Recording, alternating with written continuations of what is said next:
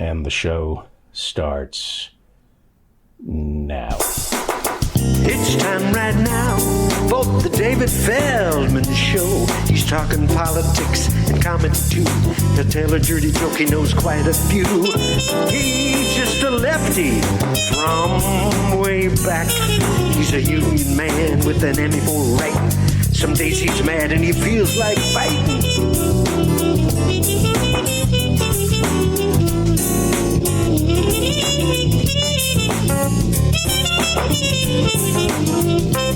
It's time right now for the David Feldman Show. So get your ears on right, buckle in real tight.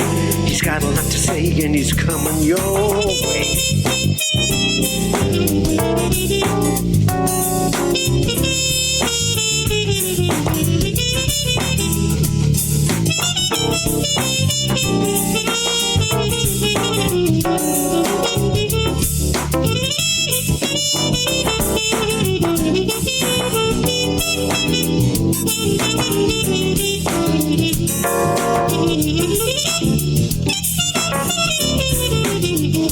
Yes, it's time right now on the David Feldman Show.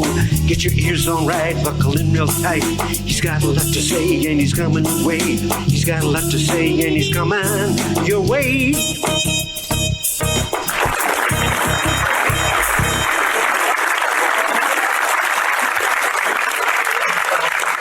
Thank you so much, Professor Mike Steinel. Thank you, Leslie, for the coffee. I would have preferred a coffee enema, but this will make do. If you, yeah, okay. That's the kind of show this is going to be. Aaron Berg will be up in an hour. You might want to come back then. Welcome to the Mop-Up for January 10th, 2021. I'm David Feldman, coming to you from an air shaft overlooking a parking garage somewhere in Manhattan where the temperature is 29 degrees and sad, very sad. Bob Saget died yesterday. Anyone who knew Bob knew that his daughters were what he cared about more than anything in the world. You'd be talking to Bob on the phone, and then it was, I must take this, it's my daughter. I had the privilege of meeting his daughters once, and he was Danny Tanner. Trust me when I say this, Bob Saget was Danny Tanner. So many of my conversations with Bob Saget were while he was in his car on his way to visiting one of his daughters. He was proud, so very proud of his three daughters, and rightfully so. Everybody loved Bob Saget, and I traveled in one of his circles. He had many circles, and I was honored to get an occasional glimpse into a life well lived. Bob Saget was an honorable man, and you can't say that about too many people, especially in comedy. He was an honorable man, loyal to his friends, very loyal to his friends, and he loved comedians. A lot of comedians don't enjoy other comedians. Bob Saget loved comedians, and he loved comedy. He believed in comedy. He believed if you were doing comedy, you were doing the Lord's work, so long as you were coming from a place of kindness or despair. If your comedy healed the audience, or if it healed you, the comedian, he was behind you 100%, and there wasn't enough he could do for you. I cannot tell you the number of comic friends in the past 20 hours who have said how much he helped them. This reminds me of when Robin died. A lot of people who aren't comedians have contacted me, and they thought I was incredibly close to Bob Saget. I wasn't, and a lot of people thought I was incredibly close to Robin Williams. I wasn't. Robin was close, incredibly close to every comedian. Bob Saget and I were close, but Saget was incredibly close to every comedian. He loved comedians because he loved comedy. So you're going to hear a lot of tributes to and about Bob Saget, and all of them are true. about his kindness, his warmth, how he loved his family, his 3 daughters, his work for scleroderma,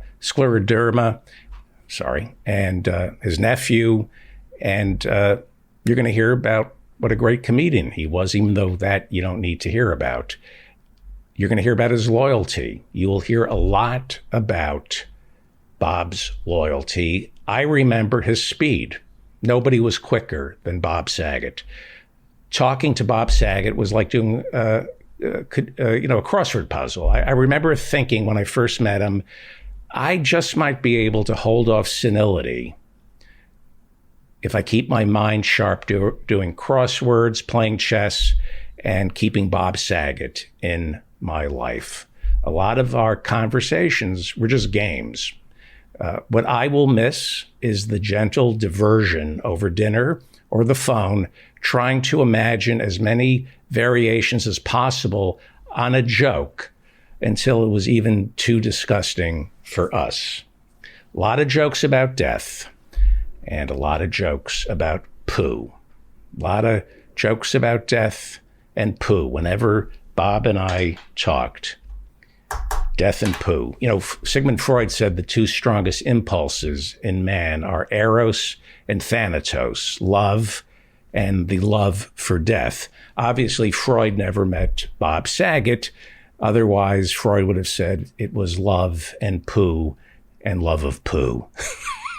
At least when we talked, it was a lot of talk about death, poo, sex, poo, and more poo. You know, the French they call sex la petite mort, the little death. If the French met Bob, they would call sex la petite merde, the little shit. And he was anything but a little shit. A lot of my time, most of my time with Bob Saget was spent talking about poo. Eating it, bathing in it, making love to it, placing it in a blender, then pouring it into a condom and then freezing it, painting with poo or painting poo, hours and hours on the phone talking about our still lives of poo that we painted. We talked of molding poo, sculpting poo, writing political manifestos with a quill pen dipped in poo. Bob and I would talk about wiping. It wasn't just about poo. We would often talk about wiping. We often fantasized about taking a dump and then squatting ass first over the windshield, turning on the wipers, spraying the windshield wiper fluid in some sort of sadomasochistic bidet with one of us behind the wheel, jerking off. Sandpaper bidets, self-cleaning toilets with genetically modified piranhas with long tongues and a taste for poo that would compel these piranhas to leap out of the bowl just high enough so we wouldn't need to wipe. The piranhas would wipe us for us. Long conversations into the wee as well as poo hours of the night, discussing the comparative advantages of urinal mints over urinal cakes, with both of us agreeing that while a urinal mint doesn't make your breath smell sweet, it is less fattening than a urinal cake.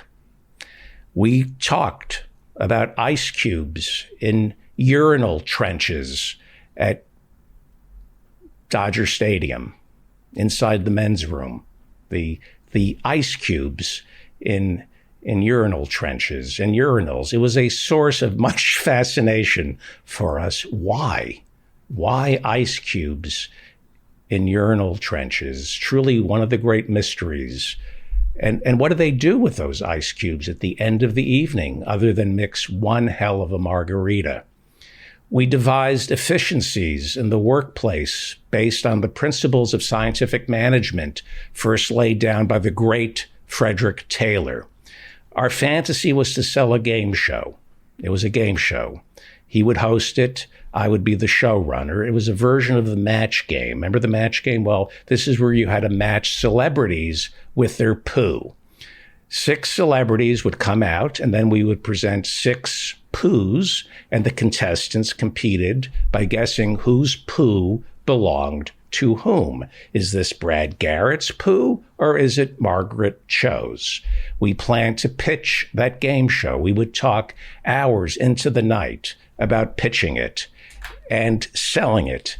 And I would be the showrunner, and it would be a tight ship. I would be the boss, and Bob was going to be the host. I would be the showrunner, and he would insist that the office be all about work and organization. We plan to optimize productivity by cutting down on the time our employees wiped.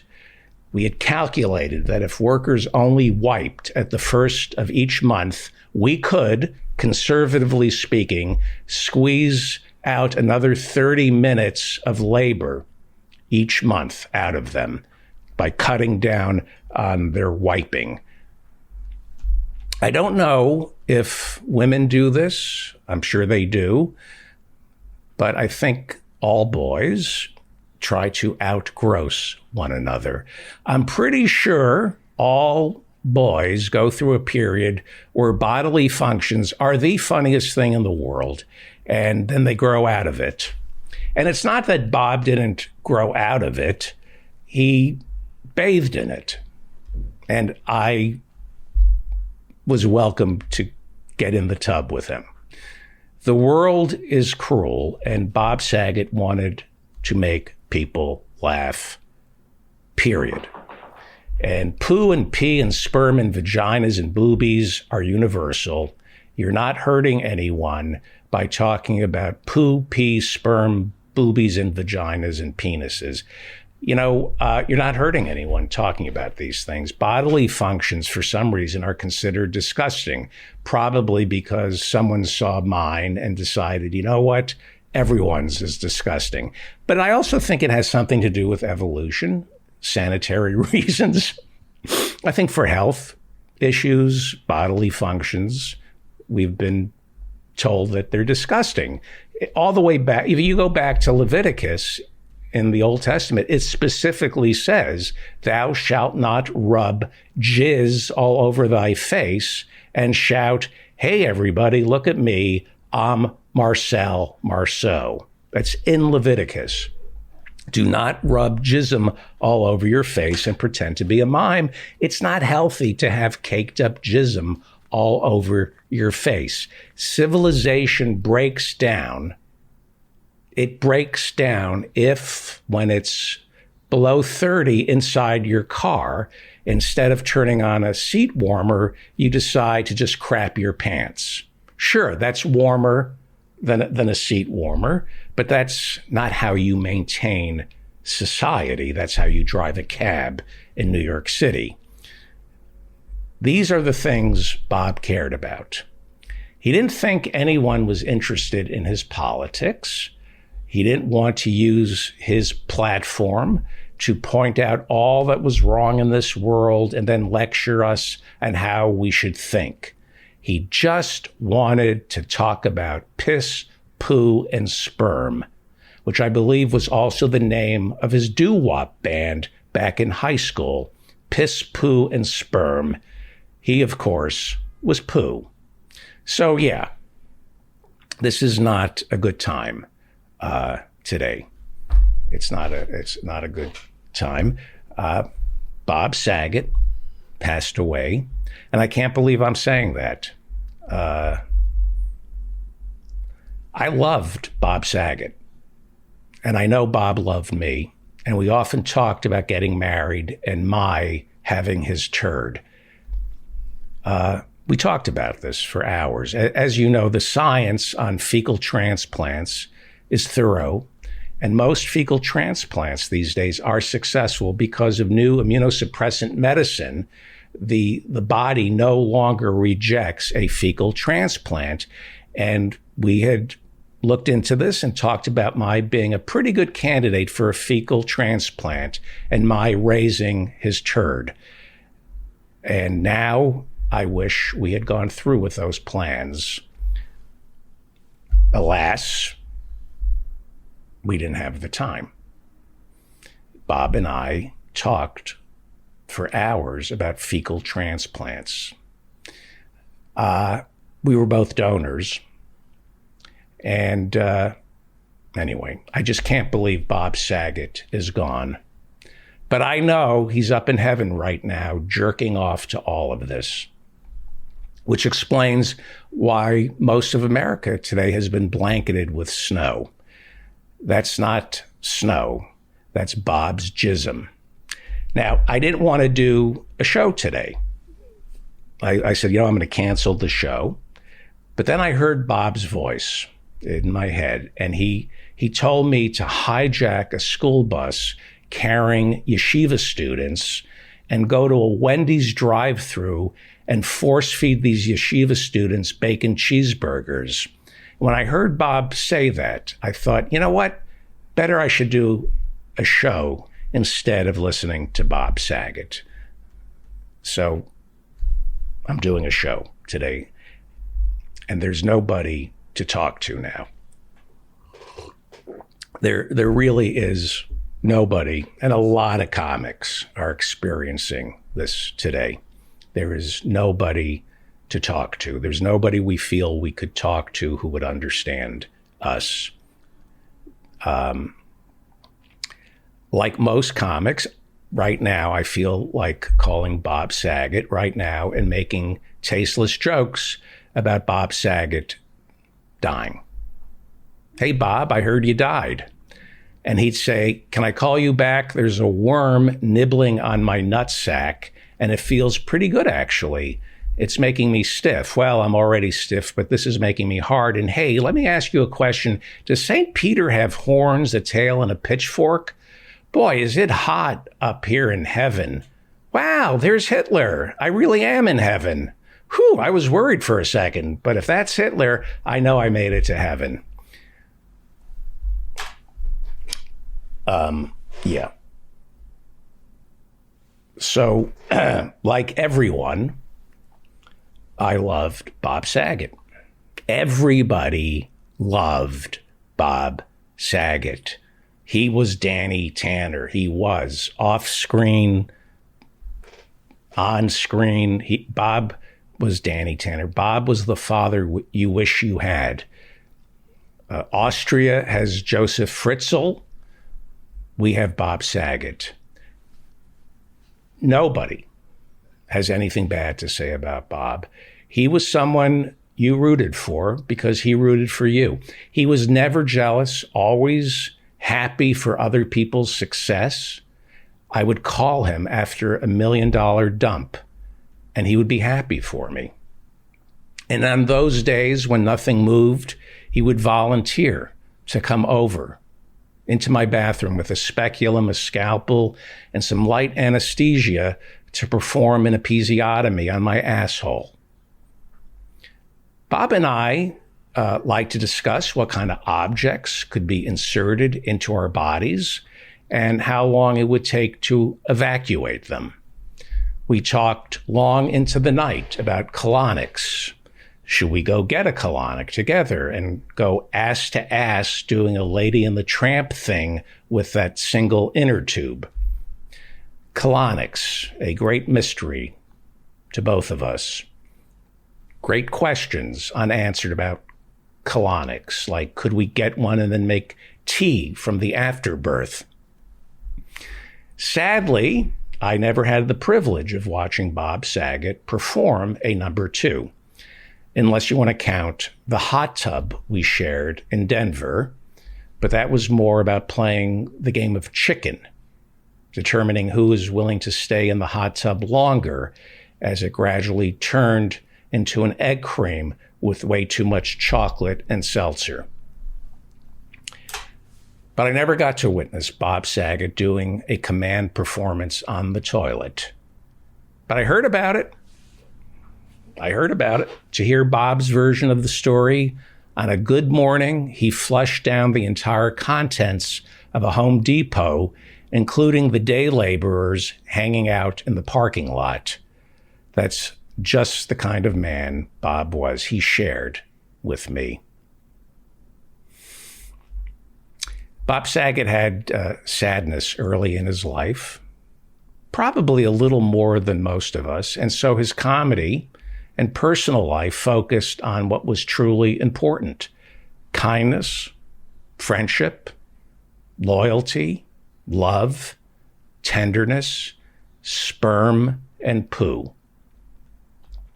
I wasn't Bob Saget's closest friend. I wasn't even one of his top 1,000 closest friends. But to me, he will always be my number two. Obviously, I knew Bob a little. It was complicated. I would often sneak into his home and watch him sleep, whisper little things into his ear like, "This doesn't have to be violent." I loved Bob Saget, and I had already bought the oak barrel and placed it in my basement, and I was going to keep him alive while gradually pickling my favorite parts of Bob's body. But those plans were for naught. Time eventually takes us all. The clock is ticking. I think the lesson from all the loss we as a nation have endured these past 2 years is there is no future. There is only now. Pick up the phone before it's too late. Call your loved ones and remind them they owe you money. Bob Saget owed me $5 for a Starbucks 6 years ago. That was his turn. And I feel kind of douchey bringing it up right now, but he owed me $5. There was a period when Bob and I were incredibly close. This is true. There was a period when we were incredibly close. I helped bury his mom, Dolly, and then I helped dig her up so we could bury her again. Jewish men and their mothers, what can I say? It's all so complicated. In all seriousness, Bob was a devoted son. I was very close to him when he was going through things with his mother and when she was leaving us. And I went to Dolly's funeral, and I never saw Bob happier.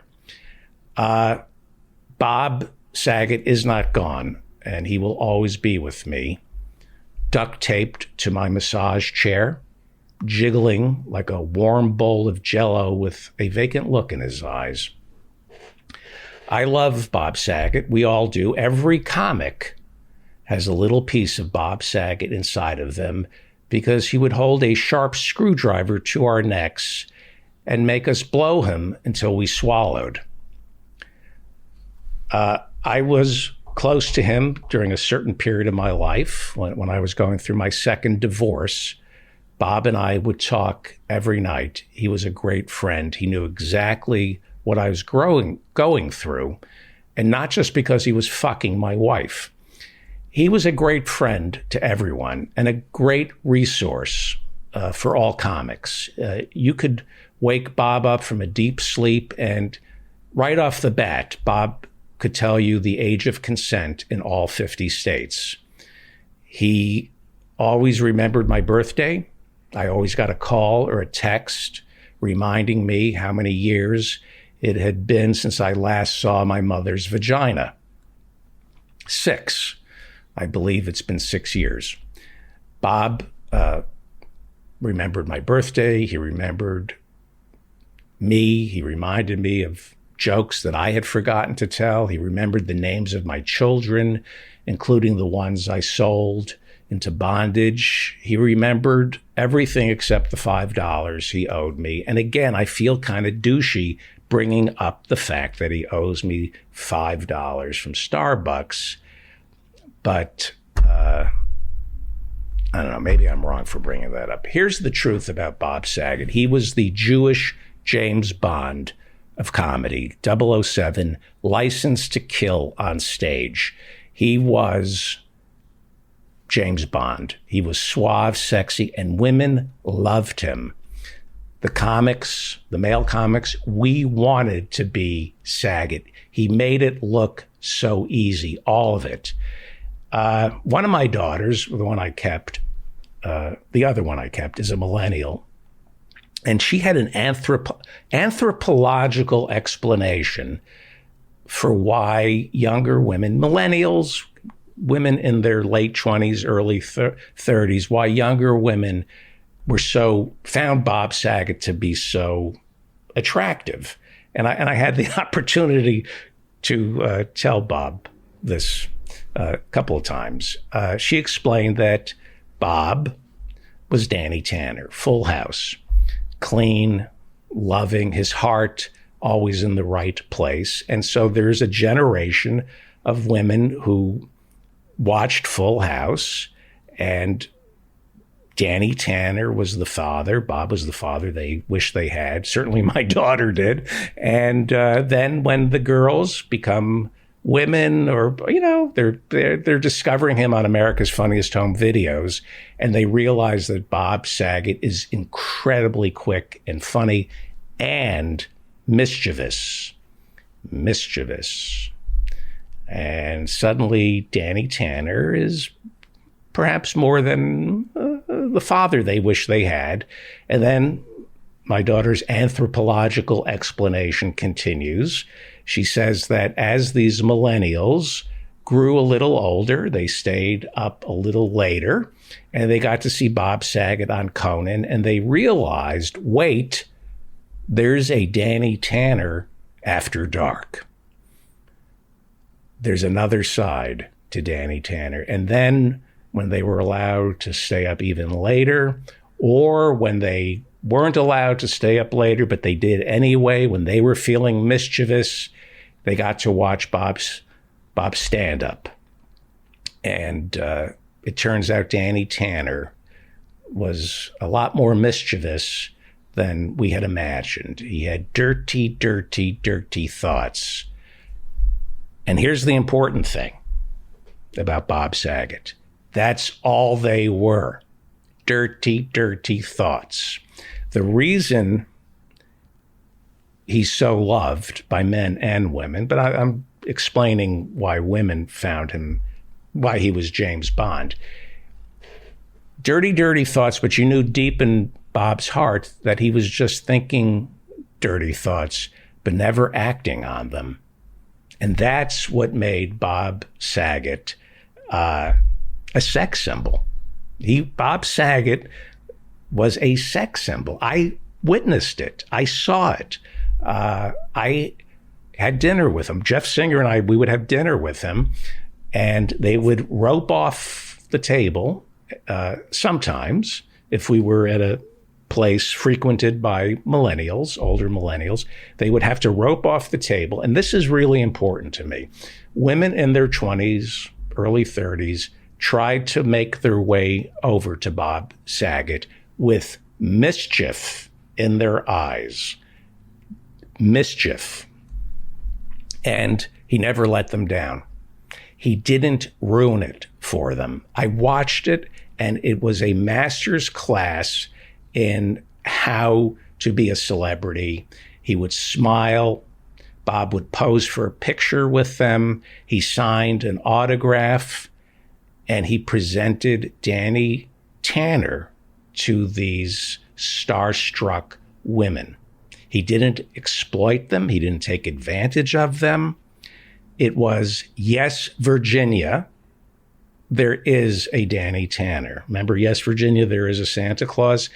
I watched him, and it was, yes, Virginia, there is a Danny Tanner. He didn't exploit the opportunity. These starstruck, mischievous millennial women who might have been, willing, they left still believing that Bob was Danny Tanner, because Bob was Danny Tanner. Yes, Virginia, there is a Danny Tanner. That's why, despite Bob's stand-up being quote unquote dirty, he called himself Dirty Daddy. I called him Duty Daddy. he wasn't dirty. He was at, bodily function, what? I don't know what you would call that. Never mean, never cruel, always positive. In fact, I believe the name of his last tour was the Always Positive Tour. He didn't use or exploit or take advantage of the position he was in, especially with his fans, especially with young, millennial, impressionable women. He was Danny Tanner. And that's what made him so approachable to millennial women. That is what made him so approachable. That's why he was a sex symbol. I watched it. I had limited exposure to it. I was fascinated by it because it was kind of the thing I wanted. And I don't think had I had what he had so early in life, I would have been as benevolent and beneficent as Bob Saget is. He was approachable and he never shattered the image for these young millennial women. I remember one of my daughters meeting Sugar Ray at the height of Sugar Ray's success. And she was, 7, and she couldn't make eye contact with Sugar Ray. And I thought she was being rude, but then it was explained to me by other women, she was mortified. She was 7 years old. She was meeting Sugar Ray, and she didn't understand what, Sugar Ray was enormous at the time, and she was just a little girl, and he could not have been nicer. And I thought she was being rude to him, and Sugar Ray completely understood what was going on. She could not make eye contact with Sugar Ray because she was just a little girl, and she didn't understand. I wouldn't even presume to explain what she was feeling or, all I did was just shame her afterwards. I knew enough as a good father to shame her for that. No, okay. But every female millennial who met Bob Saget looked him straight in the eye. First of all, because they weren't meeting him for the first time, and they knew he was safe. He was Danny Tanner. He wasn't a predator. In real life, Bob was Danny Tanner, and that's why he got away with saying whatever he wanted to say on his podcast, on my show, and certainly in his stand-up. He thought, he had weird thoughts that he shared with us. There's a difference between what we say and what we think and what we do. And I'm always wary of people who don't say disgusting things in their personal life. Donald Trump doesn't laugh. That's a tell. There's a sociopath there. You never see Donald Trump laugh. And there's something wrong with somebody who doesn't say dirty, disgusting things, because there is a time and a place to say dirty and disgusting things.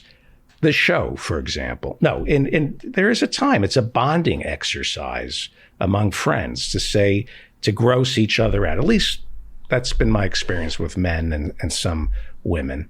And that's why everybody loved Bob. They thought he was he was our friend. We all knew Bob. We all knew him. And, it's hard to bond with people. It's hard to be somebody's friends. But jokes about piss, poo, sperm, they're the best because there's no ulterior motive other than wanting to make somebody laugh. There's nothing, a joke about piss and poo and sex is kindness because nobody is the victim here. And that's Bob Saget. No ulterior motive, no victims. He just wants you to laugh. There's a lot of comedy out there because everyone is funny. Everybody is funny because we were all kids at one time, and all kids are funny. The great comedians, the ones you pay money to go see, the ones who you stay home to watch when they're on Conan, the great comedians like Saget are loved. That's the difference between Saget and everybody else who was funny. We love Bob Saget. We love Saget because, like all the great comedians, like Robin and Chaplin and Dangerfield and Marty Short and Steve Martin, and I'm leaving out a lot of comics, but they're loved because they're smart, and smart comics know how to say stupid things, but not act like they're better than the audience, even though the audience knows they are. And that was what Bob understood. He was the James Bond of comedy. He understood what comedy was. And he was James Bond because he wasn't trying to act like James Bond. If he was trying to be James Bond, it would have been grotesque. He was just Bob. What you saw on stage is what you saw off stage. Just a kind, funny, dirty man. When Bob was a teenager, he wrote, and there was, I don't want to, it's not for me to talk about what he was going through as a child, but there was a lot of sadness for him growing up, by Dirty Daddy, his book. But when he was a teenager, he wrote to Larry Fine from the Three Stooges, who was in a nursing home somewhere in the San Fernando Valley. And I would ask him about this because it was so sweet and sad at the same time. And it would make me laugh. It just made me laugh because it was simultaneously sweet, adorable, and sad. Larry Fine, Larry from the Three Stooges. I mean, you just say Larry from the Three Stooges and you start laughing. And now you try to picture Bob and Dolly, his mom, driving to the nursing home to visit Larry Fine from the Three Stooges, an adolescent Bob Saget with his mother, with all the things an adolescent boy could want to do. He chose to befriend Larry Fine from the Three Stooges. I think that's the sweetest and funniest and saddest thing. And it makes me laugh. Larry Fine from the Three Stooges, they weren't relatives. I don't believe there was a mutual friend. Bob wrote a fan letter to a stooge who was alone in a nursing home, and Bob became his friend, along with Dolly, his mother. Read about it in his autobiography, in Bob's autobiography. This was back when a lot of parents didn't let their kids watch The Stooges because it was too violent. My mother didn't let me watch The Stooges. Dolly drove Bob to meet Larry from the Three Stooges. If I could get into a time machine and witness something, that's one of the things I would, if they couldn't hear me laughing and crying at the same time, I would get into a time machine to see Bob and Dolly sitting with Larry Fine from the Three Stooges in a nursing home. It's just everything you need to know about Bob Saget and everything you need to know about comedy. And the mothers who produce great comedians, Dolly, his mother, she knew that the Stooges never hurt anyone but themselves. The Stooges are great. The Stooges are great. That's comedy. The Three Stooges are comedy. It's dark. It's dirty. It's violent, it's sweaty, it's hateful, but never hurting anyone other than themselves. The Stooges only hurt themselves. They're the idiots. It's just great. And that's who Bob Saget was. He was not violent and not hurt. He wasn't in any way close to Moe, Larry, maybe like Curly or maybe Larry. Bob is a great comic, quick, funny, and he never hurt anyone. His comedy never hurt anyone. It only helped, because that's who Bob is. Every comedian in America is sad today because every comedian knew Bob. Every comedian knew Bob Saget. We gravitated to him. We wanted to be in his orbit. I pursued Bob Saget. I was in Montreal, and I decided I'm going to, I had a comedy crush, and I went after Bob. I wanted him in my orbit. Most comics made the same decision, and most comics ended up in his orbit. He was a great friend to all of us. Everybody loves Bob Saget. Everybody. You can't say that about every comic. Everybody loves Bob Saget. Everybody. I am not a religious Jew, but this week, in honor of Bob Saget, I will be shitting Siva. Pick up your phone. It's later than you think. Pick up your phone and call the people who you should be calling, and let it go. Let it go. You're listening to The David Feldman Show. I don't know where you're supposed to donate. I know there was his Scleroderma Foundation, which I'll get. I mean, I'm a little...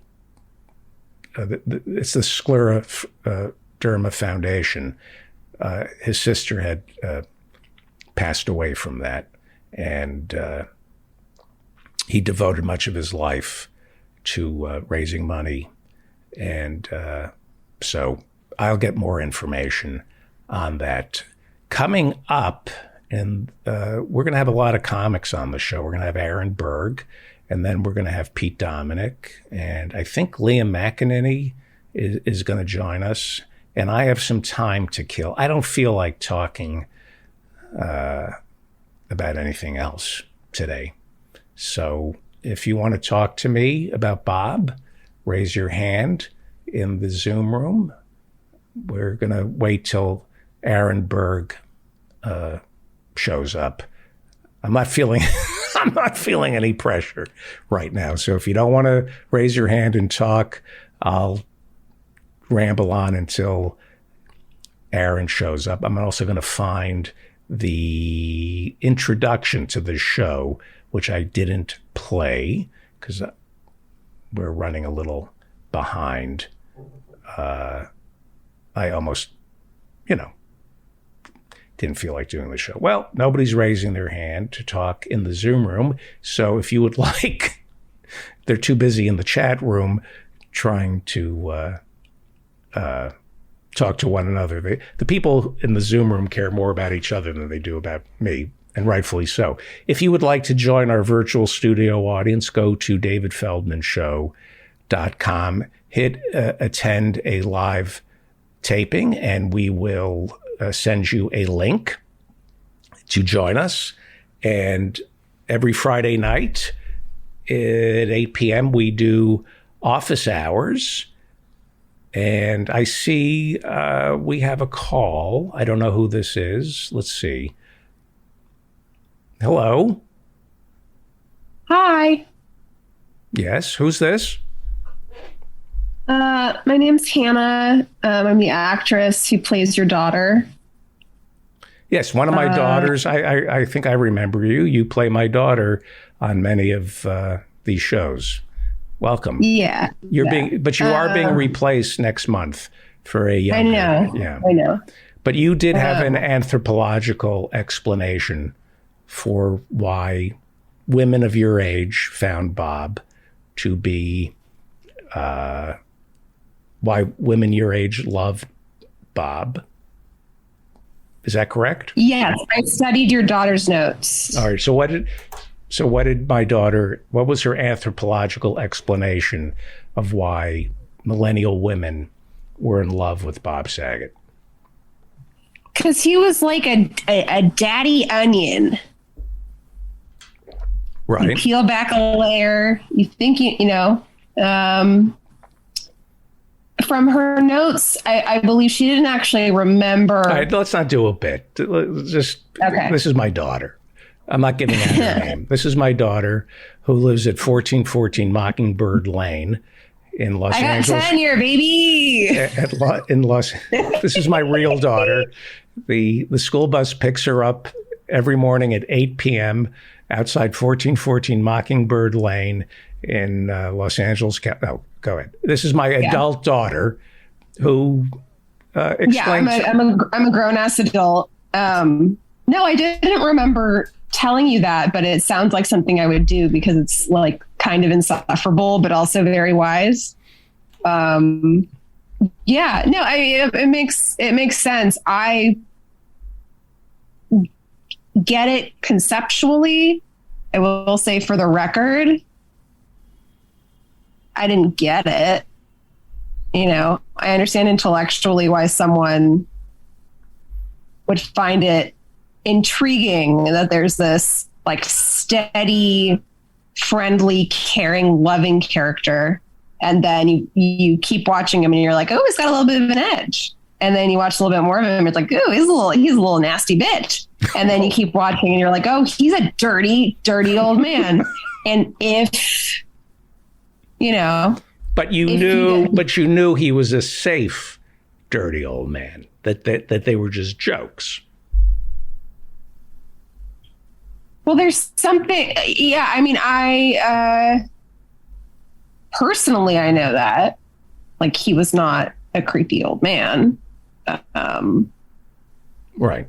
But yeah, you know, it's a pretty reasonable impulse. Don't you think when you look at, take Bob Saget off the plate, but when you look at comedians, and I'm not talking but he's so yummy. I know, but when you see comedians who can say horrible things and get huge laughs, subconsciously, they get the laughs because you know they don't really mean it.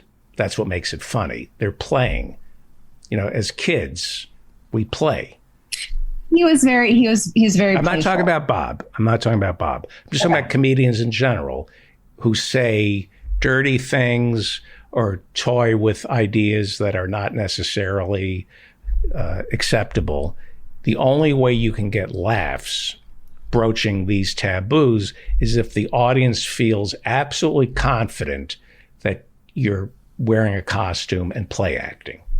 Yes, you need to if they make their audience feel safe. Yes, because we all know we're not supposed to laugh at it. So if I'm going to let loose, if the comedian it makes me feel like it's, you know, safe space and all that. Right. And part of that is that's part of why all of these, you know, comedians that complain that they're getting canceled, why people I think get so upset, or at least for me is, you know, we've been giving you give a comedian the benefit of the doubt that it's a performance. And then when you find out that they really are disgusting predators, it's heartbreaking because you thought that it was a performance. Are any comedians getting canceled for what they say? Aren't they getting canceled for what they do? They're getting canceled for what they do. For what they do, not what they say. It's not a First Amendment issue. No, they get called out. They're getting called out for unacceptable, inappropriate behavior that would get you fired from any job with a functional HR department. But because their job is to talk at people, it's... Now, what do you, growing up, were you upset that we had an HR department in the family? That, it's one of those things that you don't really question it, like we didn't eat red meat and there was an HR department. It was weird going to friends' houses and what about they serve up. Yeah. What about the performance review that I did each year? That was, like when I went to my friends' birthday parties and their parents did not publicly give them a performance review and also served pepperoni pizza. It was like, whoa, mind blowing on two fronts. And on Christmas, the gifts reflected your behavior accordingly. It was somebody won on Christmas Day and somebody lost, which is how I think Jesus would have wanted it. The best behaved child got the best gift, and the worst behaved child would clean up the wrapping paper and put it in the recycling bin. Don't you think that built character for you?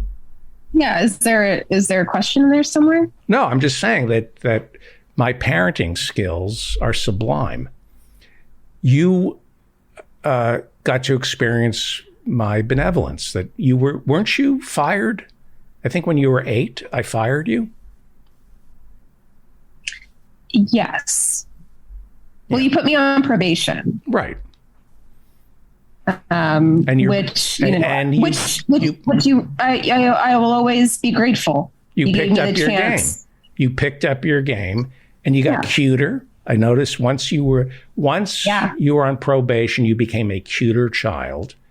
You know what it is? Trick of the trade. Yeah. Pinch your cheeks. Makes them all rosy. Oh, okay. That's a little secret. That may be, well, in my, I'm on my 6th marriage now. Maybe you want to give that advice to the new flock of Feldmans that are coming in who make it really hard.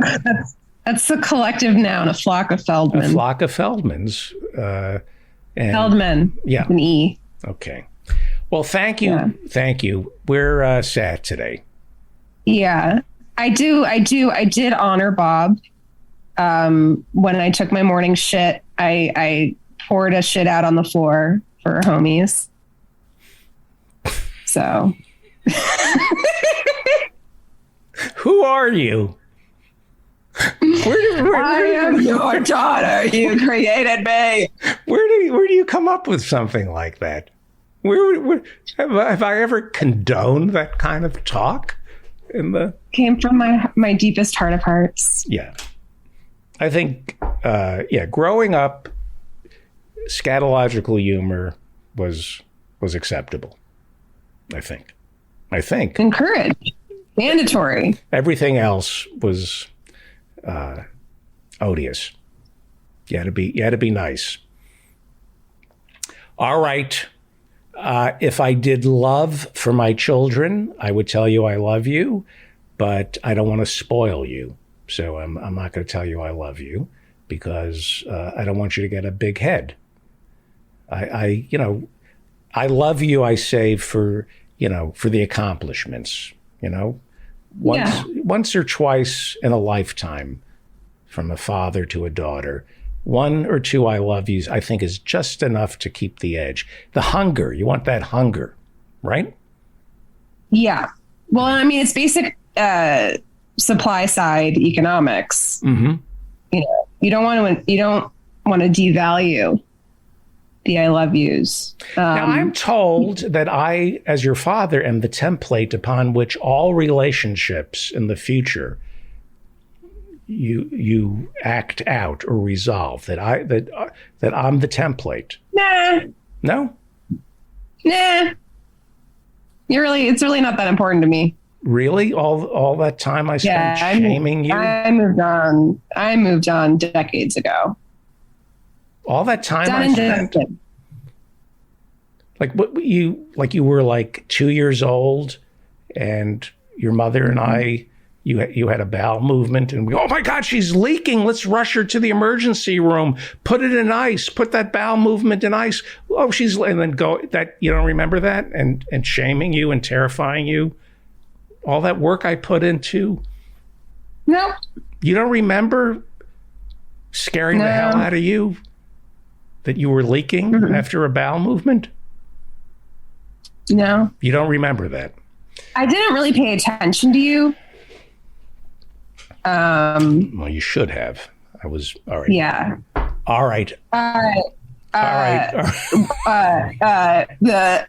These nuts.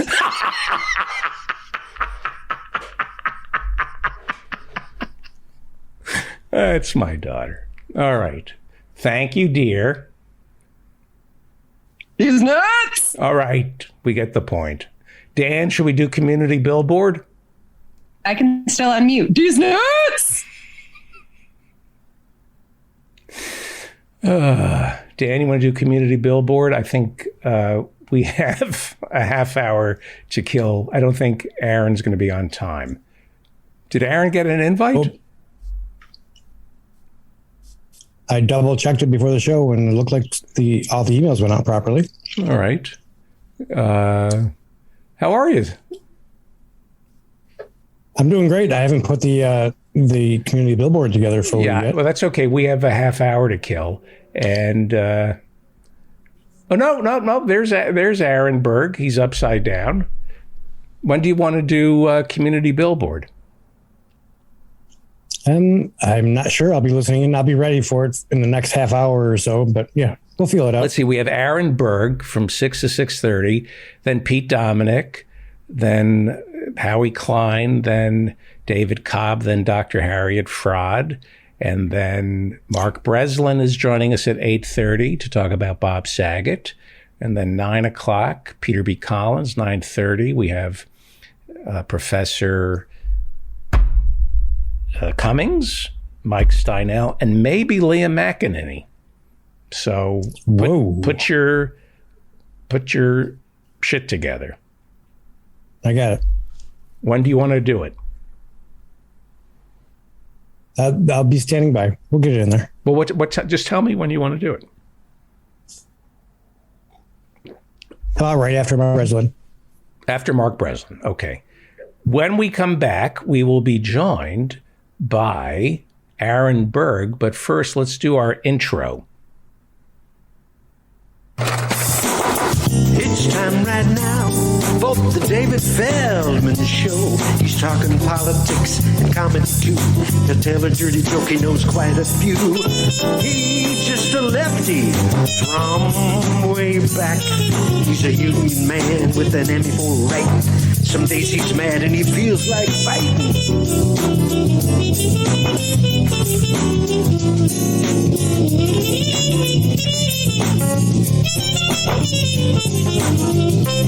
It's time right now for the David Feldman Show. So get your ears on right, buckle in real tight. He's got a lot to say and he's coming your way.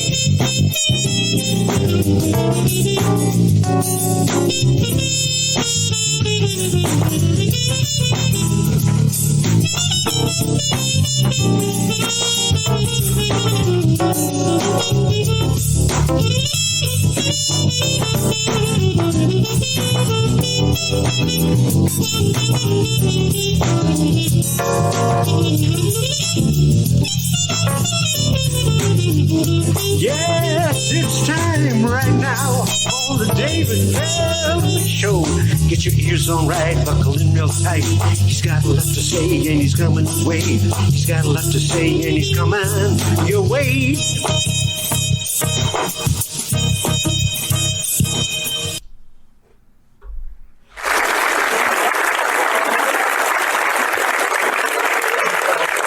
Well, let us now go to New Jersey, where an old friend is standing by. He hasn't. Can you hear me?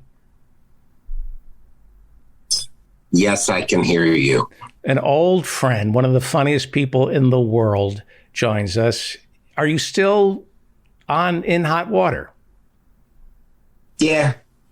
Are you still in hot water? I'm avoiding hot water. I'm not, you know me. I just like to sit on that fence and let the posts go up my butt. Just be in the middle. Just play it real safe. Yeah, I'm still on In Hot Water. Let me give you a proper show. Let me give you a proper introduction. Okay. Aaron Berg, one of the funniest people in the world, joins us. One of the most loved guests on this show. I cannot tell you the number of people who have been asking for you. The number of professors who listen to the show and say, are you going to discuss David Graeber's book? And where's Aaron Berg? It's good to see you, my friend. It's good to see you and to be mentioned amidst so many pseudo-intellectuals in this day and age, and for people to really accept the fact that my ferocity is really brilliance. I think brilliance. You look good. I'm glad that you were able to beat out the new COVID variant called Gay Man. I'm glad that you were able to bypass that. You look much better than you did. Months ago, you looked like you were just fucking staying in your house, going outside, collecting the fecal matter from homeless people and bringing it in and saying stuff like, this is for my plants. I need it for my plants. And your neighbors would go, what are you doing? No, it's for the plant. The aloe vera does not grow unless I put the feces in it. Thank you, Gwendolyn. Thank you. It is I'm so glad that you had me on. I'm still wiped out from my holiday last week. The 6th was crazy. Oh, we partied so hard. I'm going to tell you this. I threw one of those Viking hats on my wife and I pretended I was Pelosi's laptop and she took a whiz on my chest. And we had such a great time. We pretended the tip of my dong was one of the windows at the Capitol and she just kept punching it. And I was yelling, you're killing me. You're killing me. But it was, boy, what a January 6th to behold. I mean, I went out, I bought a new handgun, stuck it up my own asshole, put on a Trump mask, and I kept on yelling Q every time I took a piss. We had a great time. I miss you. I'm in the record business now, David. Yes. I started a new album called Oi Gewalt Records. And what we do is we take old Jews that talk to younger Jews, and the younger Jews do impressions of them, and we make albums of them and play them on Sirius. We should talk. We should sit down, have a chat. I'd love to do it. But how much of that is I'm doing true? so much. I'm too busy. This is a respite to be able to sit and talk with you. I have so much going on. It's mentally insane. I don't know how I keep doing this. And my wife doesn't want to have another baby. So now I have to pull out, ejaculate into a mason jar, go on the F train and just throw it at somebody.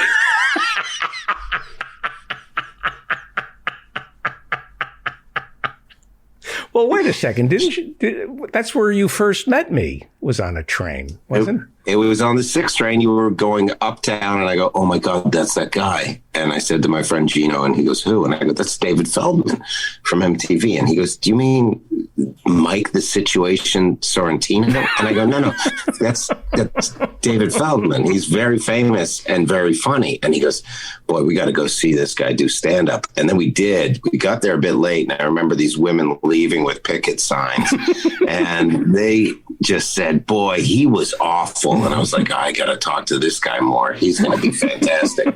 You look great. So do you. Now, what's your secret? You're living in New Jersey. It looks like you're in your new home. I'm in my new home. You want to see it? Sure. All right, hang on. Let me get my pants on. This is that's the spare room.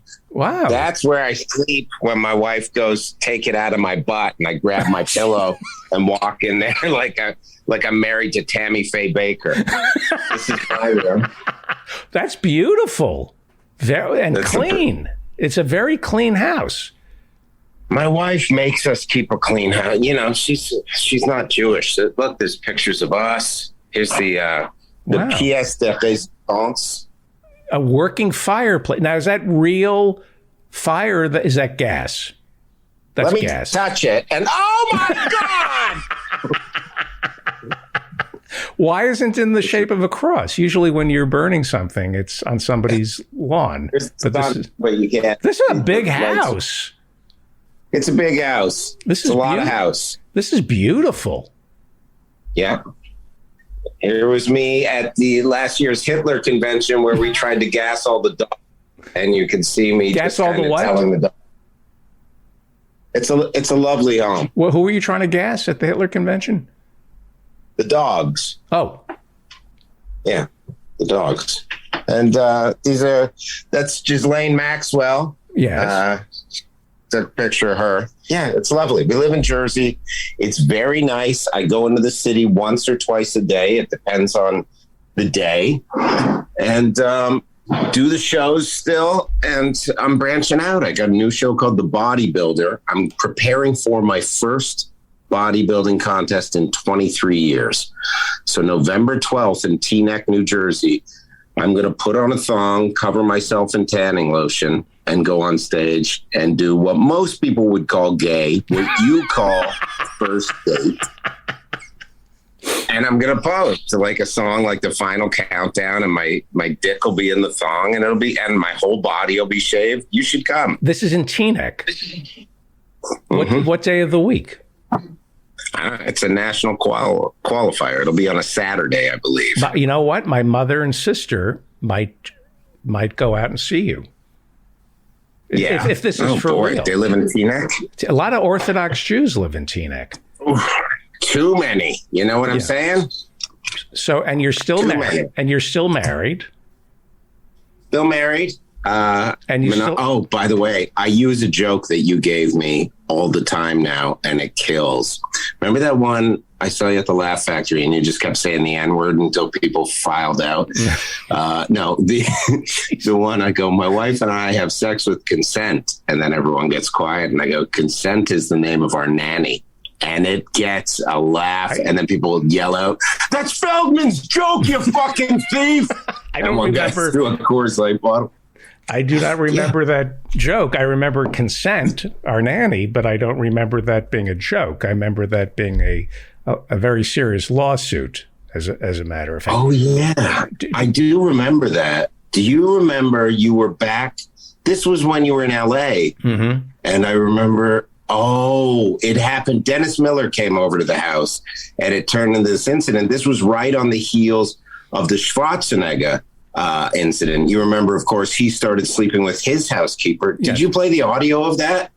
I have, but I don't have audio. What kind Give of me 1 second. audio here. of Let me what? just see. I think you emailed this to me. I don't remember. Excuse me. Excuse me. Consent. Consent. Master bedroom immediately. Right now.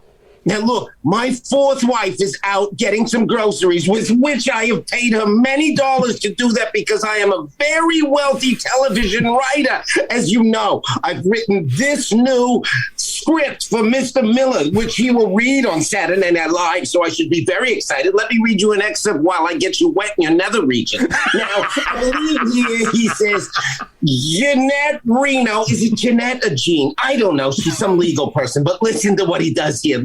Consent, you're going to love it. Oh, I'm sorry. I was grabbing your tit. I'm going through a Cuomo face. All right, so here's what it is. Now, Jean Reno, is it Jean or John? I don't know. She's a lawyer lady and not Jewish either. Reno, that's weird. Why would you go to Reno when you could go to... Look, you're drying up in your pussy. But look, let me say this. All right, you're going to love my writing. I'm going to win a Peabody Award, or I'm going to pee on your body. Here's what it is. All right, let me tell you. Oh, I'm so quick and fast. No wonder Dennis Miller hired me. All right, Jean Reno's got less tact than an assault rifle shooting a deer on the outskirts of a Neanderthal region of Teaneck, New Jersey, hitherto hence creating, therefore, less wood than... I'm just putting a whole bunch of words together, and then Dennis says them, and everyone thinks he's brilliant, but this is before he's going to go very Republican and just pander to his base. Now, consent, come over here. Now, I know I have to ask you this. May I put a finger in my own buttocks and stare at you while I drool? Oh, yeah. Oh, God, I milked myself like a cow. Oh, I got to write that down for Dennis. Okay, look, consent. It's very important you don't tell my wife. I have 9 children that I know of. Gagoosh. Oh, boy. I've been coming all over the West Coast like a goddamn typhoon hurricane. Write that one down for Miller. He loves all the wordy bits. I'm not going to keep the wordy bits. I like the abortion jokes for myself. That being said, consent, I did pull out, and the cum is in a mason jar. If you want to rub it on your belly, feel free, but don't let it get below the equator, if you know what I'm saying. And by the way, I'm not signing for your green card. You're lying. Oh, God, okay. Don't tell anyone my pinky fit my ass. I remember that.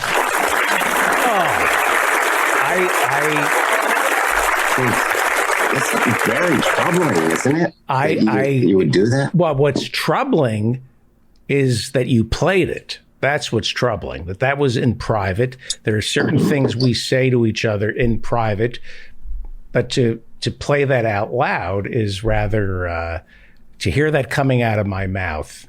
I apologize. Do you regret? Yes. Looking back, Your Honor. You're one of those few men that has nothing to hide. You are, as they say, an open book. You have no bad history, and you live your life. You're one of the few people that is a rabid leftist with nothing to hide. Most do. Most Republican obviously, congressmen. I did that tape you played.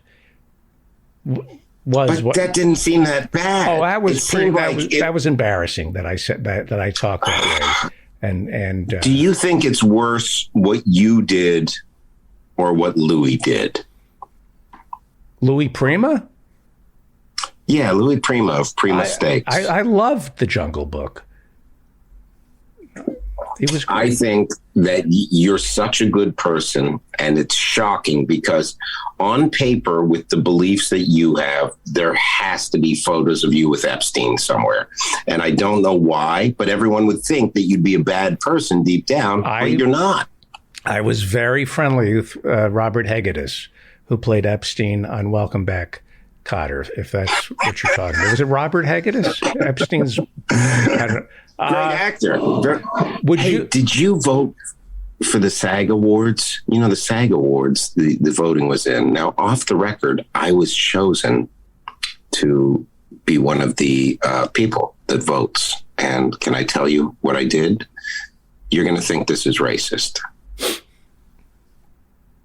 Go ahead. I only voted for actors of color. Okay. I did not look at any performances. I just saw Morgan Freeman's name in every category, and I checked it off. Is that bad? Well, it is a problem in Hollywood that needs to be addressed. Representation. Getting the right agent and manager, that is another problem. But I'm talking about there aren't enough people of color getting awards.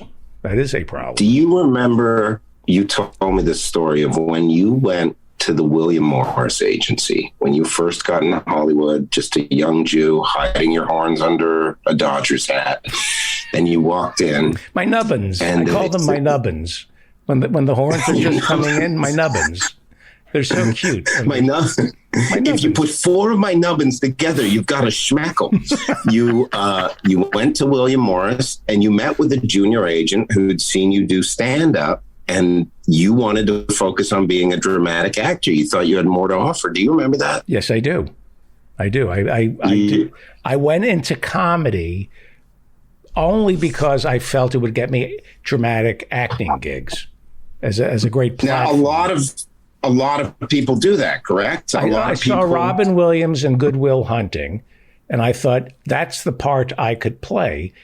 How did Robin get that part, that serious dramatic part? Oh, he's a comedian, so I'll become a comic so people will cast me in dramatic roles. If you haven't seen Louis C.K.'s latest special, which I'm sure you haven't, he does a brilliant bit on Matt Damon writing Good Will Hunting, where he just goes, he's this guy, he's a working class guy, he gets in fights, he wins them all the time. And oh, by the way, Matt Damon wrote this for himself. So at one point he was like, also, I'm a genius.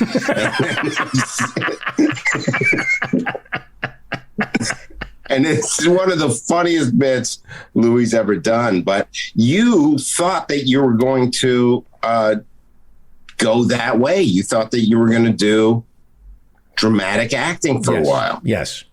I'm surprised you know that. Looking back on it, do you feel embarrassed?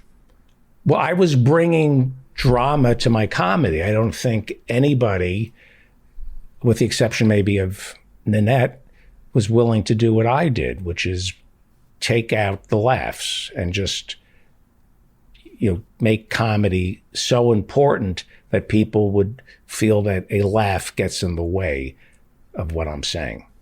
I think I was the first comic to see the importance of drama on stage. I think a lot of people saw what Robin Williams did, but there's a tape of you. What? Doing some weird audition when you met with a guy named Mark Rabinowitz at William Morris Agency. My first agent at William Morris. That wasn't taped. That was not on. He taped it. Come on in. Hello? It's me, David J. Feldman. You saw me do some stand-up at the laundromat where I was performing over on Vine the other night. And you mentioned that I could call you or stop by at any point in time. I did say that. I'd like to perform a dramatic monologue if I could for you, sir, because I really think that I have a big career in the talkies I do. I think that I can go very far. Actor stands still and looks sad. You don't need to read that part, Mr. Feldman. I'm sorry. Let me get verklempt. Think of something sad. Oh, when my booby only gave me $3,000 at my bar mitzvah. I don't need all this stuff out loud, Mr. Feldman. Read the audition. I'm David Feldman. Currently 5'6" tall, unrepresented, weighing 138 pounds, originally hailing from Los Angeles, California. I will be reading the role of Brian from the famous stage play, which took place at the Improv Olympic, The Breakfast Club, which then went on to become a very large film. If I may I? Yes. Dear Mr. Vernon, I'm writing, by the way, just so you know, I'm writing a letter. I'm not saying this out loud and it's not my thoughts. I understand, Mr. Feldman. Have you acted before? I acted like I belong places. Oh, I'm so funny. Dear Mr. Vernon, I'm writing. Dear Mr. Vernon, we accept the fact that we had to sacrifice a whole Saturday in detention for whatever it was we did wrong.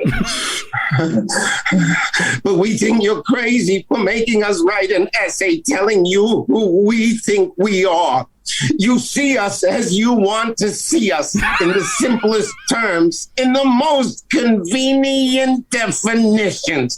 But what we found out is that each one of us is a brain and an athlete and a basket case, a princess and a criminal. Does that answer your question? Sincerely yours, The Breakfast Club.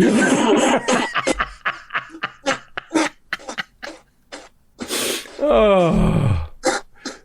I'd also like to add in the Judd Nelson part where he says my father burned me with cigarettes. Thank you. Mr. Feldman, I've seen a lot of young actors in my day, and I also prepared a song, if I may, to let you know that I am a quadruple threat: comedy, acting, and songs, and not a mathematician. This was originally performed by the Canadian songstress Celine Dion, who then married the Colonel of Kentucky Fried Chicken. This is My Heart Will Go On, performed by myself, David Abramovich Feldman. I will cry throughout this as well, but please remember that I am also available for commercial work and non-union. Every night in my dreams, I see you, I feel you. That is how I know you. Please, Mr. Feldman, I do have somebody else coming in. It is Jimmy J.J. Walker, and we predict that he's going to be doing some healthcare commercials down the road. Thank you. I've got your number. Oh, Jesus, fuck. I fucked up by singing, didn't I? I swear to God, I'm going to fucking cut myself if you don't sign me. Please, I will fucking suck your dick until white comes out of it. Please, out of my office, Mr. Feldman. Oh, wait a second. I was a young actor starting out, and that guy taped the conversation. That is embarrassing. Although I forgot how good my singing voice was.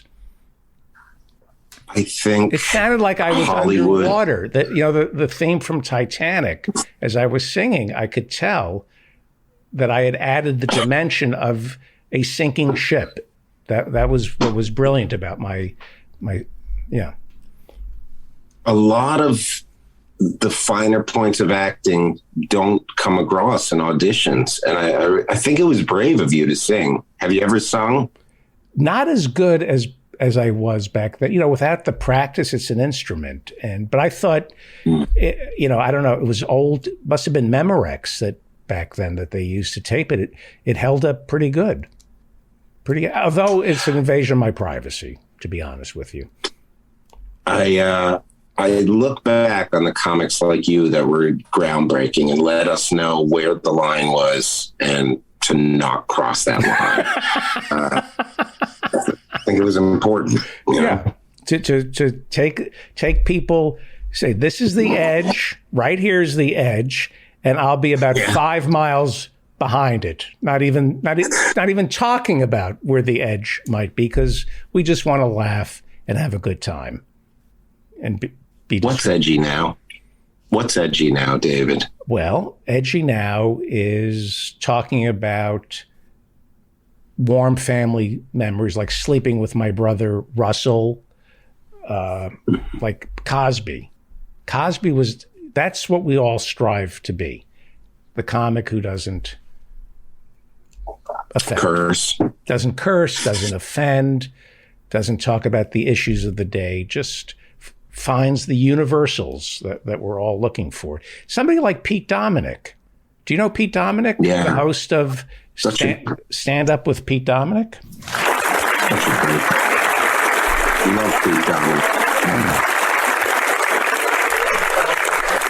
Joining us somewhere in New York is the host of Stand Up with Pete Dominick, Pete Dominick. Welcome. Hello, sir. David Feldman. Hello, Aaron Berg. I'm so happy to see you both. You too. How are you?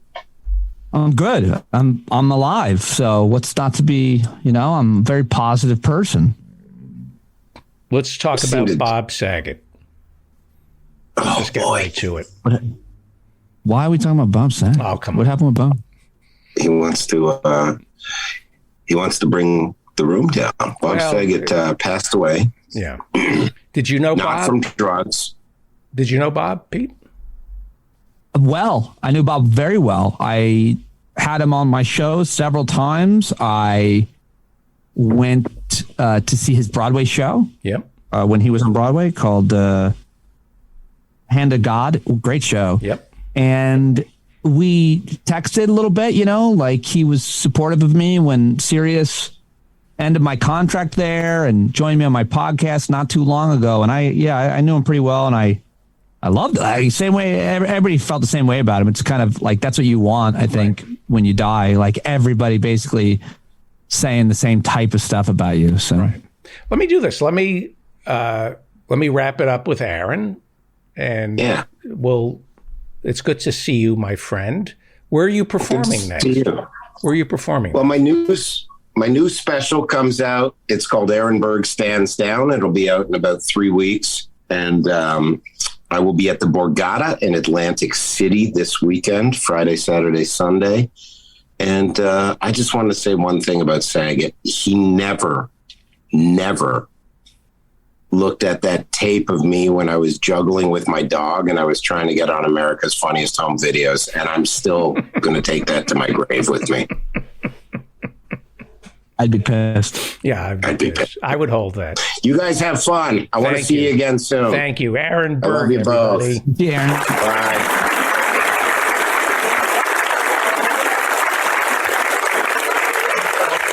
Well, is that a dog? What's the name of your dog? My dog's name is Indy. She's always out here in the shed with me. Okay. We're just getting her a treat. Pete Dominic joins us, and he is the host of Stand Up with Pete Dominic. So let's talk about Bob, because it's like, I spent the first part of the show talking about him. Did anybody dislike Bob? Was there anybody who... His parents. Oh, that's right. You're right. Right. I not that I know of. Like, he was a uniter. I was talking about him earlier on a TV show, and I was saying that he kind of like was the connector between different genres of comedians and even entertainers, like musicians to comedians, as well as different generations of comedians. So the Norman Lears and Richard Pryors and Rodney Dangerfields, all the way down to me and guys younger than me who are currently opening for him. So he was just he brought people together. Everybody knew him, liked him, and said they were friends with him because they were. My manager said, "How is it possible that Artie Lang outlived Norm and Bob Saget?" What were the Vegas odds? Right. I'm sure Artie's doing that joke in his act that Norm and Bob Saget died before him. Like, no one was taking that bet because Artie has lived such a reckless life, and obviously Norm and Bob have not. But it's crazy. It's crazy. I think about that with a lot of comics too. A lot of other people. Yeah. Let me just take a minor detour. You were on TV asked to comment about Bob. What was the TV show? So the Canadian Broadcasting Company, the CBC, has basically informally made me their dead comedian correspondent.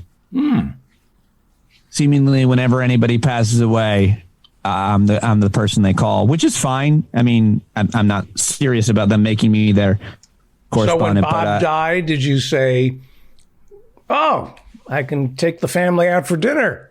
This is good news"? Yes, I've profited off his passing, as I will with yours. Yeah. So, but is it possible to say something bad about a comic who passes away? Can you? Sure. I've done that. I've probably done that, but I don't have anything bad to say about Saget. I can't imagine. The last time I talked to him, he was being destroyed on TikTok. His entire reputation was being destroyed by very young people who somebody took one of his jokes out of context and made him out to be a pedophile, which, as you know, happened to me earlier in the year. This is a thing that happens. They take something you say and then they say that you've done the worst crime one can think of, basically. And, and the ironic, here's the irony. You and Bob accused of pedophilia over a joke. Here I am, an actual pedophile. Nothing. Nobody calls me because I don't joke about it. So I'm not in trouble. Yeah. Actual predators never talk about their prey or their plans. They just carry them out, which is how the Catholic Church trains them. But I think that, a guy like Bob... May I just want to point out, not to interrupt you, but the people who joke the most about pedophilia sometimes are child molesters. An obsession with, and the Catholic Church is obsessed with the baby Jesus. I mean, there is an obsession with I'm being serious. Did you see Go ahead. this year? There were nativity scenes on people's lawns that were inflatable. The inflatable lawn decoration of a baby Jesus inflated. And I just thought, if you were a person who believes in that silly story, it must be kind of weird to see them inflated like that. There wasn't a lot of thought into it. And then when they're deflated on the lawn, it just looks like a bunch of dead wise men in the Lord. Anyway, that's why BB guns were invented, by the way. What's that? Inflatable baby Jesuses is why God gave us BB guns. And blow darts before that. Blow darts, yeah. Yes. That's right. So Bob got into trouble on TikTok for making a joke. Well, he didn't he didn't do anything. It was young people who took some of his jokes from his stand-up act, played them as if he wasn't joking. And because they knew him not as much as a comedian and more as the dad on Full House, they thought those types of jokes were disgusting. But of course, the irony about Bob was he raised 3 girls of his own and several more on the set of that show from when they were little. And all of those women have, stayed friends with him, as well as memorialized him over the last 24 hours, because he was such a great role model and father figure, and never did or said anything inappropriate to them. He joked about them on radio shows and his stand-up act about like doing horrible things with them. And that was, I think, borderline for him, because at one point I think maybe like one of the parents said it's too much, Bob, or something, but like he was a sensitive guy. If someone didn't like what he was doing, he would not do it. But because he was on Full House and was that guy, the irony of him making those horrible jokes, it was irony. It was hilarious. And anyway, they took it out of context on TikTok, and to the point where even my own daughter was like, wait, you're friends with this guy? Isn't he a pedophile? And I was like, oh dear, that's so sad. And Bob and I talked to, he was, I'd never seen him like that. He was very angry. And I thought he was going to stop being angry because we were taping an interview, but he was really upset about it, as he should have been. I caught him right at the peak of that when it was happening. So I went through a list last night of friends. When something like this happens, you call your friends or you text them. And I was surprised by the number of friends I texted who've had some trouble, who have, since 2017 are in some trouble. And,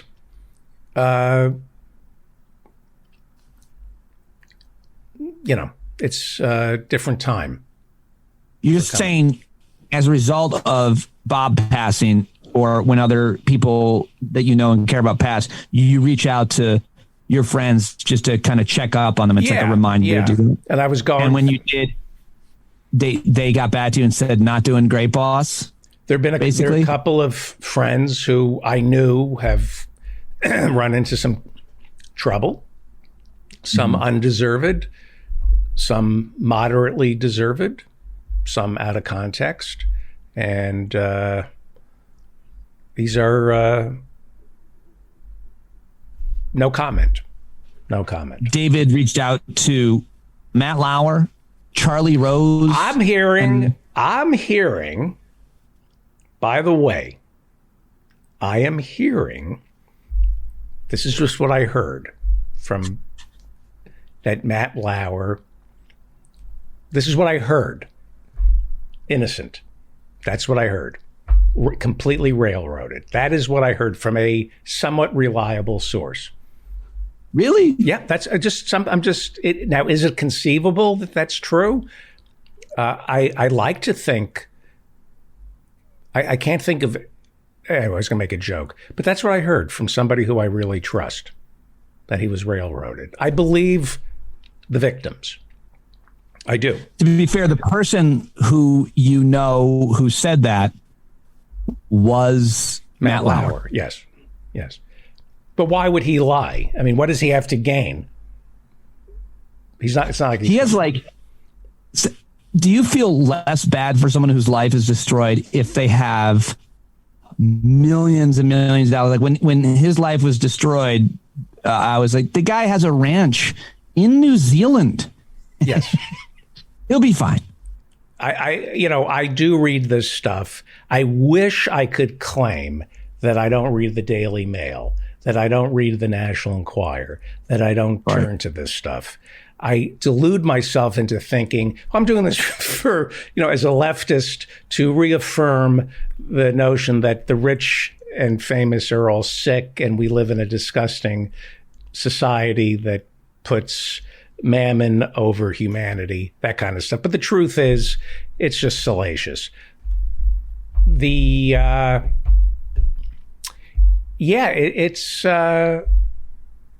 you get upset for people like Matt Lauer or who, No.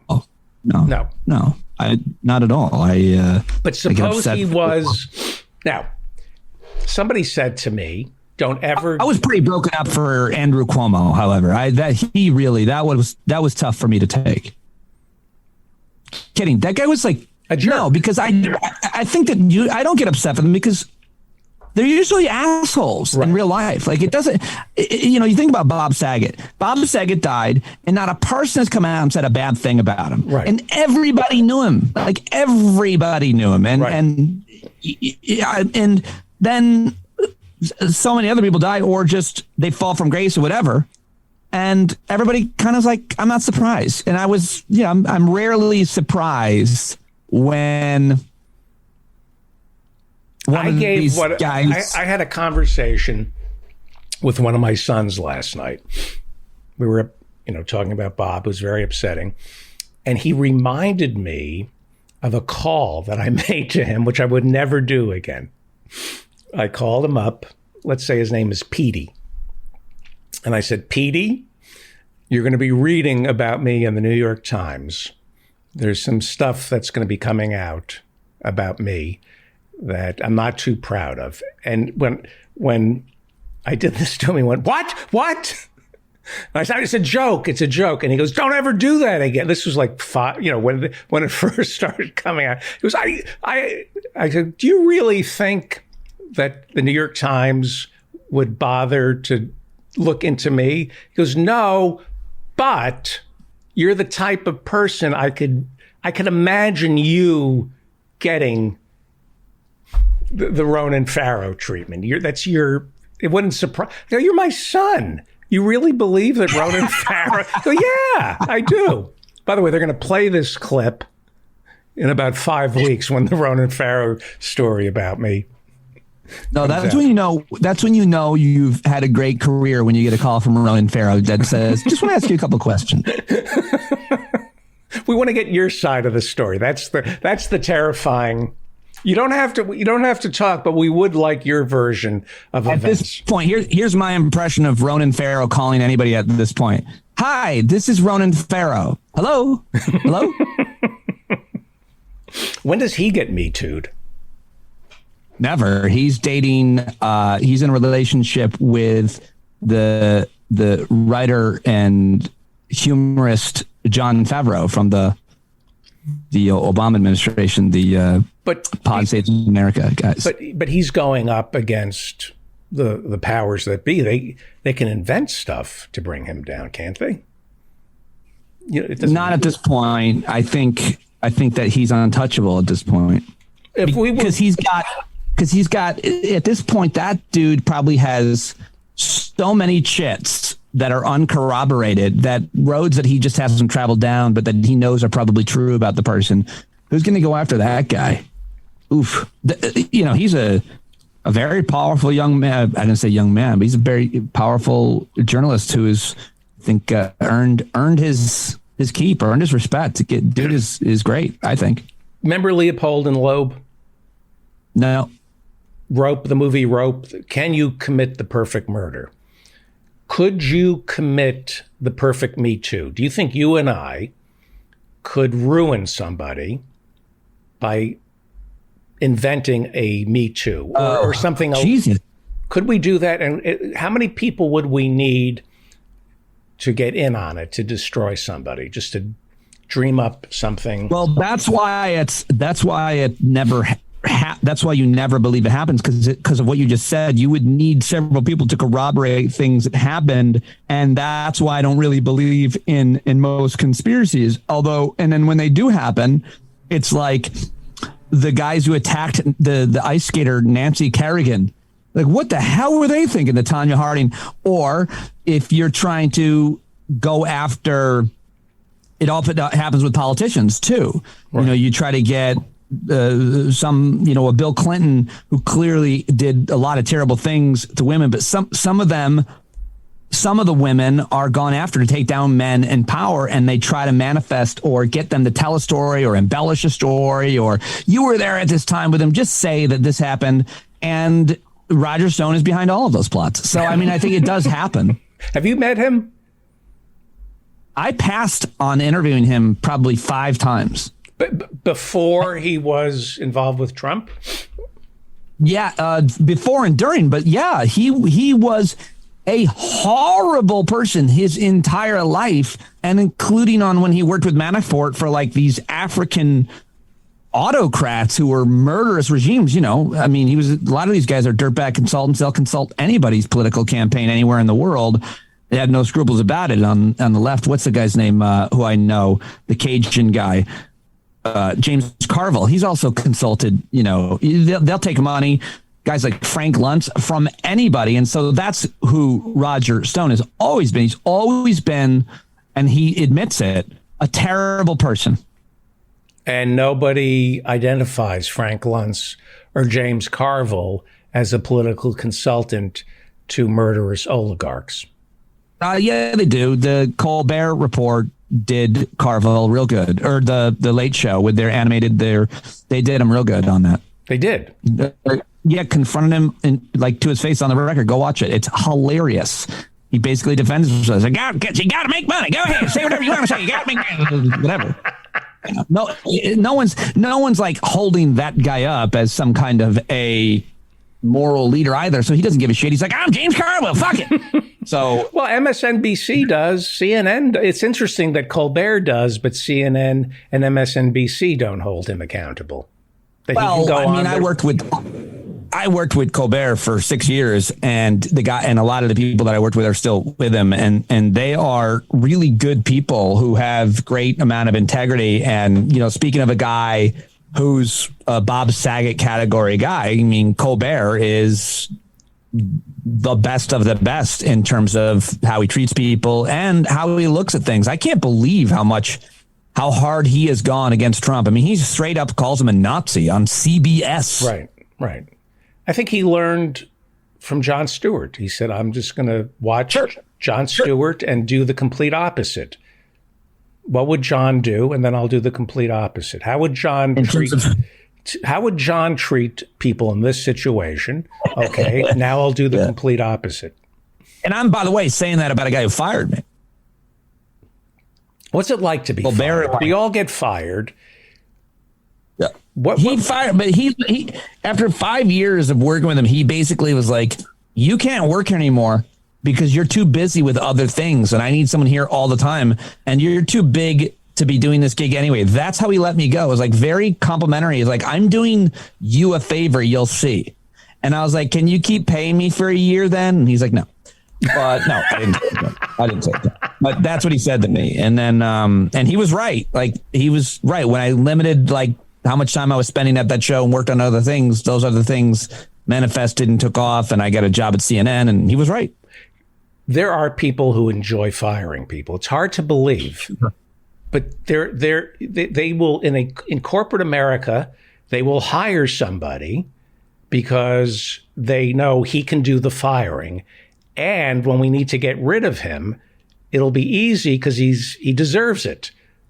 There was a guy who I remember when I first started working for HBO, they had bought Interscope Records. Remember, wasn't that the big rap? I don't know. Was it Suge Knight who started Interscope? Yeah, I think that's right. So somehow HBO or Time Warner had Interscope, and there were problems with Interscope, and they needed somebody to go in there and clean house. And they took the guy from HBO and put him in charge of Interscope Records, and he delighted in cleaning house. Yeah. Just fired everybody. And then after he was done firing everybody, he got fired. So there are people whose job it is to fire people. They call them hatchet men. The hatchet man. Yeah. Chainsaw Al. The guy, right? Wasn't there a guy in the 80s who bought Sunbeam and fired everybody? They called him Chainsaw Al. I think that you have to, it's a certain personality type that can do that. And they look for that and they say, we need a sociopath, someone without any empathy or feelings that can just be a hatchet man. And then they just bring in a Roger Stone, like Paul Manafort, like, type, and they get off on it. On a scale of 1 to 10, if you've been in corporate situations, not going to mention any of the corporations, on a scale of 1 to 10, what are the odds? 10 being complete and utter metaphysical success, 1 being failure. Had you gone into these companies and from the get-go walked up to your boss and say, there's a lot of flab here that we can get rid of. I have a list of people you should fire. And you just started stabbing people in the back and in the front. You're just unapologetic about it. You know what? I don't think you should be working here. I don't think you're good at what you do. And you did it honestly. Like you were honest to yourself. Like, I think this person is disposable. We can get rid of this person. On a scale of 1 to 10, how far do you think you would have climbed doing that? Or would they have just gotten rid of you? Your hypothetical falls on deaf ears. I can't even imagine doing that. I mean, I'm the type of person who worked in the corporate world and really wanted to fire people that worked close with me, but I just couldn't do it. Have you ever gone to management and said, you need to fire this person? I have. It was me. I was suggesting that you fire me, but no, have you ever gone? Bannon. Huh? Steve Bannon. Yes. Him. And I don't think I've called for the firing of other people. I think I told on people.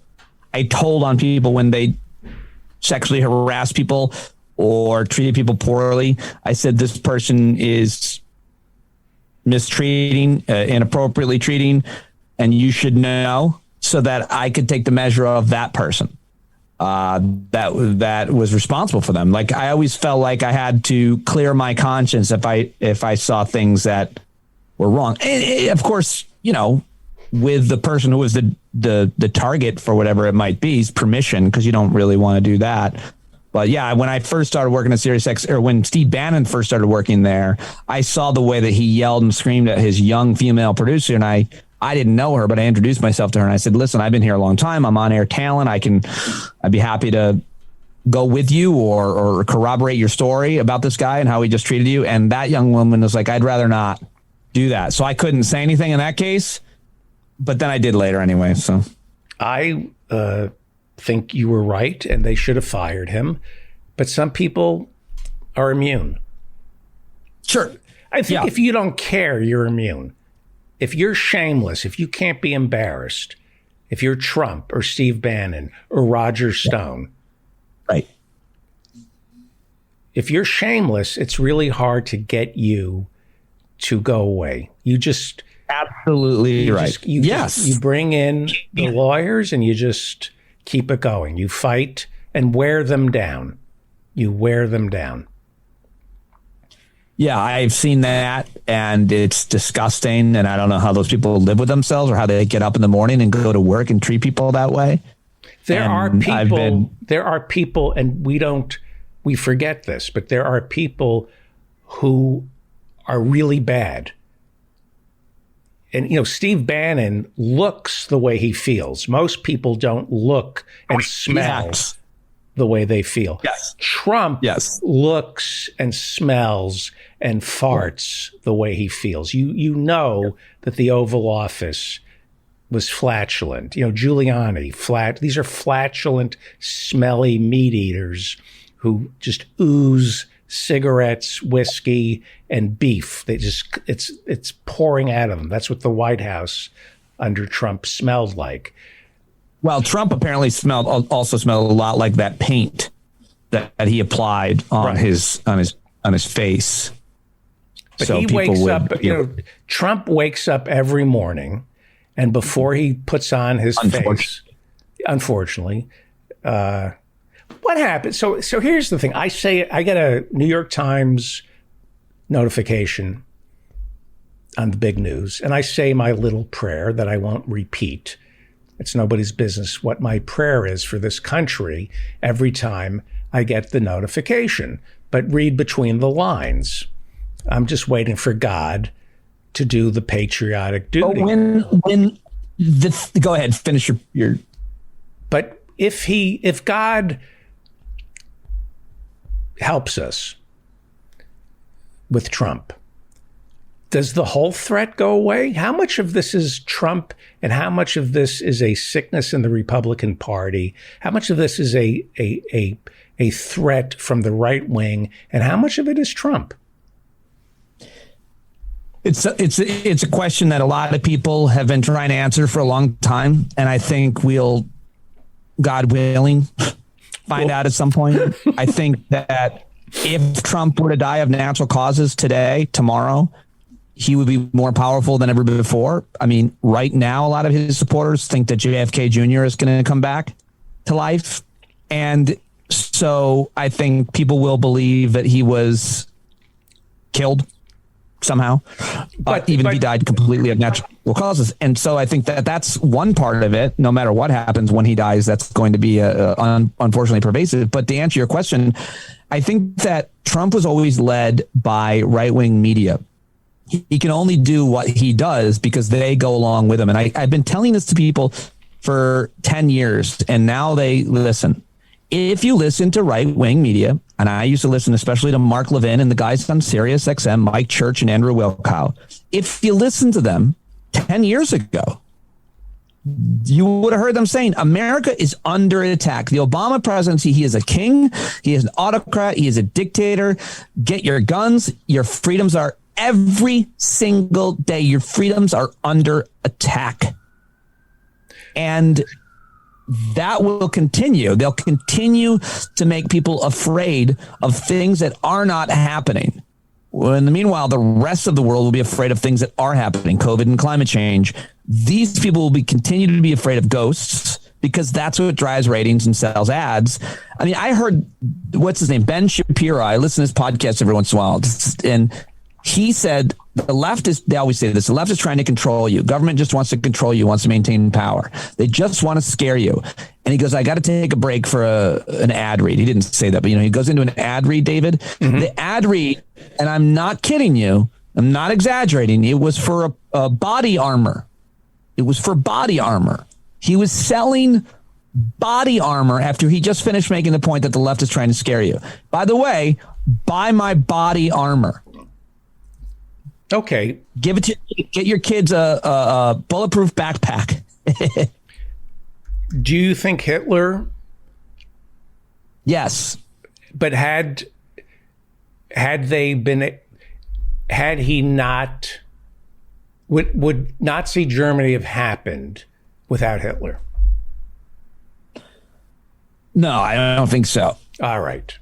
So I think charismatic leaders come and go, and I think that from my understanding of history, he did everything right at the time that needed to be done. He took advantage of people's fear.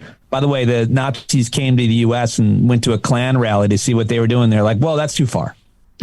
But they really did. Like the 30s, they went to there was a Klan thing at the Garden, like 30,000 Klan members, and like the Nazis, were trying to learn from the Americans, and they're like, whoa, hey, Jesus, it's racist. But well, they learned eugenics. They learned eugenics from. I truly think like the Tucker Carlson. By the way, Fox News announced today that Jesse Waters will be getting the 7 o'clock hour, which is it and I'm not joking, it's really bad because Pete Hegseth is too dumb and Will Cain is too smart. But Jesse Waters, they really did pick the meanest person in all of their staff. He is a mean and horrible person in his personal and professional life. And that's the guy they gave the 7 o'clock hour to. Not the dumb guy, not the smart guy, the meanest one. He's by far, there's nobody meaner and more cruel at Fox News than Jesse Waters. And that's why he got the job. The meaner, the better. And he's the most terrified. All he knows is Fox News. He started at Fox News. Then he worked for Bill O'Reilly at Fox News. He was shaped, molded, indoctrinated by Fox News. And in the back of his mind, he knows that if he gets fired from Fox News,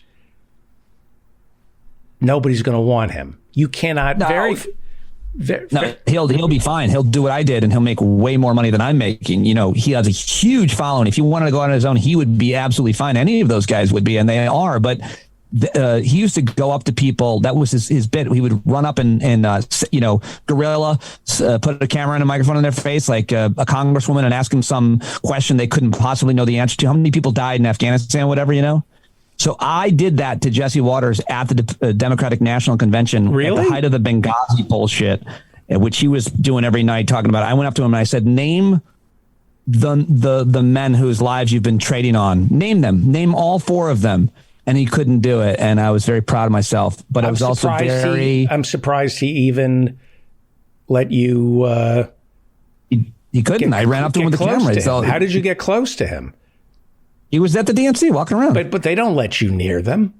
Sure they do. Yeah. Yeah, they do. I was media. I had the same access he had. So But they have people around them. They're in a permanent Nah, he wasn't. He was like I was at that point, you know, just some backbencher. I was at CNN. He was at Fox News type of guy. But the thing was, I really wanted to fight him also. So that was hard not to do.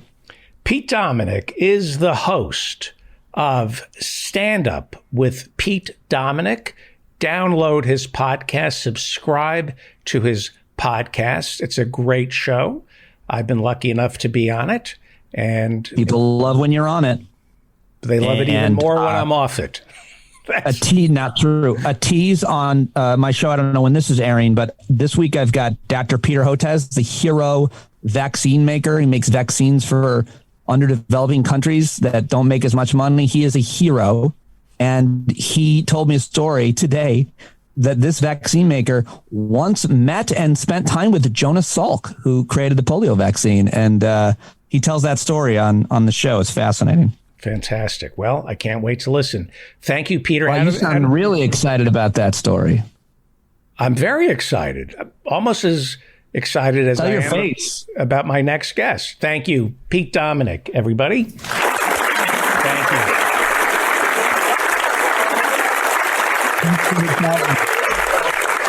Thank you, Pete Dominick. Well, let us now go to, I hope, Los Angeles, where Howie Klein, the founder and treasurer of the Blue America PAC, is standing by, and he's also the author of Down with Tyranny. Are you there, Howie?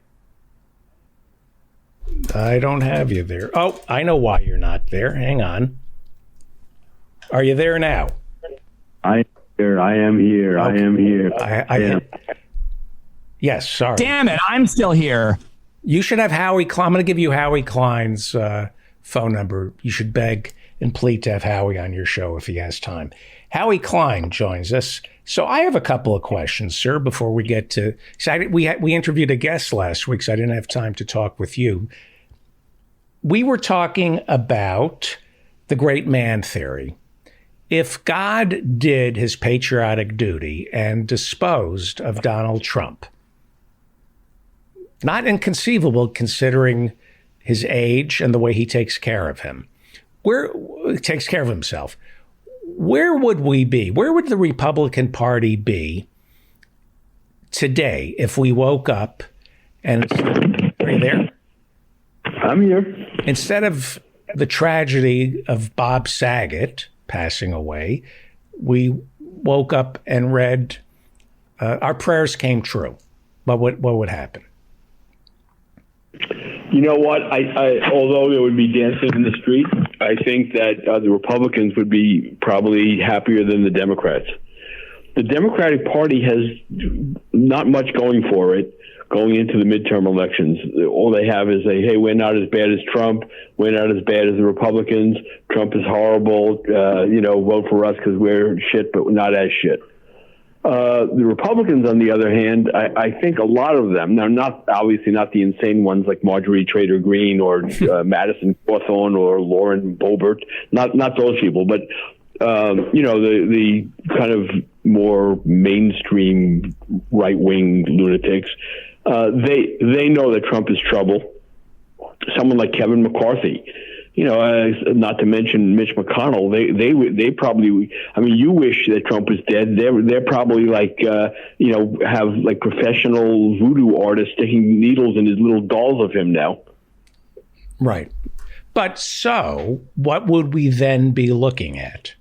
What would, right now, we are being told, and I hate to be a broken record on this, but the Democratic Party is a broken record on this, that democracy is a few clicks away from being no more. What would the threat to the Republic be if Trump went away? What would the Republican Party... The Republican Party would get stuck in a civil war immediately. Now they're afraid to fight a civil war because Trump will come down on the side of the more fascist-oriented. I mean, I don't know. Did you watch Stephanopoulos yesterday? No. So he had Mike Rounds, kind of not much of anything. He's a Republican senator from South Dakota. And there's nothing special about him. And he admitted that there was no stealing of any elections, and that all that was false. He said that they investigated all the states that Trump was crying about, Arizona, Georgia, Michigan, Wisconsin, and more. And he said there was nothing. It's not true. And Trump wigged out today. Wrote, a long, crazy diatribe, basically calling this, very, very, very conservative, albeit mainstream. I mean, there's a difference between conservative and fascist, and Mike Rounds isn't especially a fascist. He's definitely ultra-conservative, and Trump denounced him as a rhino. So he's now denounced both the South Dakota Republican conservative senators as rhinos. And he just went nuts over it. So that makes someone like Kevin McCarthy is scared for his life, political life. And he, but I think if Trump were to pass away, hopefully tonight, tomorrow McCarthy would probably start thinking about how he's going to, start dealing with the people who Trump is creating, like that pervert from the Florida Panhandle. I can't remember. Gabe Matt, and Marjorie Taylor Greene and Lauren Boebert. There's just a handful of crazies. He knows they're crazy, but they're Trump people who Trump protects them. He can't do anything against them. In fact, he went on Breitbart and said as soon as he gets in as speaker, he is going to throw Adam Schiff off the Intelligence Committee, and he's going to throw Ilhan Omar off the Foreign Affairs Committee, and he's going to throw Eric Swalwell off all of his committees. I mean, he wouldn't be saying things like this. This is crazy talk. He wouldn't be saying these kinds of things if not for Trump. Right.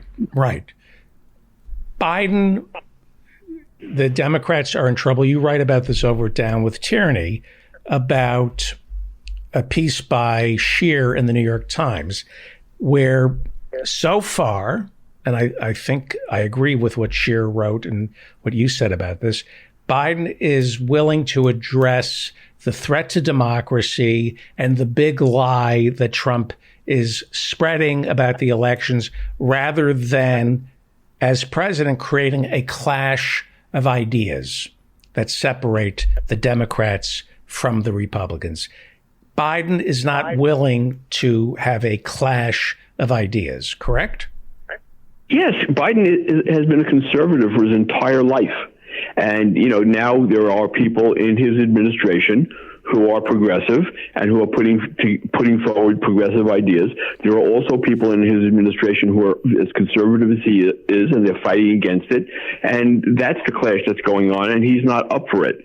He doesn't have the capacity to do anything about it.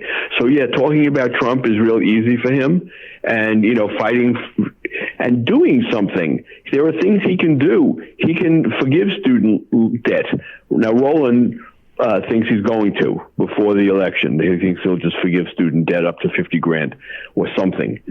But he hasn't done it. He hasn't done it. He hasn't done anything much that is going to impact people's lives. And that is what people wanted, and that's what they expected.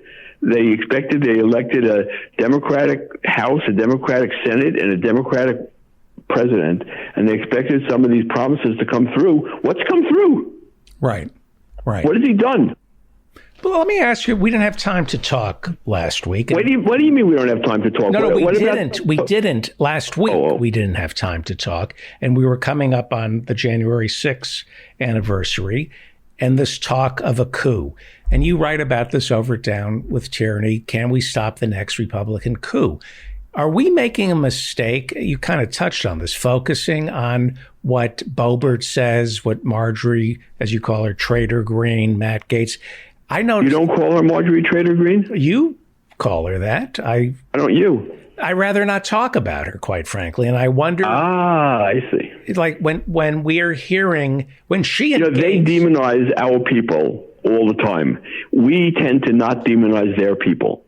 I was looking at a new poll that, you know, they've ginned up the hatred for Nancy Pelosi to a point where it's impossible for that poor woman. I'm not a fan of hers, but it's horrible what they do to her.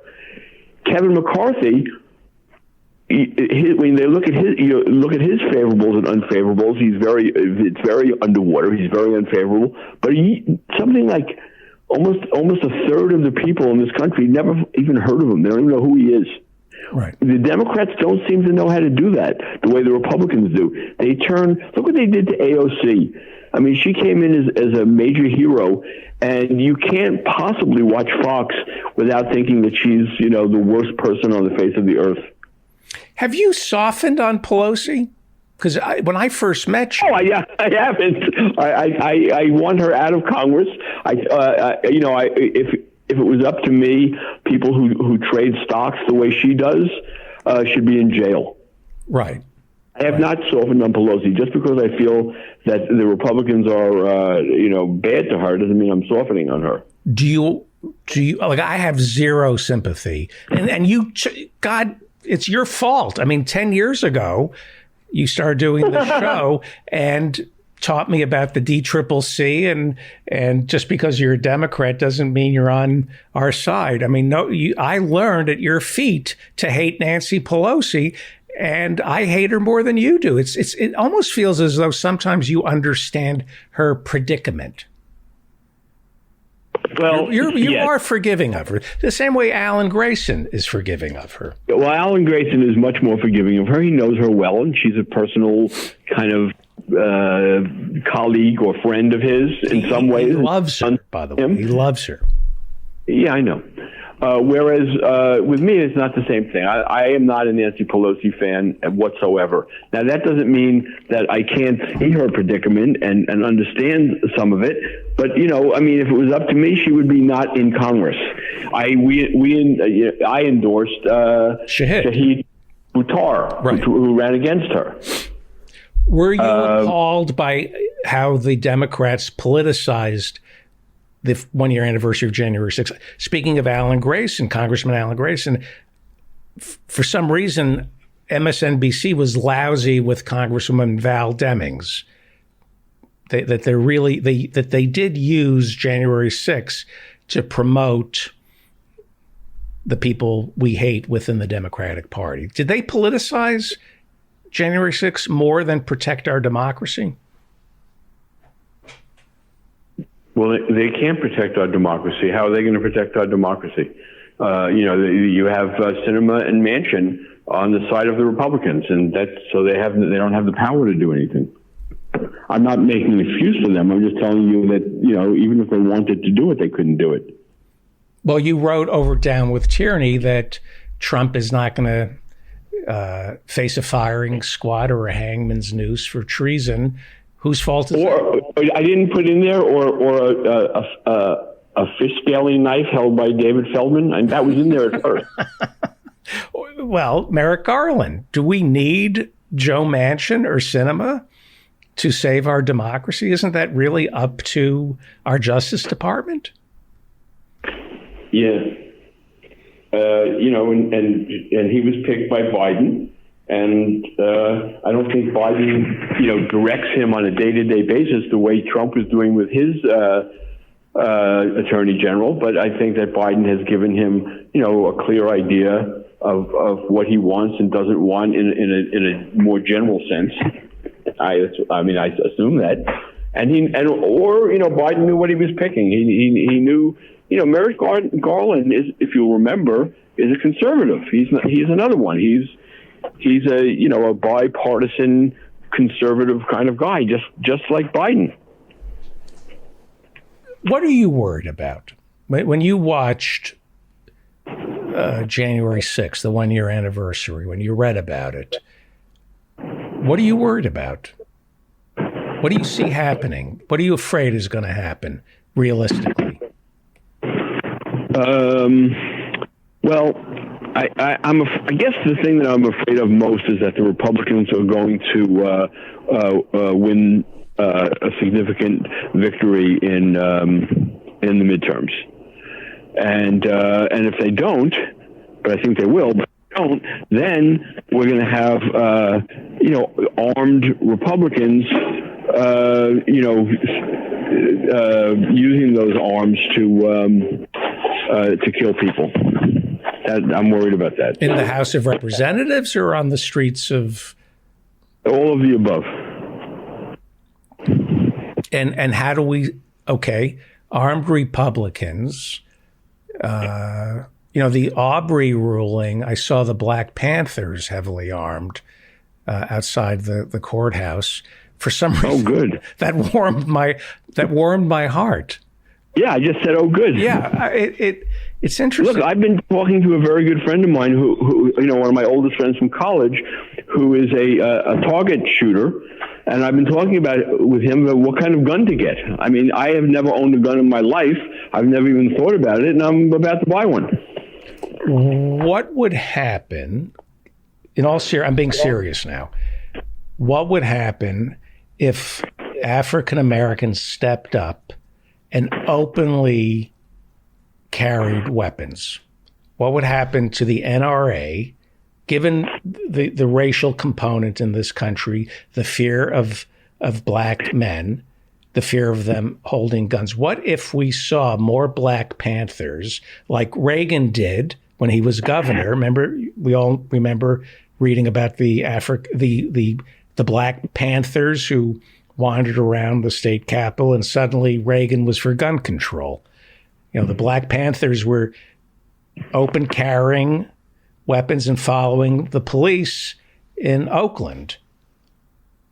And suddenly Republicans were for gun control. What if more and more African Americans were openly buying sidearms and being, having militia? Would we then see a call for gun control in this country? I don't know. How do I know? You've talked about buying a gun. I mean, yes, I am thinking about buying a gun. If I'm going down, I'm taking some of these fascists with me. I'm not going to, start shooting people unless I'm attacked, unless I'm protecting myself. But you know the stats on that, right? No, tell me. They've done studies about people who have defended themselves using their gun. It is minuscule. There's like maybe 5 people in a decade have ever protected their home with a gun. We haven't had a civil war lately. I'm talking about these Republicans going nuts and and you know they're very, very heavily armed. They're full of like crazy hatred they get from Fox, and they're ready to fight. And if they come to my neighborhood and they start banging on my door, I want to be able to respond. You know, a friend of mine from the music business, around my age as well, called me the other day, and he told me he's never owned a gun in his life until recently, and he just bought one. And he's all paranoid about he was very Kristallnacht. He keeps talking to me. He may be listening now, as a matter of fact. Okay. And he keeps in Kristallnacht, and he he said they're not taking him without him fighting. And I feel the same way. I'm not as hung up on Kristallnacht as he is. But, these are fascists. And they're, we're not talking about Mike Rounds here. We're talking about these complete crackpots. I'm assuming you don't read the Bulwark, right? That Republican thing? Is that the guy from Wisconsin? Who runs that? Started it, right.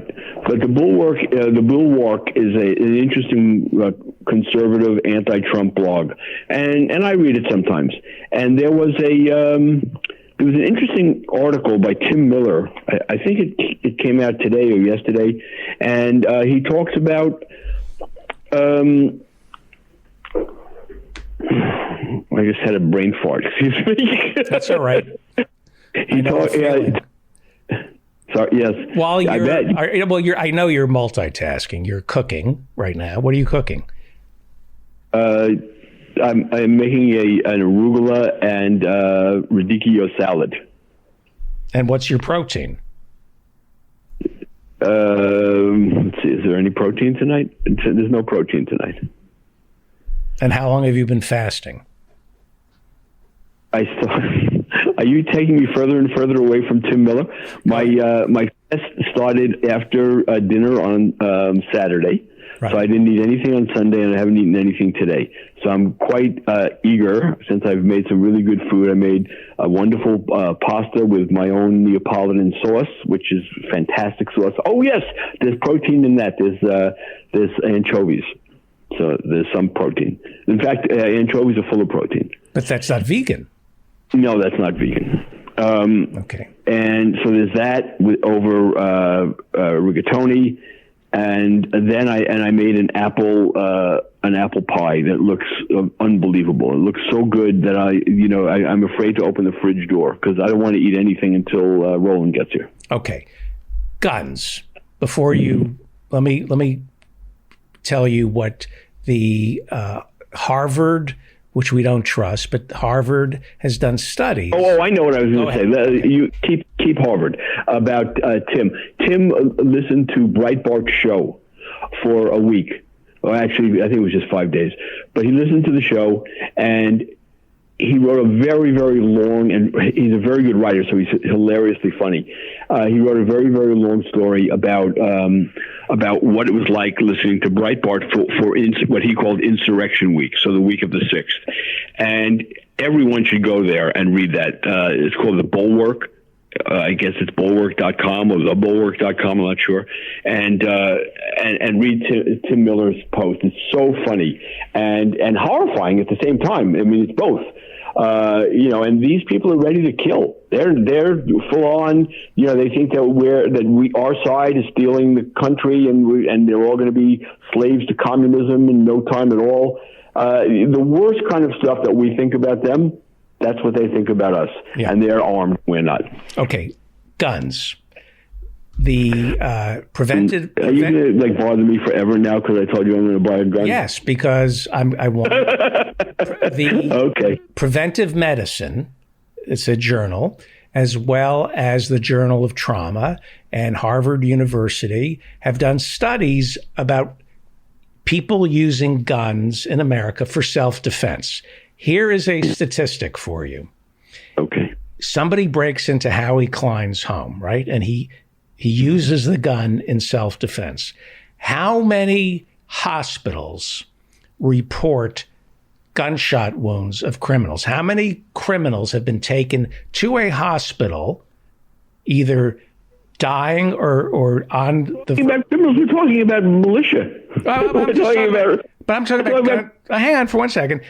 How many reports are there of hospitals, doctors, ER rooms treating somebody who was shot while trying to invade somebody's home? Zero. Not many. Zero. Zero. Okay, there is not. What do they want to go to jail?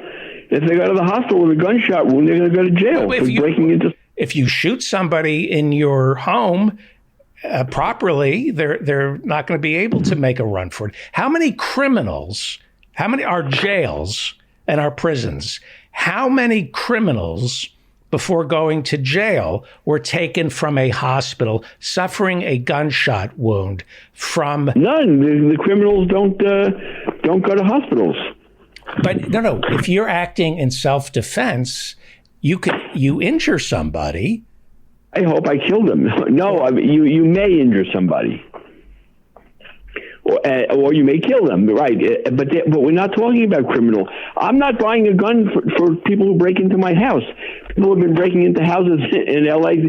for 20 years, and I never bought a gun. That's not what this is about. This is about fighting the fascists. Right. And they live. If they come for you and they want to take you to a concentration camp, what are you going to do? Just like, take my daughter. Here's my son. Take my daughter. Take my son. Here. Yeah. I know. Well, I don't have a daughter or son. Take my cats. Take my loved ones. Take Roland. Take Roland. Take anybody. But take my Rolex. I don't even have one. Let me write you a check here. No, they don't want to check. Do you really think that when the militia come for you, you're going to get an AR-15? You're going to get plastique? I'm not positive what I'm going to get yet. I was still thinking about it. I'm going to go to the LA Gun Club and try out a few things. Right. This is the height. This is what they want. This is what Wayne LaPierre, the militia want you to. Oh, they're saying, please punch me first. This is what they want. Well, they're going to get what they want. What can I say? No, you're not going to get a gun. I may not, but I think I will. I mean, I want to. I'll tell you something. When I thought I already did tell you, but when I was at Warner Brothers, it was a very, very stressful job, very stressful. And sometimes I would go shooting, in a target practice shooting. And I loved it. I mean, I really, really loved doing it. And it really helped me with the stress. So, it's not, I never bought a gun. I would just use them at the shooting range. And I never obviously pointed a gun at a person. And I don't know if I would ever be able to do that. But, you never know till you do it. And it doesn't worry you that you're thinking this way? No, why would it worry me? It's not like I'm going to, start shooting people. I'll keep it in a locked gun safe. Like I said, I'm only getting this in case we have to defend ourselves from fascists, which I'm not ruling out as a possibility. I'm not saying it's going to happen, but I'm not ruling it out. It's interesting, Howie Klein. It's interesting. Things in motion stay in motion. This is really interesting to me that you're talking this way, because accelerationists believe that things have to get really bad until people wake up and fix it. And in America, the worse things get, the worser they get. Like, remember Newtown? Remember it was about 10 years ago when all those kids were shot at Newtown, and everybody said, well, I'm sorry all these school kids died, but now we will address assault weapons. And 10 years later, things in motion stay in motion. And instead of gun control, instead of addressing assault weapons, things have gotten worse. And now somebody like you is openly talking about getting guns. Would you have said that 10 years ago? I would have said it if I thought the Nazis were coming, yes. And you think you're going to stop the Nazis with your... The ones who come to my door, I'm hoping that if I go down, I take some of them with me, yes. How about offering them some nice arugula maybe an apple pie? I work so hard on this apple pie. I don't consult. It's not like I make an apple pie or something out of from a recipe. I have to dream about these things before I make them. All right. And they're my own thing, and I'm not reading it off a sheet of paper. I'm doing this by feel. These things are very, very special to me. There is nothing. No apple pie for the Nazis. There is nothing the gypsies, the homosexuals, and the Jews and the communists could have done in Nazi Germany other than get out. Well, yes, I know, and I've thought about that as well. And as you know, I did get out when Nixon became president. I stayed out for almost 7 years, and I'm too old to do that again, and I don't want to. I like where I live, and I don't want to move back to Holland. Right, but instead of getting a gun, there are other ways to stop fascists. Okay, I would give them some of my arugula salad, but you're talking crazy about the apple pie. All right. I love you, Howie Klein. We'll talk to you next week. Don't get a gun. Howie Klein is the founder and treasurer of the Blue America PAC. They raise money. I don't know why you're so anti-gun, but I'll tell you something. Maybe we should do a Zoom call of me buying the gun. There are a few things that I feel very passionate about. There are a couple of things I know that are axiomatic, and that is gun ownership is for subhumans. Except if you get, I think. Why don't you get over? Huh? Why don't you get over that? I think that when you, I'm going to convince you to buy a gun yourself. I know it'll take a few years, but getting, I take some crazy rampaging Nazis, but you don't want to be unnecessarily unprotected when they come. Getting a gun is like getting those pants, those stretchy pants, around, elastic waist pants. Like you've just given up. I choose to fight, and me too. I choose to fight too. I fight every day. But at some point, they're shooting in the street, and they just got my neighbor, and they'll get me too. But I'll get some of them. You're more likely to use the gun. I am not anything. I'm not going to take it out of the locked safe. If it's not for them. There's a general rule. You are more likely to use a gun on yourself unless you're living with David Feldman, in which case you'll use it on him. Howie Klein, founder and treasurer of the Blue America PAC, and donate to his candidates. We're going to be having more. None of them agree with me, by the way, about guns. They're all anti-gun. I know. I'm very anti-gun. And all the candidates are anti-gun also. I'm not only anti-gun, I'm anti-people with guns. I think anybody with a gun should be shot. You know what? I think I may have one candidate who thinks the same way that I do about guns. I'm not sure, but I think so.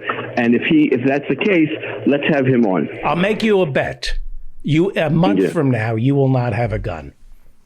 I wouldn't take that bet because I don't have a timeline on this. You're not going to have a gun. You're not going to get a gun.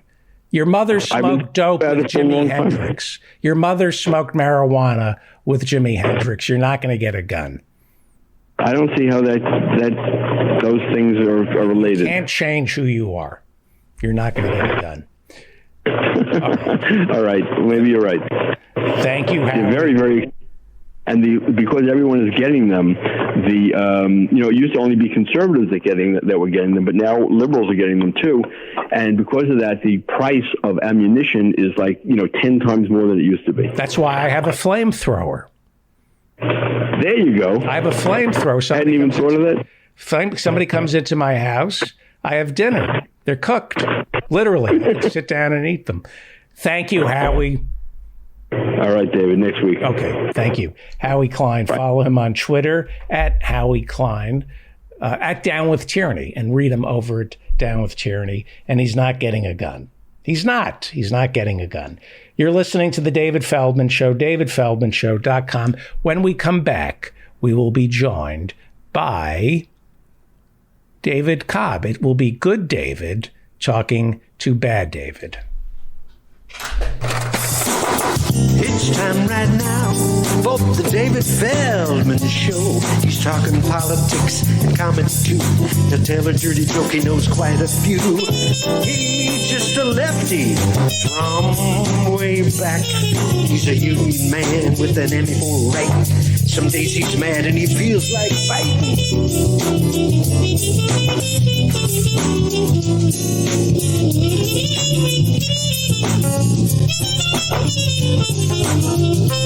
It's time right now for the David Feldman Show. So get your ears on right, buckle in real tight.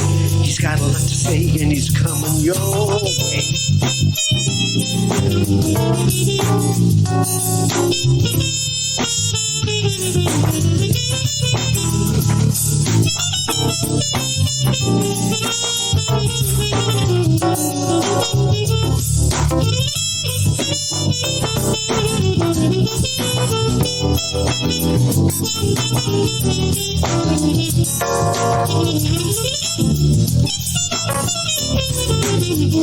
Yes, it's time right now on the David Feldman Show. Get your ears on right, buckle in real tight. He's got a lot to say and he's coming your way. He's got a lot to say and he's coming your way.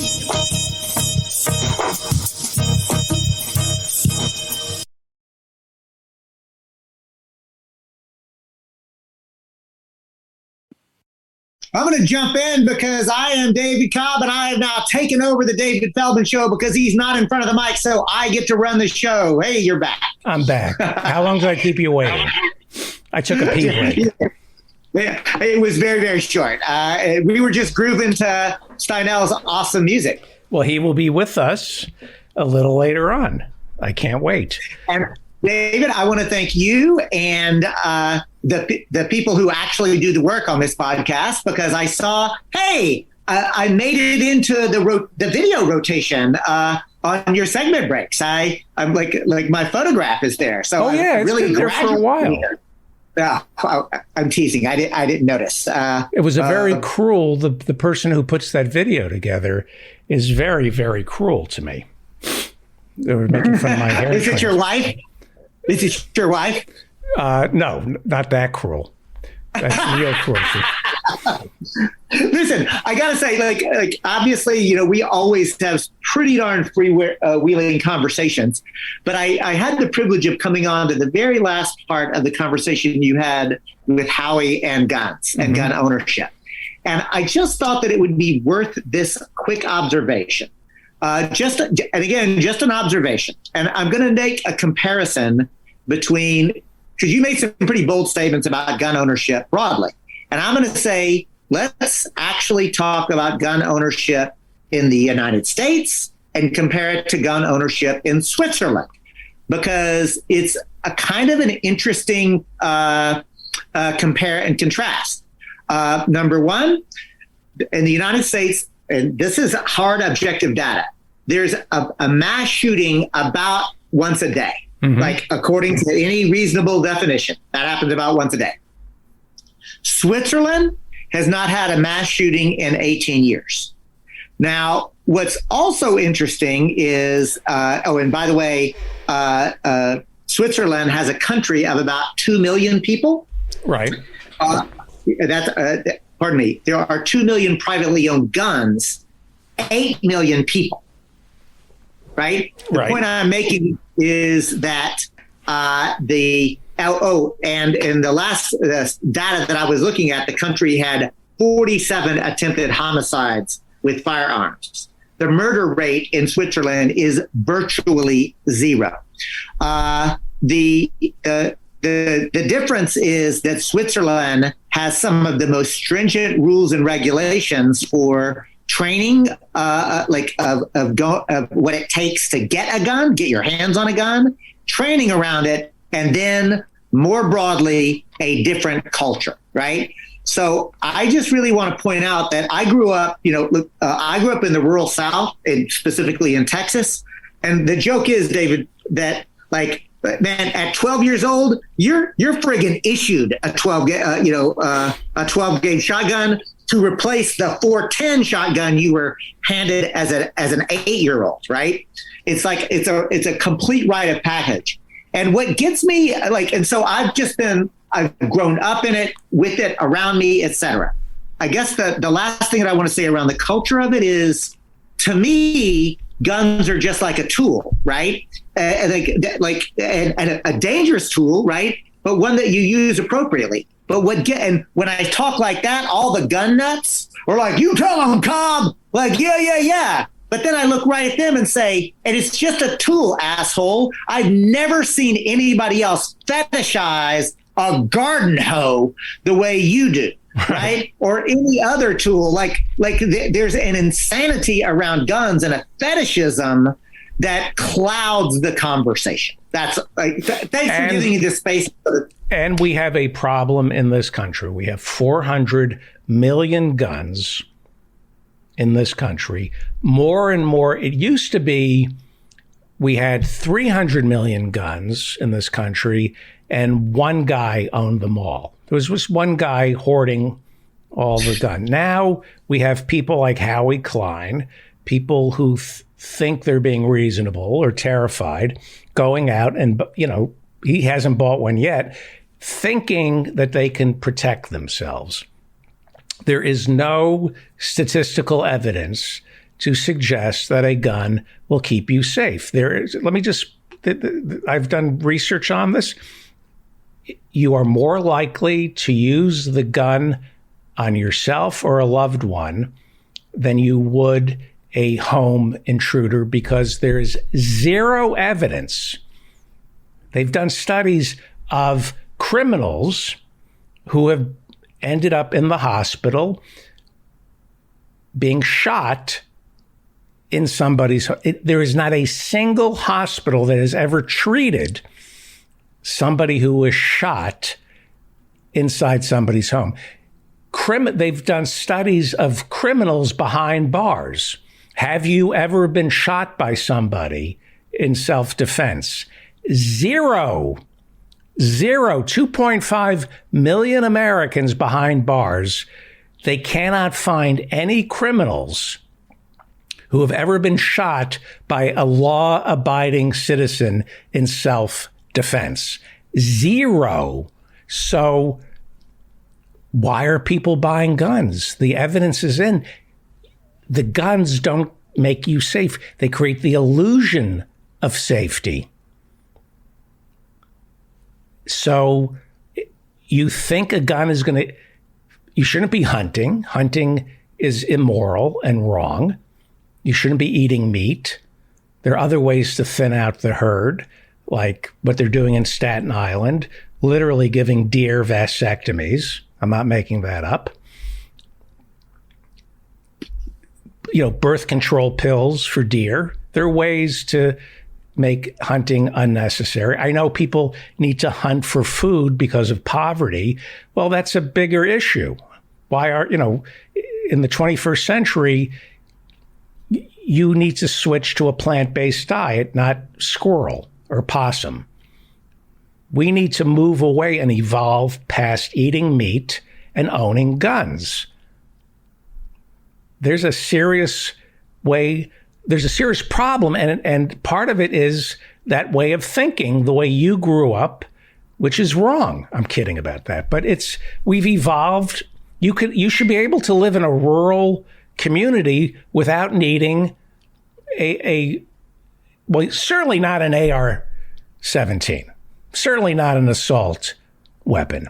What the problem is that your side, what you're presenting is Americana. It sounds patriotic. It sounds like it's part of the national character.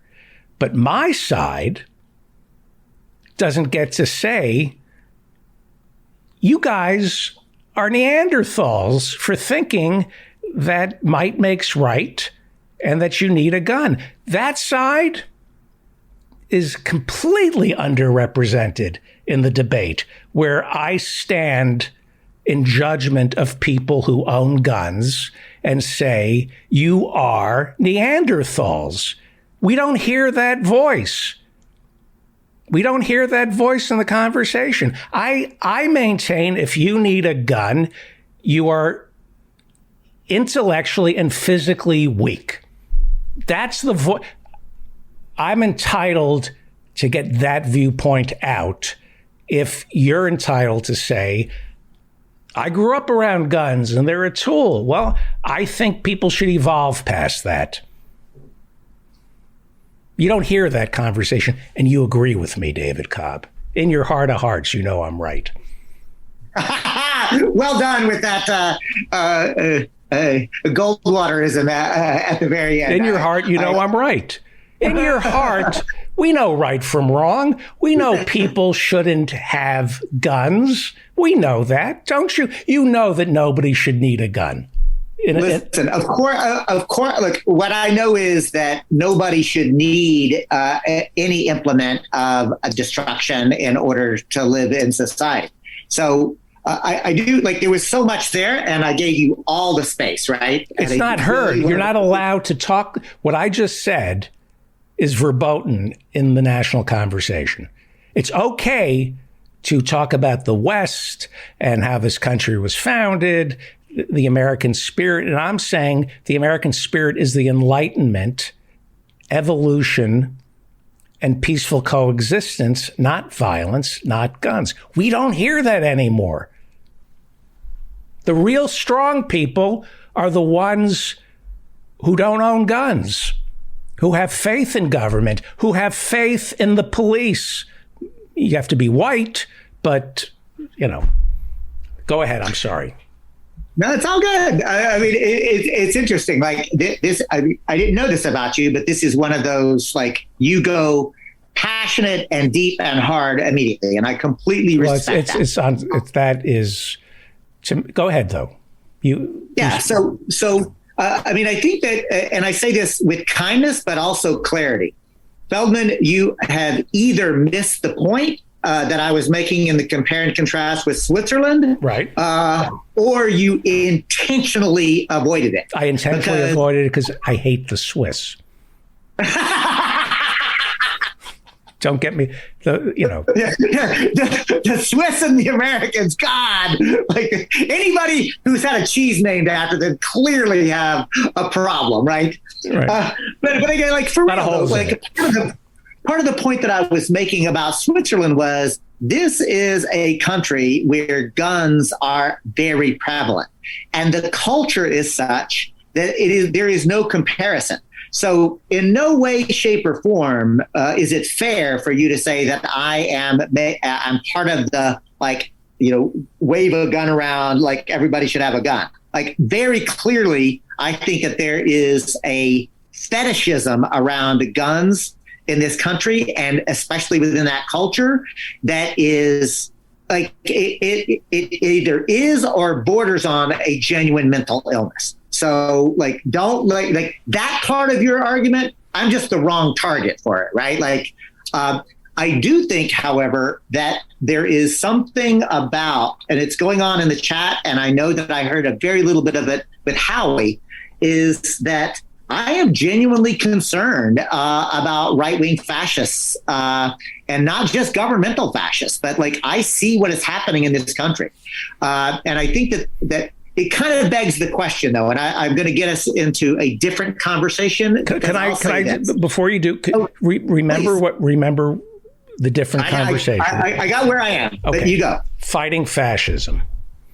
Switzerland, right? Not particularly heavily armed. Would you at least agree with that?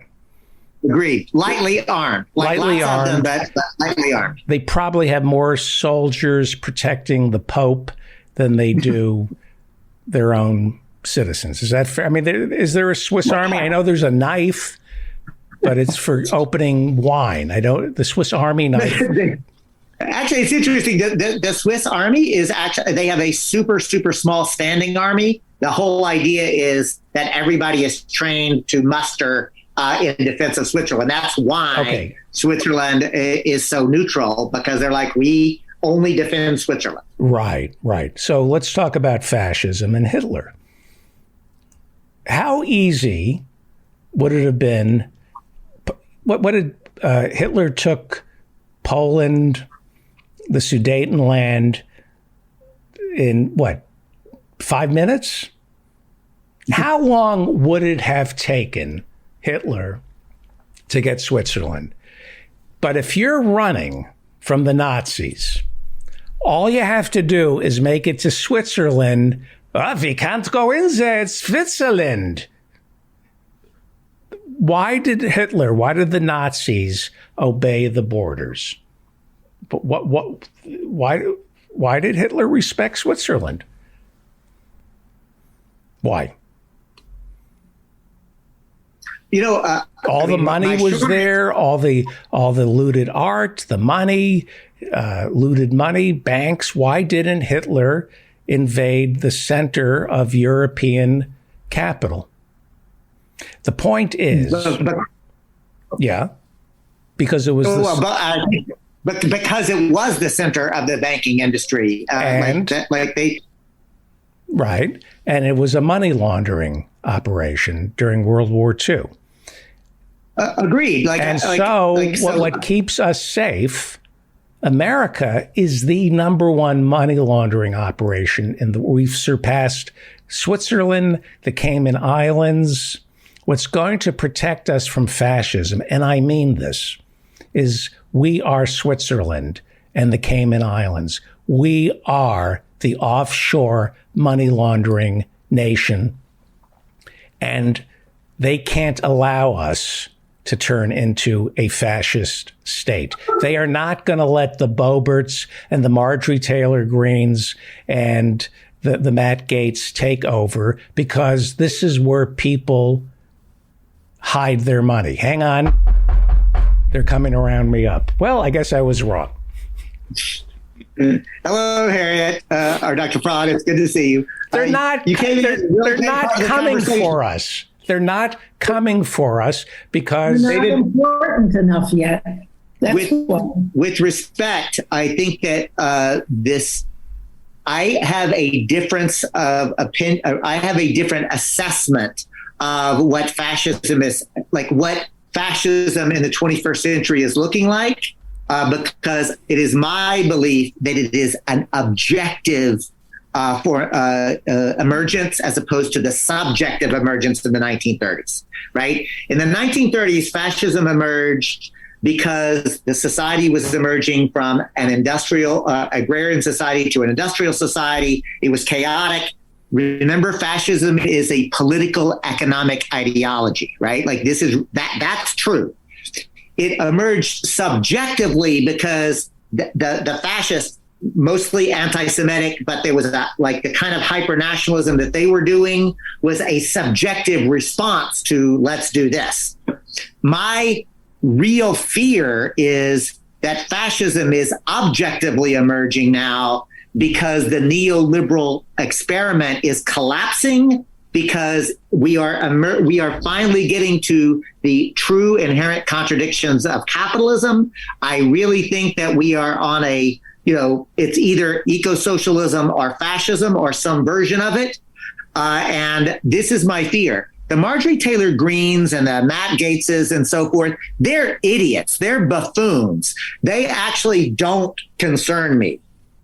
Steve Bannon terrifies me. Like the intellectual, ideologically committed fascist that is building a popular movement and a mass base around that ideology, that terrifies me. Do you think, but hang on for 1 second. You brought up the neoliberal order, post-World War II neoliberal order, as they are responsible for all our problems. But they still believe in liberalism. They do not believe in what Steve Bannon believes. They do not believe in what Orban believes. They believe in central banks. They believe in the free flow of capital, no borders, globalization. They're anti-nationalist. They're right. So if what we are choosing to believe are two separate thoughts about neoliberalism. One is they're responsible for all the problems in the world, which is true, and they're responsible for authoritarian rule.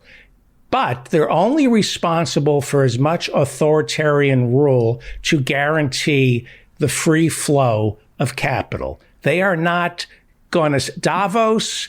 These people do not want the gun-toting Neanderthals rounding up immigrants and placing them in detention centers. They want those immigrants working for below slave labor wages, right? So they're two different forces at work here. I'm sorry? I also think that fascism took over in Germany because communism was very strong, because socialism was very, very strong, because there was an inflation that took wheelbarrows of money to buy anything, and where people had to rush after they were paid to get to the store before they couldn't afford it. Neoliberalism, American capitalism is now disintegrating. It's nothing works well anymore.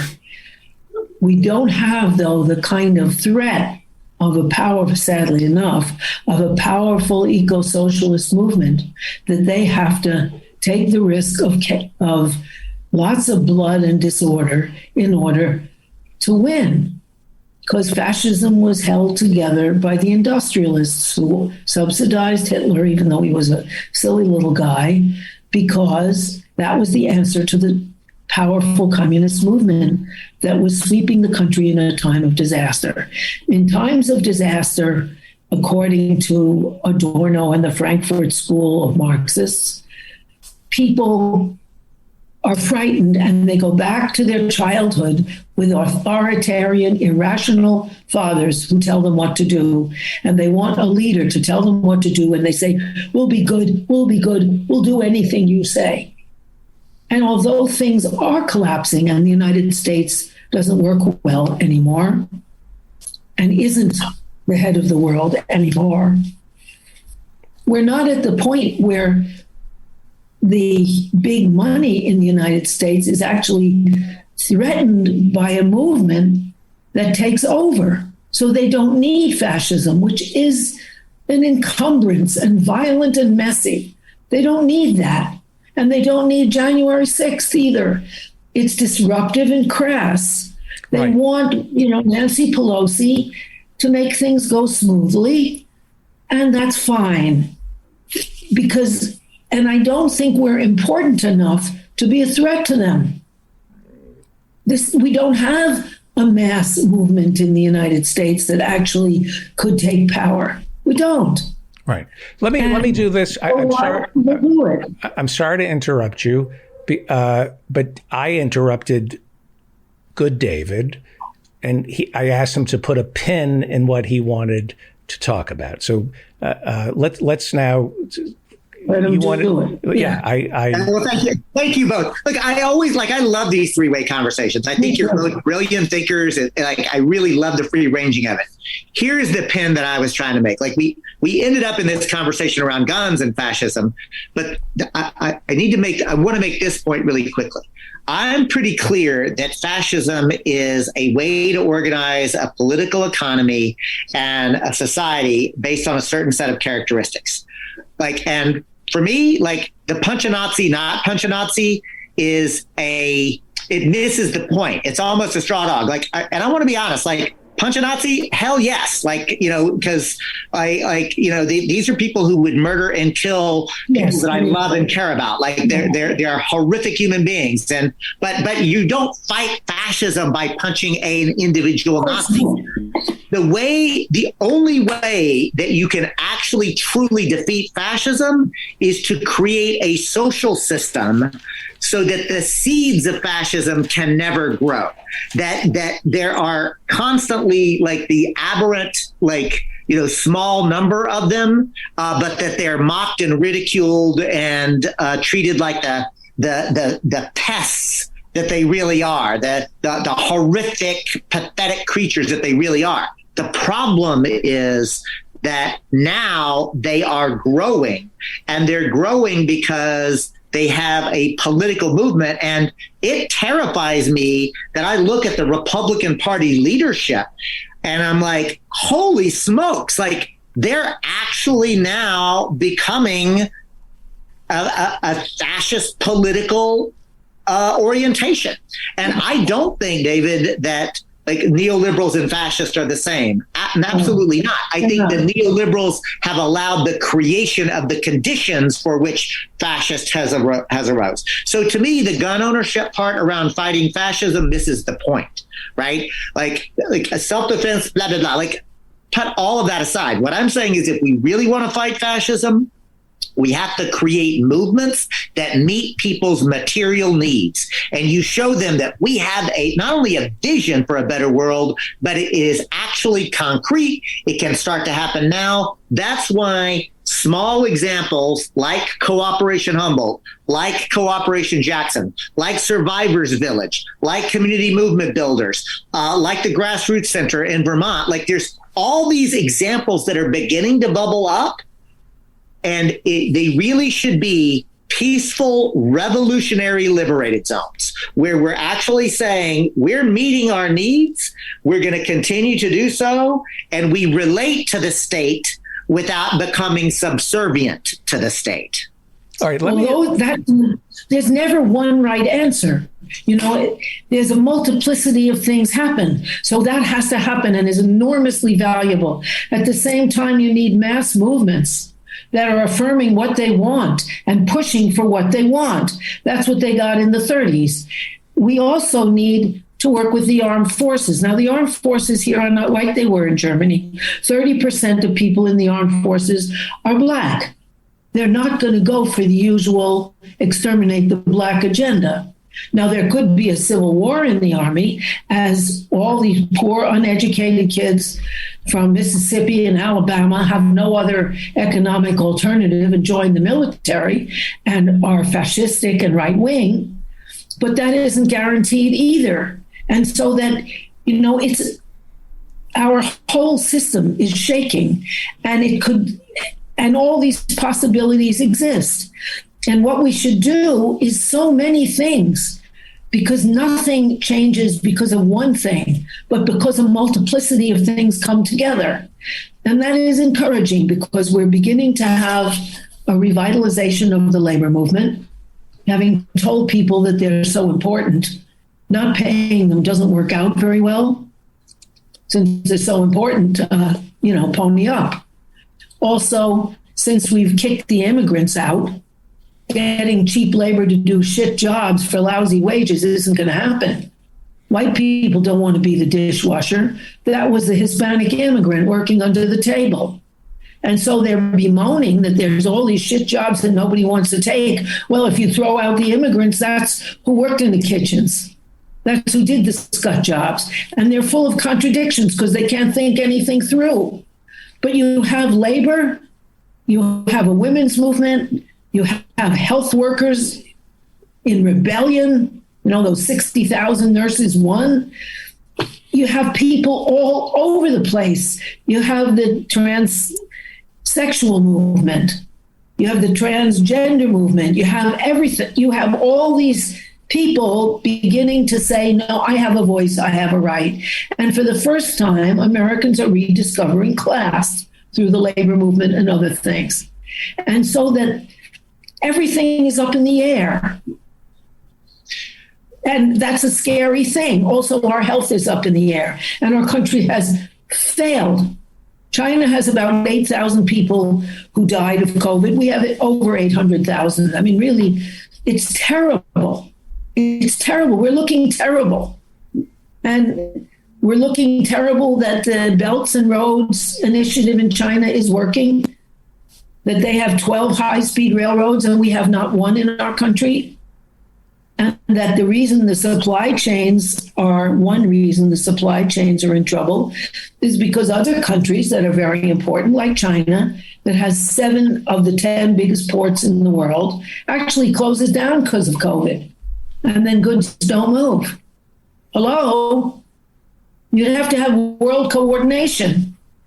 And the United States, where does this come from? Supply chain. Hello, you have a world economy. The United States is not separate. And so what things are affecting each other all over the place. And their simple-minded answers are stupid. So if America is a patient and we're in a hospital and we've got a really sick patient, and we're running the hospital, and this is a really sick and very wealthy contributor to this hospital who we can't die on the table, this one, because the family donates a lot. They're building a wing. We bring in the surgeon, and the surgeon says, cut. We bring in the internist. He's going to say, we can treat this with medicine. You bring in the heart specialist. His heart is what's going wrong. You bring in the oncologist. We have to treat the cancer. But we, at the top, have to save the patient and decide what are the symptoms, because the family is in chaos. They're terrified. They think he's going to die, but they don't know what he's dying from. They don't know what the cause. They don't know if these are symptoms or just the cause. What if the patient is doing just fine? Hear me out. Rome didn't fall in a day. They woke up one day and said, what's in Constantinople? What is this? What do I hear about? We're in Turkey. What if most Americans didn't know we were an empire? What if they were able to create an empire in this country without telling us, with propaganda and patriotism, that most of us are just waking up to the realization that America, from its founding, is a colonial empire. We were never taught that. And what if we've always been a colonial empire? And what if we've always been an autocracy? What if we're just waking up to the truth about who we are as a nation, that we're looking at the Constitution and what our founding fathers offered to us and what has only been offered to us since our founding? What if we are who we have always been? A colonial empire, and you cannot be a colonial empire without being an autocracy. You can't do this without caring more about military spending than your own citizens. What if, except for some occasional blips along the way, where we are right now is where we've always been, but because of the internet and because of COVID, we've realized who we are as a nation and as a people? Well, I think we have had elements of that from the beginning. However, it was really only in World War II, when we recovered from the Depression through military spending and were unwilling to try to convert to peacetime spending, that the military became as important as it is and gets, 25% more. Which ironically, even in the military, they say they'll give the enlisted people a 4% raise. Well, hello, inflation is going to be 8%. You're getting a cut, and the people at the top will get the rest. It was always a class society. Only 6% of the people could vote once the Constitution was written, because you couldn't be white. I mean, you couldn't be black, you couldn't be brown, you couldn't be Native American, you couldn't be a woman, and you couldn't be a white man without property. So 6%. All right, that's not the grand democracy of all. In that sense, it was an autocracy. However, people can only realize it because the myth is hard to withhold, since the reality is overwhelmingly dismal. And World War II, we were the only empire that wasn't decimated. There was enough prosperity to have common prosperity if you were white and in a family headed by a male. And that was the majority at that time.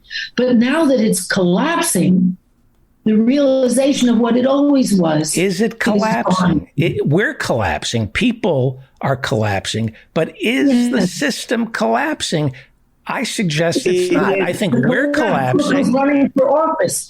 Look at these idiots running for office. Look at the right-wing theater put on by Boebert and Marjorie Taylor Greene. These are desperate lies for out-of-control people. It's collapsing. But they can't even defend their own capital. I'm not disagreeing with you. All I'm saying is you're both right. Like, and I got to jump. So and thank you, Dr. Prada. Again, I always hate that I have to jump out of these conversations.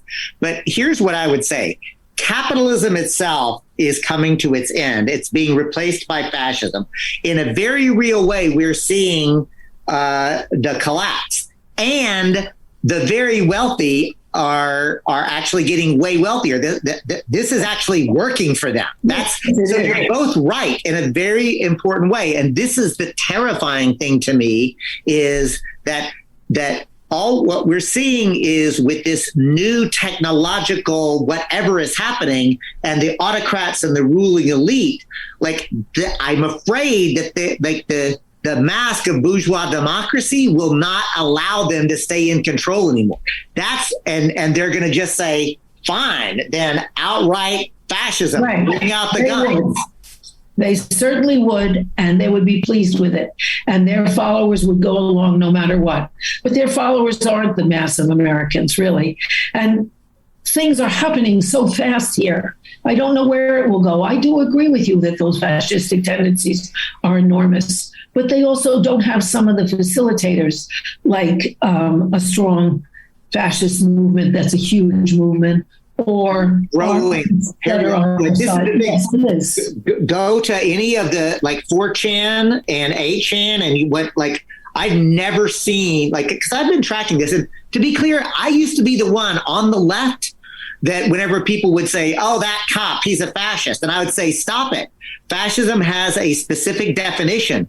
Totalitarianism is horrific. White cops murdering black and brown people is horrific. These are horrific things, but it's not necessarily fascist." What I'm saying is fascism is actually rising now.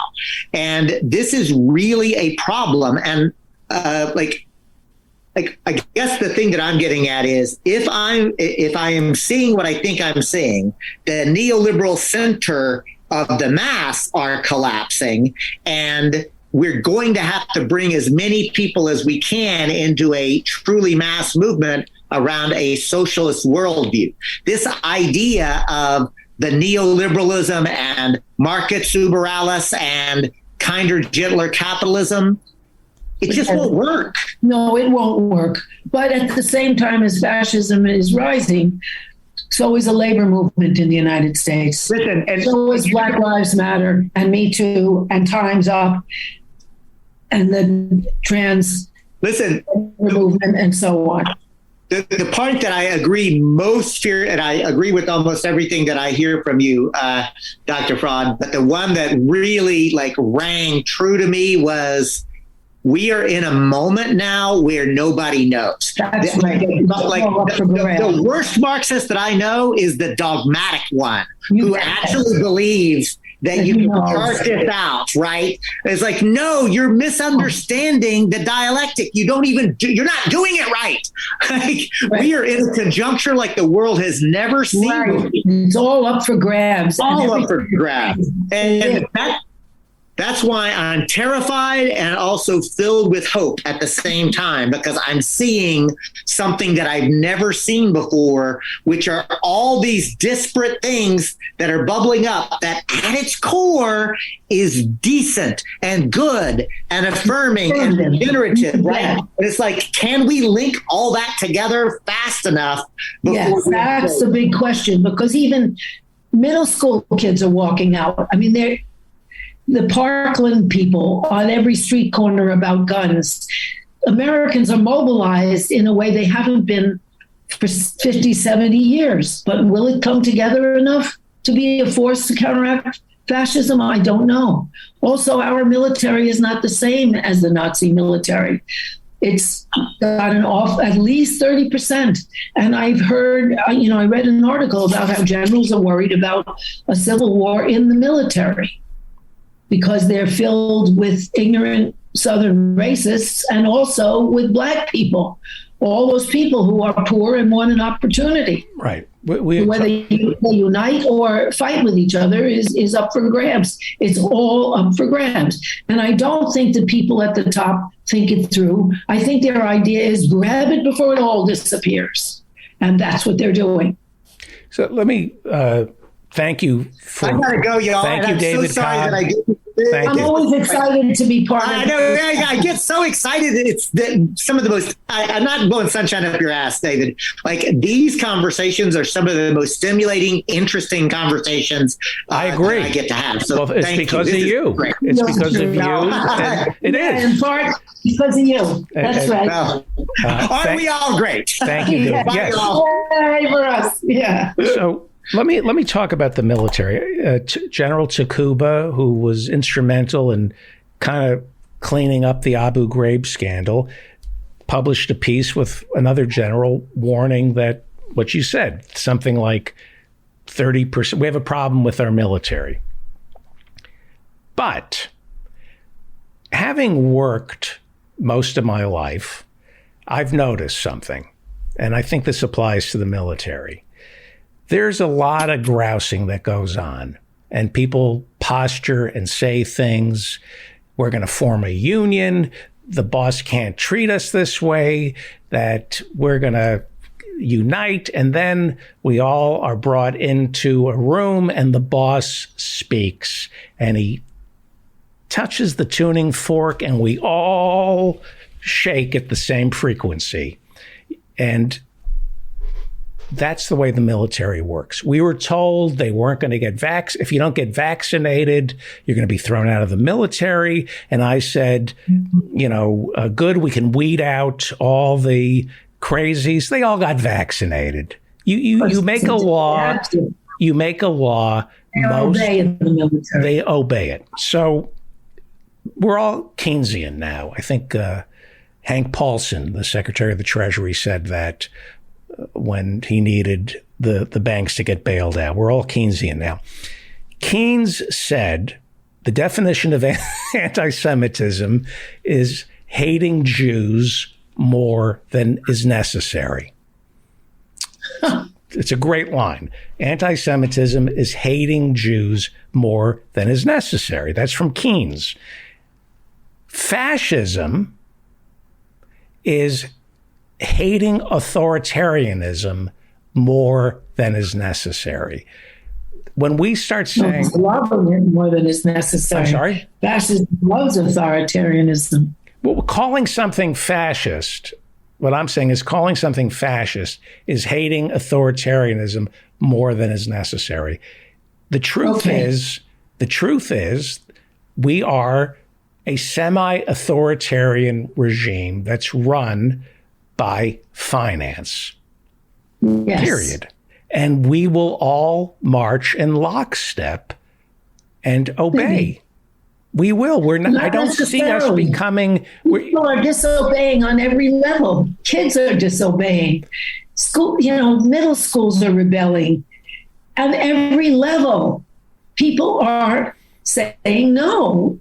Now, even there's people. The government says get vaccinated.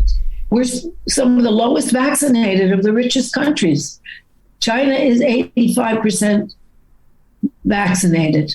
No, 86, excuse me. And New Zealand is 90% vaccinated. We're sick between 62 and 63% vaccinated. Whoa, a lot of people don't obey when they're told, because they also have other voices that say, don't say no, don't say yes, don't do whatever you're told.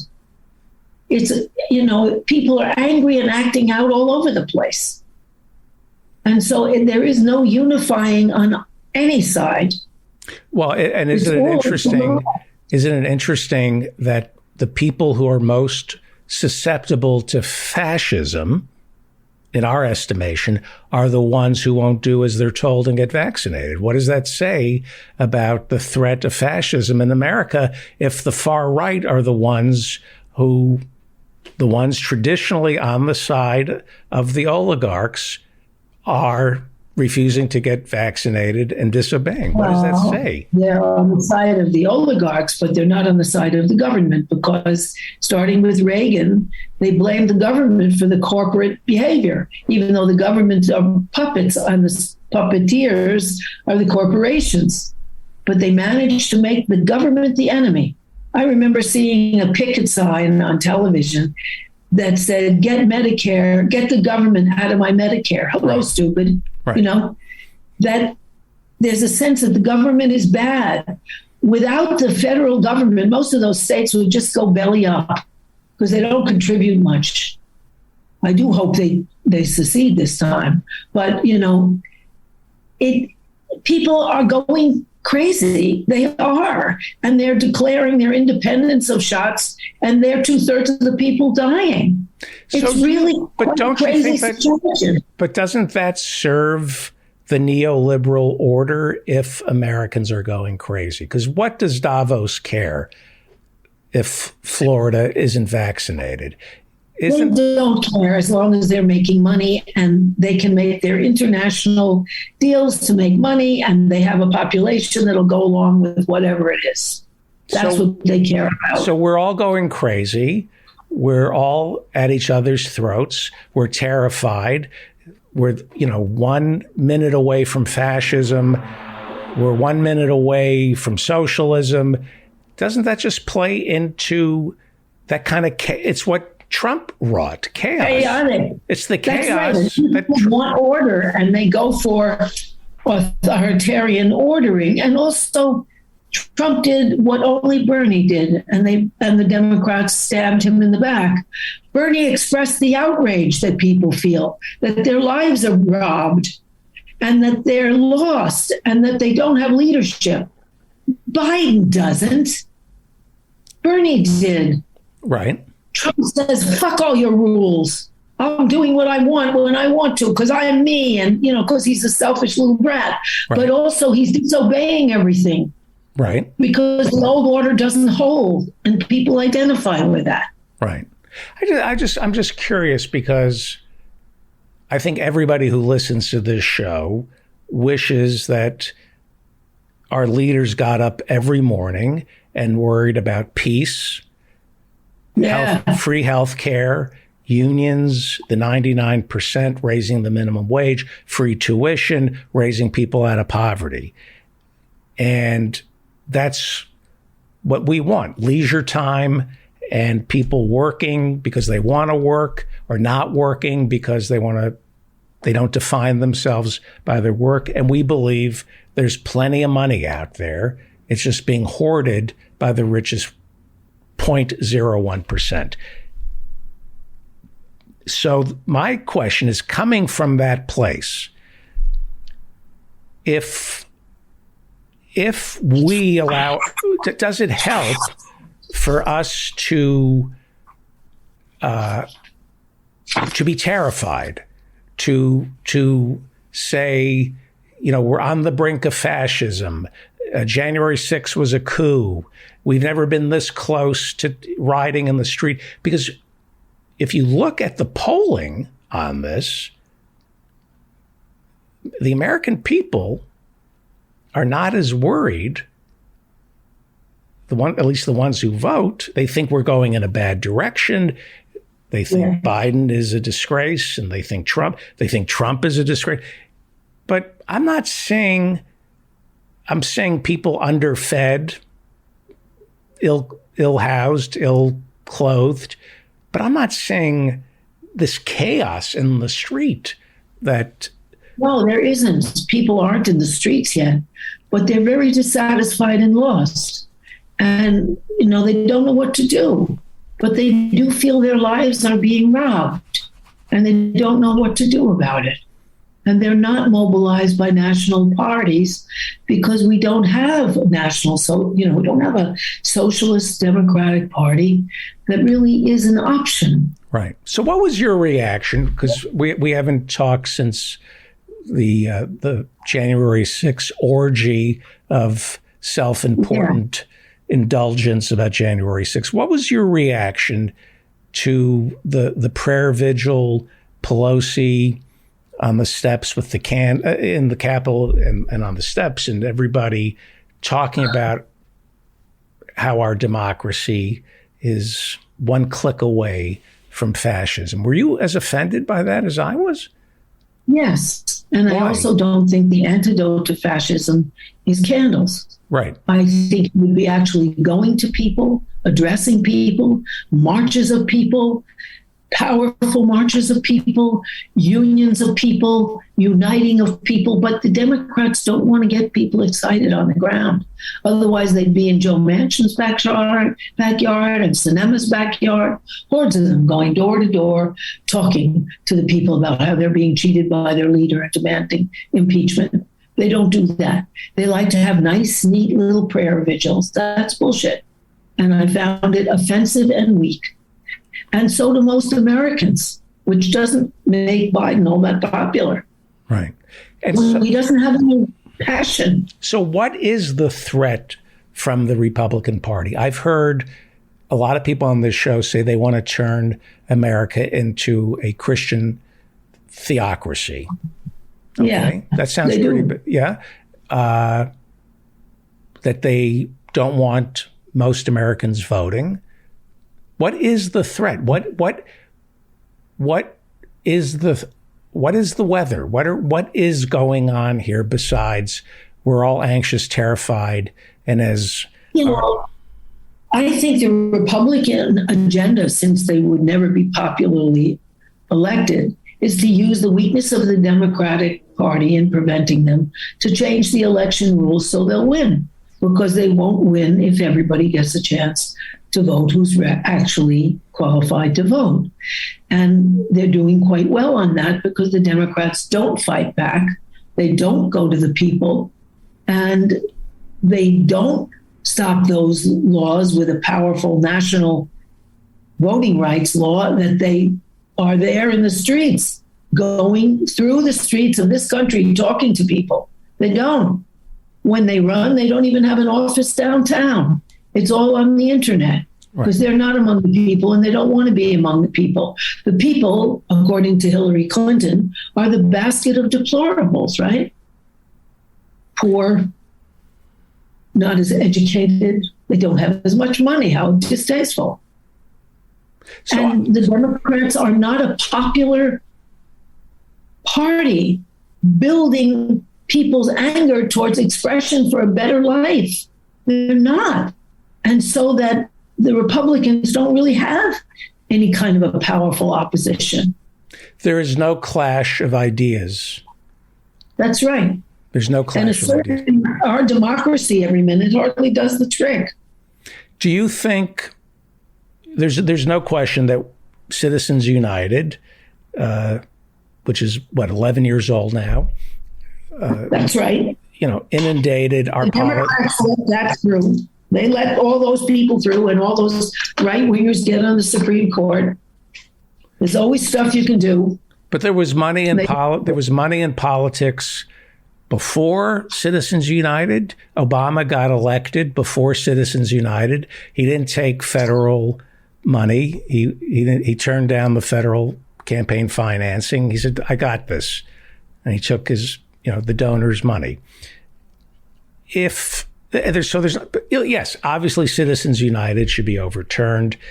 these draconian laws that the Republicans are passing, making it harder for people of color to vote, are horrific. Election day should be a national holiday. But do you think if Bernie were on television every day and there was an undergirding, a leftist infrastructure in the Democratic Party, we win? Doesn't matter. We win. They want an answer that matters, and they want someone to express their outrage, and they want the oligarchs to be exposed, and they're not being exposed now, So turning to vote, I mean, the Democrats play this country like a fiddle. It's so calculating. It's so transparent. They get the bipartisan infrastructure bill passed, then the Build Back Better, dead. It's never coming. The Build Back Better, we go into 2022, the year of the midterms, with Build Back Better over.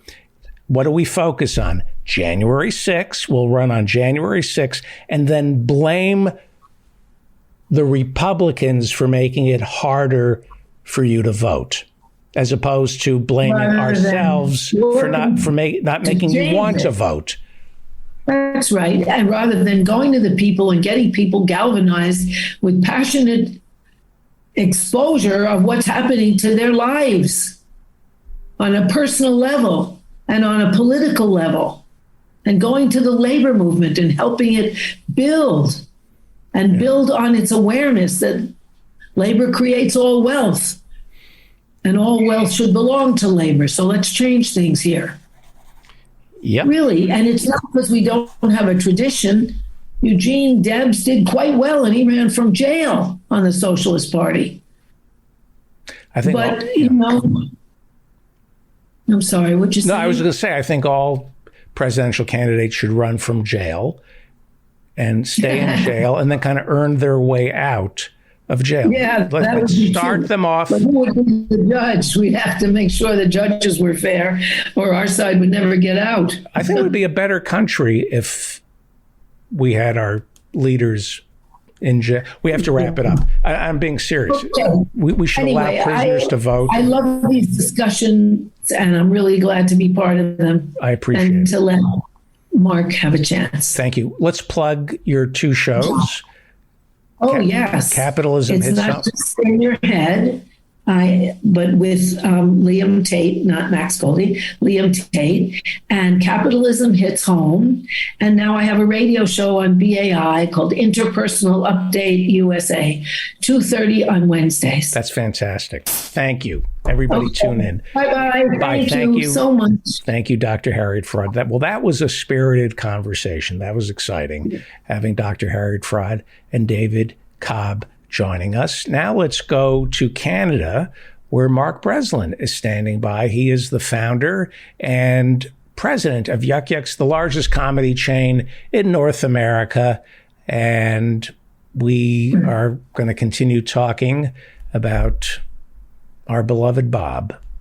Let's talk about Bob. Or should we ease into it?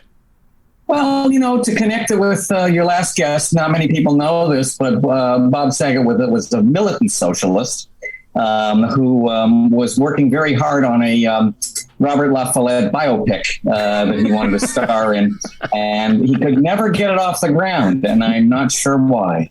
Right. Yes. Where were you? I'm the only Canadian who would probably make a Robert La Follette reference, by the way. Mm-hmm. I'm very proud of that. Yes, and we're proud of you. Where were you yesterday when you found out? How did you find out?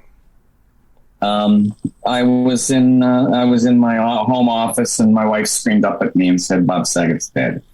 And I found it really hard to believe, of course, because he was always such a youthful guy. He's 65 years old, but he looks 40, right? And he acts 30. And it was he was the last guy I thought that was going to go. And I still am suspicious as to what happened. I kind of have a couple of theories. Found dead in a hotel room in Florida always sounds worse than it is, doesn't it? It sounds really sleazy. But he was on tour for the first time, and he'd done this 2-hour show the night before. And I'm just wondering whether, I always thought that doing stand-up was a very physical act. It doesn't seem like it is because you're just standing on stage talking, but it takes a lot out of you. And if you're doing 2 hours on stage, that's like running a couple of miles. It was the first time he performed like that in a long, long time. And I wonder whether his body just wasn't used to it and gave out. These sudden deaths always are heart attacks or strokes. It's nothing. It wouldn't be anything else. Right. The police said there was no evidence of drugs, but we don't know. I don't think. Been partying a bit. Yeah, I don't think. No. But okay. So then, maybe his body just wasn't used to the stress of actually going on stage for 2 hours. Right. Yeah. Yeah. What were you friends with him? Yes. But we all were. Okay. I mean, it's like I noticed when Robin passed away, a lot of people thought I was incredibly close to Robin. And I go, no. Robin was incredibly close to everybody in comedy.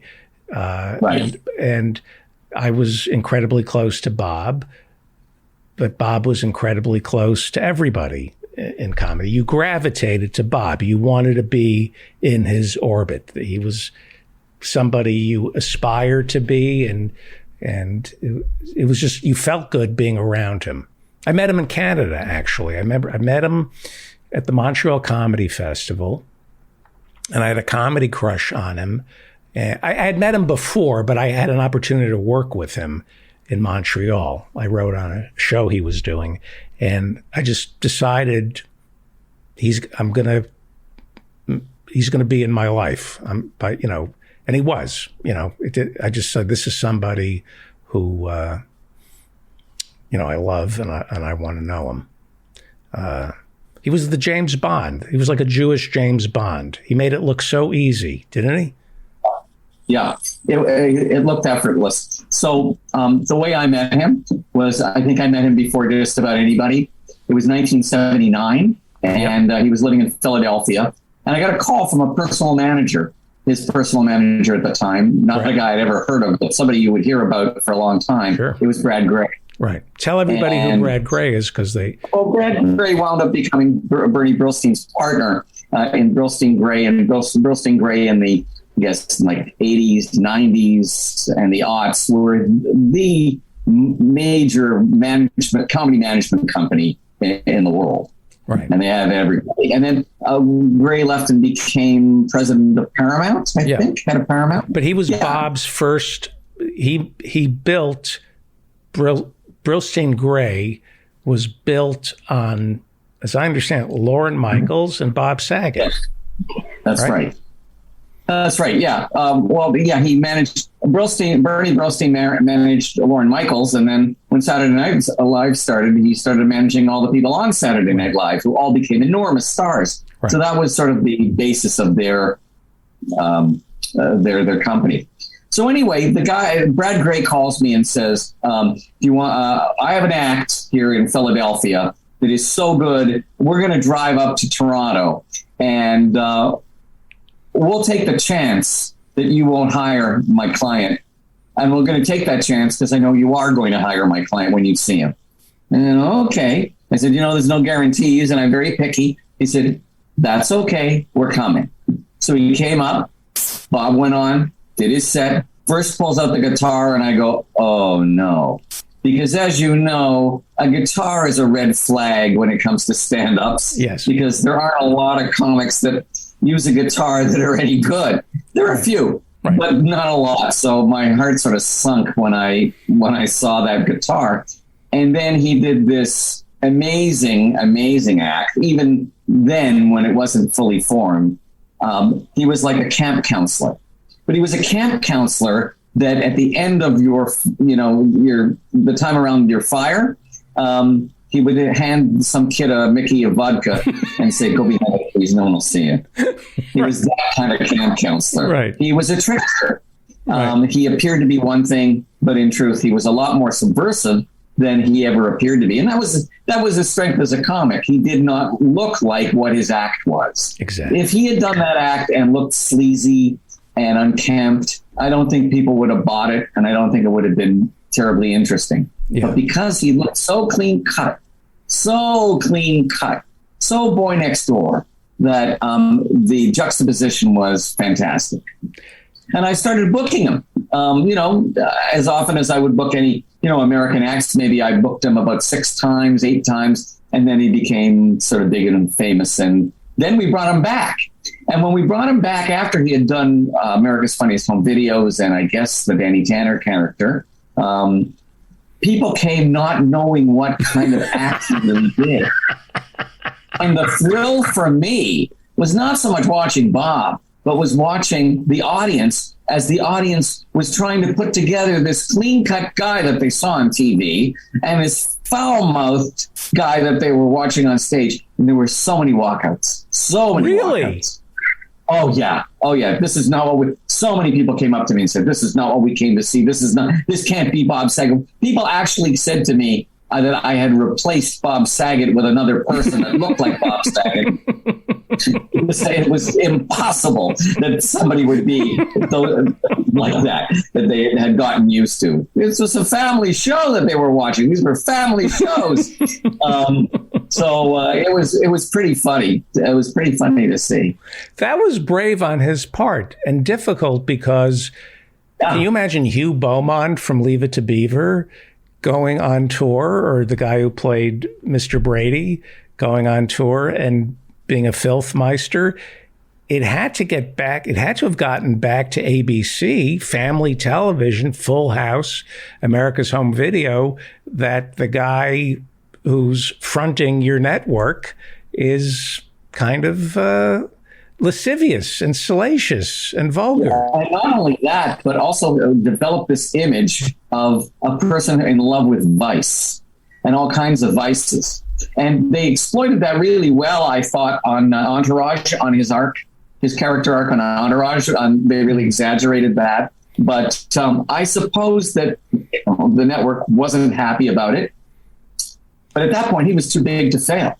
Right. And this was before there was any, Me Too or any cancel culture. So, but there was nothing. But what was to cancel? It wasn't like you only get canceled for what you do, not what you say, unless you say something that is like doing something. If you say something that's not funny and just pure racist or sexist or homophobic, you get canceled. He wasn't doing anything that would merit cancellation.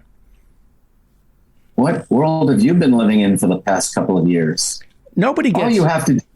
All you have to do is say something in your act, which is salacious and vile, and you'll be canceled. I disagree. Okay, well, let's keep. I want to talk about Bob, but like Mike Ward, is that his name? Yes. Okay.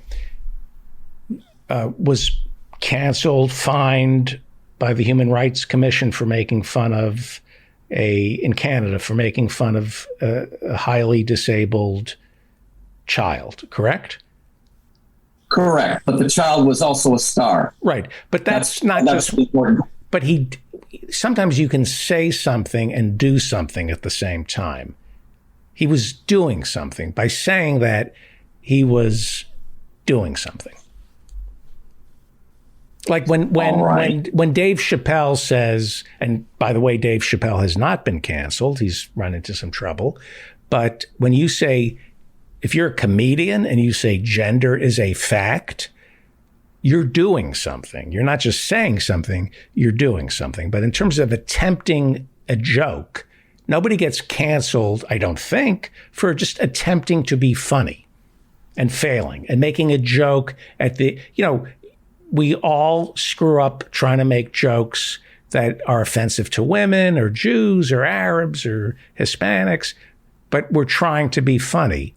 Like Shane Gillis wasn't being funny when he talked about the Chinese. He was doing something. He was being hateful towards the Chinese. Yeah, in the sense that what he was talking about was kind of prescriptive rather than descriptive behavior. I don't like these people. Right. Period. Not because it's and here's why, and then some clever thing comes out which either works or doesn't work. So I think Bob would have had a lot of problems. Would have had more problems today than he did when he was doing his act. I don't know. Although, look, he sold out that concert in Florida. Nobody did anything. Nobody said anything, and probably wouldn't say anything. But he's also not on TV anymore. Was he? I see. I maintain that he was Danny Tanner. The reason he was able to say the things he said is, in real life, he was pretty much Danny Tanner. Yeah. Okay. I would buy that. Yeah. Yeah. But with better writers in real life. Right. Himself, one of the quickest minds you've ever met. Yeah, so he was a real great wit, a great wit. Yeah. He was always nice. He was always nice to me. Always remembered, that I helped him out when he really needed help, and that I appreciated his act before other people appreciated it, and all that stuff. When we had our 25th Yuck Yucks anniversary, he sent in a tape, that we put in. Things like that. I was in California, I think about 15 years ago. And I don't know, on the whim, I called him to see if he was around. He was, and he came and he visited. I was at the W. We sat around the pool. We had a great time for the afternoon. Yeah. He liked comedy. A lot of comedians don't, but he believed in comedy, as do you. You believe in comedy. What does that mean to believe in comedy? Well, you believe that it has a value beyond people just laughing for the moment. For me, it's not a political issue. It's a therapeutic issue. And I think comedy goes a long, long way in making sure that people who might go to the top of a tower with a shotgun and start taking shots, instead will stand on a stage with a microphone making jokes. Way preferable. And it also relieves a lot of tension in the people who are coming to see them. Everybody's full of tension, especially now, but people have always been full of tension. Comedy has always relieved that tension. That's a great and important thing. Right. And it's fun. And all the analysis that we can give it, and we certainly love to analyze it, but for all the analysis, it's fun. And how many things can you do that are fun, that really doesn't cost all that much to go see a comedy show. It's good, clean, dirty fun. It's benign.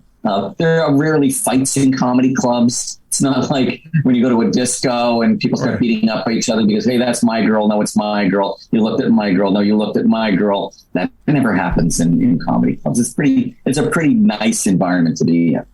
I just remembered something about comedy, which I've completely forgotten. How to be funny? How to be funny. Well, this is what I remember, and this has been stripped of me. Probably by Bobby Slayton. This is where, becoming an actual. I remember my father had a collection of Albert Brooks's TV appearances on The Tonight Show and The Dean Martin Show. I remember I was a kid, and there was a thing he did on The Dean Martin Show where he was a band leader, but the band didn't show up and he had to conduct. All he had was his baton. It was one of the funniest things I'd ever seen. And then he did a thing with a ventriloquist dummy. And I was a kid. I just remember laughing so hard and loving Albert Brooks as much as I could love anybody. And then I remember a week later, we had to sit Shiva for a relative who died. And I saw these grown men weeping. And I was young, and the world was black. It was just like depressing and sad, and it made no sense. And I saw grown men weeping, and my mind immediately went to Albert Brooks, like remembering, my mind, and I just thought of Albert Brooks on the Dean Martin Show and the Tonight Show. And that's the last time I ever saw comedy as something healing. And, I just remember this. I think most people who like comedy see it that way. I don't. I always, I'm of the Bobby Slayton, like, to me, good comedy. Like, as I grew older, I just wanted to get roughed up and slapped around and see a comic who was going to get just roughed up. But I think most people have so much tragedy in their life that. But David, those two things are not mutually exclusive. I mean, I love the rough up. I love Bobby Slayton. And I love the rough up kind of comedy. And that is exactly what I find healing. You know, people think that healing, well, let's take massage as an example. People think that healing is a very gentle thing. I don't think so. I've been a massage therapist. The best ones hurt. And then after it hurts, it feels a lot better. It's the same way that people approach nature. You know, people have a sort of image of nature. When you say nature, what do you think of? Well, so many people think of spring glades and babbling brooks. But nature is also hurricanes and, lightning and thunder and floods and all kinds of horrible, horrible stuff. I don't think the two things are necessarily mutually exclusive. I agree with you. But we should be nice to one another. A deep tissue massage is different, is helpful, but your wife calling you up on the phone saying Bob Saget is dead and it's your fault, that you don't want. You don't really want that, no. Can I tell you, I'll tell you a story about that last time I saw Bob, because there's a racist element to this joke, and I haven't had any hate mail in a while. Good. So can I tell the story? Yeah, sure. We were staying, my wife and I this was before we had our son, we were on vacation. We were staying at the W in Los Angeles and Westwood. And we had stayed there before. They always gave us a really nice room. They always upgraded us. We got there, and it was a crummy room. And we thought, what are we going to do? We don't want to stay in this crummy room. It's just a regular room. So we concocted a ridiculous story. I ran down to the front desk and I said, there's a guy in my room. There's a man in my room. What do you mean there's a man in your? There's a man in my room. He's in the closet. He's in the closet. And I only knew because I opened the door to the closet to put my luggage in, and there was a man there. I said, go on, do something about it. Do something about it. He said, well, can you describe him? I said, yeah, if you don't mind me saying so, he's black. And I didn't even know that he was there until he smiled. Oh, right. And they went, we're so sorry, sir. We're going to send somebody right up right now. And they gave us the nicest room. They gave us the penthouse. Wow. And they gave us, they said, we couldn't find him. He must have slipped out. We're really sorry. Or he wasn't smiling. You need to say something funny. Well, I actually did that. Yeah. And they actually bought it. That is, yeah. And your wife. I'm only thinking about this because it was the same trip in which I saw Saget around the pole. Right. Yeah. You like the story. Yeah. Yeah. We're running out of people to talk to, aren't we? There are too many. We're losing too many people, and the people who get us. Where Adlai Stevenson said that the pain of getting older is running out of the right people to talk to. Here's what I noticed. One of my kids called me to tell me about Bob.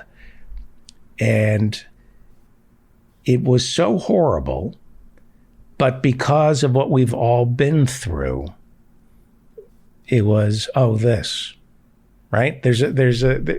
We're all, the past 2 years have been so horrible. I just went, this, right. Look, even if the past 2 years hadn't been super horrible, they're still horrible enough. Life is horrible enough anyway. Right. And this next stage of our lives is all about loss. I used to make fun of my parents because when I was a kid, the paper would arrive and they would divide up the obituaries to read to each other, and they would know people. They would go, look. Sheldon Silver died. How old was he? He was 72. He was 72. What did he die of? Cancer. Of course, cancer. What else? They would just go on and on and on like this. And I would laugh at them, because they were part of this death culture. And now, frankly, a week doesn't pass that I don't know somebody who is in my world who dies. And we do this. What my parents did, that was sort of the next level to this, is you see, because they were very Jewish, they would start to count the number of Jews that were in the obituaries against the number of Gentiles to establish a ratio. Mm-hmm. And my father kept notes to see whether we were winning or losing. You know what? That's interesting.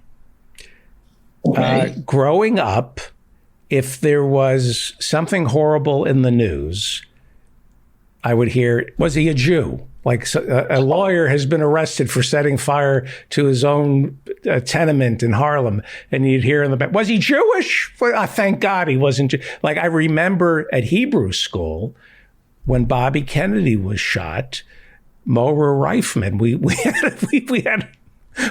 were horrified that Bobby Kennedy was shot, but she was saying, thank God it wasn't a Jew, because the first reports coming out was that it was somebody from Palestine or Israel. And thank God Sirhan was not Jewish, that kind of thing. Now I read Speaker of the Michigan House arrested for molesting underage girls. And I go, is he a Democrat? Is he? Oh, thank God he's not a Democrat. Whenever I hear, thank God it's a Republican. You got to take it one step further and say, thank God he's not a Jewish Democrat. Right? Well, this is the Jack Ruby. This is the Jack Ruby syndrome, you know. And Jack Rubinstein. Jack Ruby is very confusing for the Jewish community because he was a murderer, but he murdered a guy that murdered the guy that everybody liked. Right. So he was kind of a hero, but so he was confusing for the Jewish community. But now there's so many bad Jews out there, it's really uncomfortable. No, Weinstein, Epstein, Lehman Brothers. I mean, the list goes on and on and on. Yeah, but they're Jews are humans. We have the same proportion of bad people as every other group. We're just better at it. We're just better at being bad than other people. When I feel the little horns on the top of my head here at 10 and 2, I don't think that Jews are human. But if that's a fantasy you want to, tell everybody, go ahead. I can't stop it. Don't you, like your son, do you call them nubbins? Are his nubbins coming in, his little antlers? They will soon, but my son also believes that he is a werewolf. I have told him, because I was so embarrassed and ashamed to tell him he was Jewish, I told him he was a werewolf. And so I howl at when the moon is out, it's a full moon, I howl at the moon, he howls, and he keeps saying, Dad, do I have it? Do I have it? And I said, you'll know when you're bar mitzvah. That's when these teeth will start to grow. Yes. And if they do, then you'll know that you are indeed a werewolf. That's why we have our bar mitzvahs. Right. A werewolf. So I've confused things for him a bit, I admit. We call them, werewolfmen. Or if you're in the schmata business, a wash and wear wolfman. The nubbins, before I had mine trimmed, I had 6 pointers. I was I'm very... Those are rare. Huh? Those are very rare. I had 6 pointer. And put actually ground down and put it into the mezuzah. Yeah. That's on my front porch. Now, where did this? Michelangelo did Moses with horns. Do you know the origin of this myth about Jews with horns? I do not, but it was considered that Jews were part of the gave homage to the devil. So that's why they had horns, because the devil had horns. It's a misreading of the Old Testament. The word halo, Moses had a halo around, and the way they translated it from Greek or Hebrew into Greek, it read horns instead of a halo. Just a little piece of trivia. Jack Rubinstein, who shot Lee Harvey Oswald, ran the Carousel Club. Right. You were offered, after Jack Ruby had to step down, you don't talk about this, but you got a call from San Giancana to book the Carousel Club, and you turned it down in December of 1963. You wanted no part of running the Carousel Club. Why is that? Well, I was 11. I felt that job required some level of experience, and I didn't feel I quite had it. What you might not know is what I said to Mr. Giancana was, I'm not ready yet, but keep my name in your Rolodex. Oh, believe me, I will. Now, what would you have done if you had taken the? I'm being serious. If you'd taken the job offer to run the Carousel Club, it's now 1964. Do you keep the strippers, or do you transition to comedy? And do you keep the name, the Carousel Club, and make Jack Ruby the focal point and celebrate that this was his business? Well, I would call it Ruby's. I would change the name to Ruby's. Right. RUBY''S. Because let's face it, branding is everything. Right. So I would do that. Now, I wouldn't put in comics because it's 1964 and it's just a bit too early. There just aren't enough to go around. Also, it's Dallas. I mean, what do they find funny in 1964? I don't think there's a lot. Kennedy assassination. That's a thigh slapper. Yeah. Just a thigh slapper. Yeah. Yes, I think maybe I would have gone with a bit of a theme. I would have kept the strippers, but I would have had them dress like Jackie O and all of JFK's mistresses. And I think I would have done it. And kept it, like, have her in the pillbox hat, the pink suit, done the whole, make it like a theme. And you'd have drinks like the Grassy Knoll. Yeah, that's right. I see. I'll have a shot, please, from the back. Well, look around. Is there a Kennedy assassination themed restaurant, and why haven't we opened one? No, there isn't, but we tried. My wife and I tried to have this is true, and you're not going to believe this because we've been sticking. My wife and I wanted to have a Kennedy assassination wedding. We were going to have it in Dallas, and it all rested on finding that car, that Lincoln Continental with the suicide doors, because without it, you really couldn't do it. Right. So we heard that there had been a guy who was running tours of the assassination route in that car, and he had a tape of the guy who says, "Oh no, the president has been shot." And you get in, and I don't know how much he charged, but I guess you could only put 5 people in, and he drove people around down the assassination route. So this became very well known. They did stories on him on TV and everything. And the city fathers called him in for a meeting, and they said, "We're buying you out." He said, "But I don't want to be bought out." He said, "Here's the check," and the check was for some astronomical amount. And they said, "Just go away. We don't want it."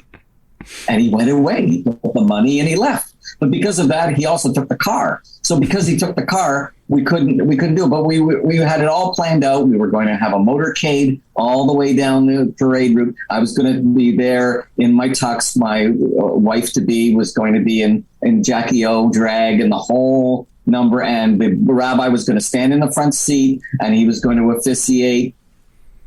And then when they said, "I've now pronounced you man and wife," we were going to take a big bowl of chicken guts and throw it at me. I was going to be covered in blood. And then Jackie was going to, they were going to just go to the hospital, and that's where we were going to have the reception. She would chase after the chicken guts first. Sorry? She would have to chase after the chicken guts first. Now, you think that I'm just doing a bit. No, I know you're... We into it, didn't figure out how to make it work. We were going to fly everybody down to Dallas, right? Rent cars, the whole bit. Here's what I've learned from Mark Breslin, president and founder of Yuck Yucks, the largest comedy chain in North America. Comedy is tragedy minus time. Exactly. Thank you. So many people get it wrong. They get it wrong. It's tragedy minus time. I had the funniest 9/11 script, which I wrote on 9/12, and I couldn't get any interest in it. And now I have no interest in it whatsoever. I don't even want to make it. Even if somebody said, "Yeah, let's make it." It's not funny now. It was funny then. I always say we laugh because we do not care. We laugh at their anyway. Jokes are jokes. Jokes are jokes, and we choose to get offended by jokes instead of the actual thing that happened that we're joking about.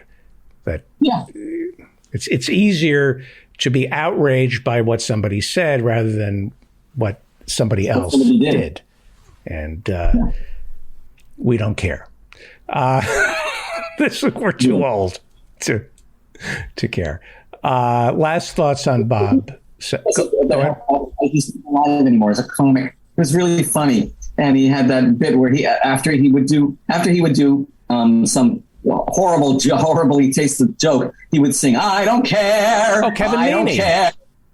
Yeah, Kevin Meaney. My jokes don't go over. I don't care. I'm happy, go lucky, and people think I'm plucky. I don't care. Look out, Hank Mancini. Here comes Eeny Meeny. My son, one of my happiest memories was bringing my son to New York, and I was doing a show, and then we went to see Kevin Meaney at Caroline's. I don't know, he must have been 5, and Kevin is doing a phone sex joke about putting his dick in the rotor, like fucking a phone. And I look over and there's my 5-year-old boy laughing. Kevin Meaney there's another one we lost. There's another one we lost, but that was quite a while ago. But what happened to him? Cancer? I don't know. I think it was a heart attack. There was nobody like Kevin Meaney. There was no antecedent to Kevin Meaney. He came out fully formed as a comic, and there was nobody like, where did this come from? Like, who is he borrowing from? He was the original source of that comedy. There was nobody you could, those are the great like Jeremy Kramer, Stephen Pearl. You can't. Steve Pearl. I still book Steve Pearl occasionally. Right. I have to have him back on this show. He's so funny. Bolts of lightning from God. I used to watch him at the Holy City Zoo, and I saw bolts of lightning from God going into Stephen Pearl and Jeremy Kramer. And I go, I had never seen, anyway. Thank you, Mark. Bob Saget, rest in peace. Yes, it's later than you think. Pick up the phone. And you were always good about that, picking up the phone. On New Year's Eve, and Bruce Smirnoff, and we should have Bruce on. You, me, and Bruce Smirnoff should talk. I love fantastic. You. I love you. Give my best to your wife and your son, please. Thank you. You're listening to The David Feldman Show, davidfeldmanshow.com. And we have Peter B. Collins, who is joining us. There we go. Peter B. Collins is a Bay Area Radio Hall of Famer, and we lost a friend, Bob Saget. And that's a big loss for the comedy community. It was too soon, and he's one of there's certain people who everybody thinks they were very close to, and Saget is one of those people. Bob, I was very close to Bob, but so was everybody else in the comedy community. That's their magic. You think, Robin Williams had that, where you were much closer to him than he was to you. You had more invested in that relationship. And are there people like that with you? Who are some of the people? I mean, politicians. I noticed that when I know. Forgive me for bringing up Willie Brown, who at one time, I apologize, but there was a time in my life when I loved Willie Brown. And I noticed that this was when he was Speaker of the Assembly. And he was at one time the most successful African-American politician in American history. He had gathered more votes than Jesse Jackson, eclipsed him eventually when he ran for president. But I noticed that Willie Brown got you to believe that you were special and that you were, that's the trick of a great politician. How bad is Willie Brown? I used to love him. Well, first of all, he is capable of what you just described, and he does it really fast. I once ran into Willie Brown at Le Central, the restaurant that he used to frequent in San Francisco, and I needed a favor. It related to my work for the Freedom Foundation, a nonprofit that was started at San Quentin, a precursor of the Innocence Project to help wrongfully convicted people. And Willie Brown was always very supportive of our work. And I don't actually remember what I was asking him for, but I said, and I never called him Willie, by the way. A lot of people do. He's one of those people with that, like Jimmy Carter and other people who use that, family familiar kind of name. But I always called him Mr. Brown or Mr. Speaker or Mr. Mayor. Because I wanted to convey the respect that I have never considered myself his peer. Right. At any rate, I said, hey, I need this, that, the other thing. He pulled out a business card. He wrote down, he said, Bob Scarlett, my chief of staff. Call him tomorrow. He'll take care of it. Great to see you. Now get the fuck out of here. Did he say that? And no, he said he just turned the other way, and right. I was dismissed. Right. But it wasn't mean or cold or anything. It was, he was happy to be asked. He was happy to take care of it, and he wanted to get back to his martini with Herb Caen. Right. So he's a very interesting and complicated figure. I give him a lot of credit for what he accomplished as Speaker. Tell everybody, but before you do that, he is important. Mayor of San Francisco, and also gave us our vice president. Is that correct? He groomed our vice president. Yes, indeed. Okay. They were a romantic couple for a while. Right.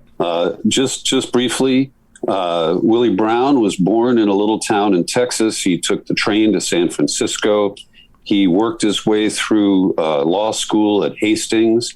He was a criminal defense lawyer representing, the least among us and the most likely guilty among us. And so he parlayed that into a seat in the state assembly and quickly rose to power. And Willie's magic was that he took care of the little people by taking care of the 1%ers. And he was very comfortable being at that intersection. And he became quite wealthy as a result. They tried. They tried to get him on something. They couldn't. No, he was too clever.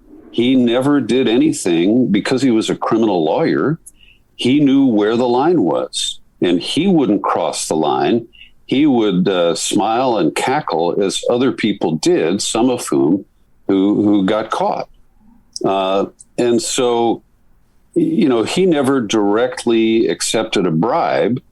He allowed people who sought favors before state government to patronize his law firm. And he knew, again, where the fine line was, and he never crossed it. But I'll offer this, because he co-hosted a morning radio show on the old Clear Channel station during the Air America period. That would have been 2004 to 2009. And Will Durst was his co-host. Mm-hmm. It was the Will and Willie show. And during that time, John Burton, who had replaced Willie, Well, not quite, because Burton was head of the Senate. So he was the Senate leader. Willie had been in the Assembly of the House. But Burton had been working really hard to pass single-payer health care in California. And it was later disclosed from public disclosure documents that Willie was taking six figures from the healthcare industry and the pharmaceutical lobby to defeat John Burton's single-payer package. It was, I believe, SB 5 at the time. And Willie did this while he was hosting a so-called progressive radio show. Now, he didn't openly lobby on the radio for his friends. He simply gave them advice. Here's another example. I remember getting an invitation to Moose's. You remember Moose's in North Beach? It was Ed Moose who had owned the Washington Square Bar and Grill, and he sold that and moved across the park and had Moose's. So we go into the party room there, and I just gotten a phone call. Willie wants you to come over for a drink. And I said, well, tell Mr. Brown, I'll do him the honor. Well, I go in there, and he is flacking for the Nielsen Ratings Company. And Nielsen has since bought Arbitron. And the farm, I believe. And what? And the farm. I think Nielsen is in a lot of trouble, isn't it? Well, I don't know that. Oh, go ahead. Could be. So anyway, Willie was there with a couple of executives to soft pedal what had happened, because radio ratings used to be taken using a paper diary. And at one point they switched to what's called the people meter. And the people meter is as big as this thumb drive, and you put it on the keychain of your car, and the radio stations send out a little transponder signal. And so it's a passive device that collects listening data, where the previous method it required a human to write down what they listened to, and they often were grossly inaccurate. So the people meter takes hold, and suddenly the ratings for Black and Hispanic media drop through the floor. Okay. What the people meter? What? I'm sorry. The people meter. Yeah. They're measuring what people actually listen to. Right. And ratings and so under the previous method, there were advantages given to Black and Hispanic media outlets.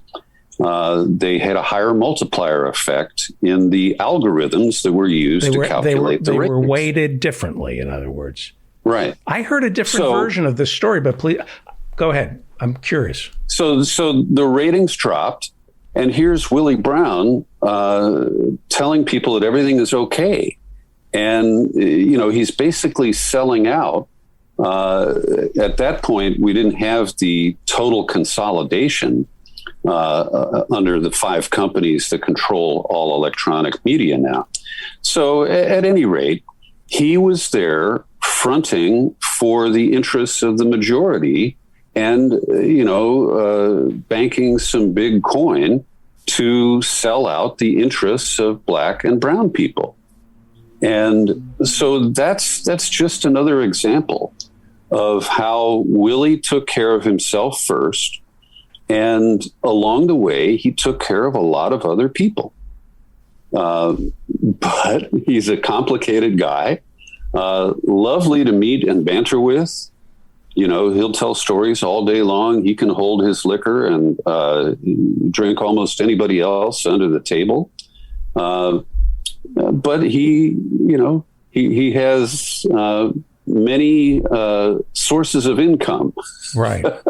So, very quickly, I always thought once people started wearing people meters, they discovered that Spanish-speaking radio stations were 3 times as popular as anybody knew.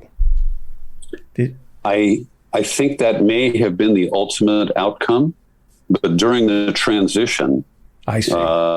The ratings dropped precipitously, and there was this outcry, and so they hired Willie to try to fix it for them. Right.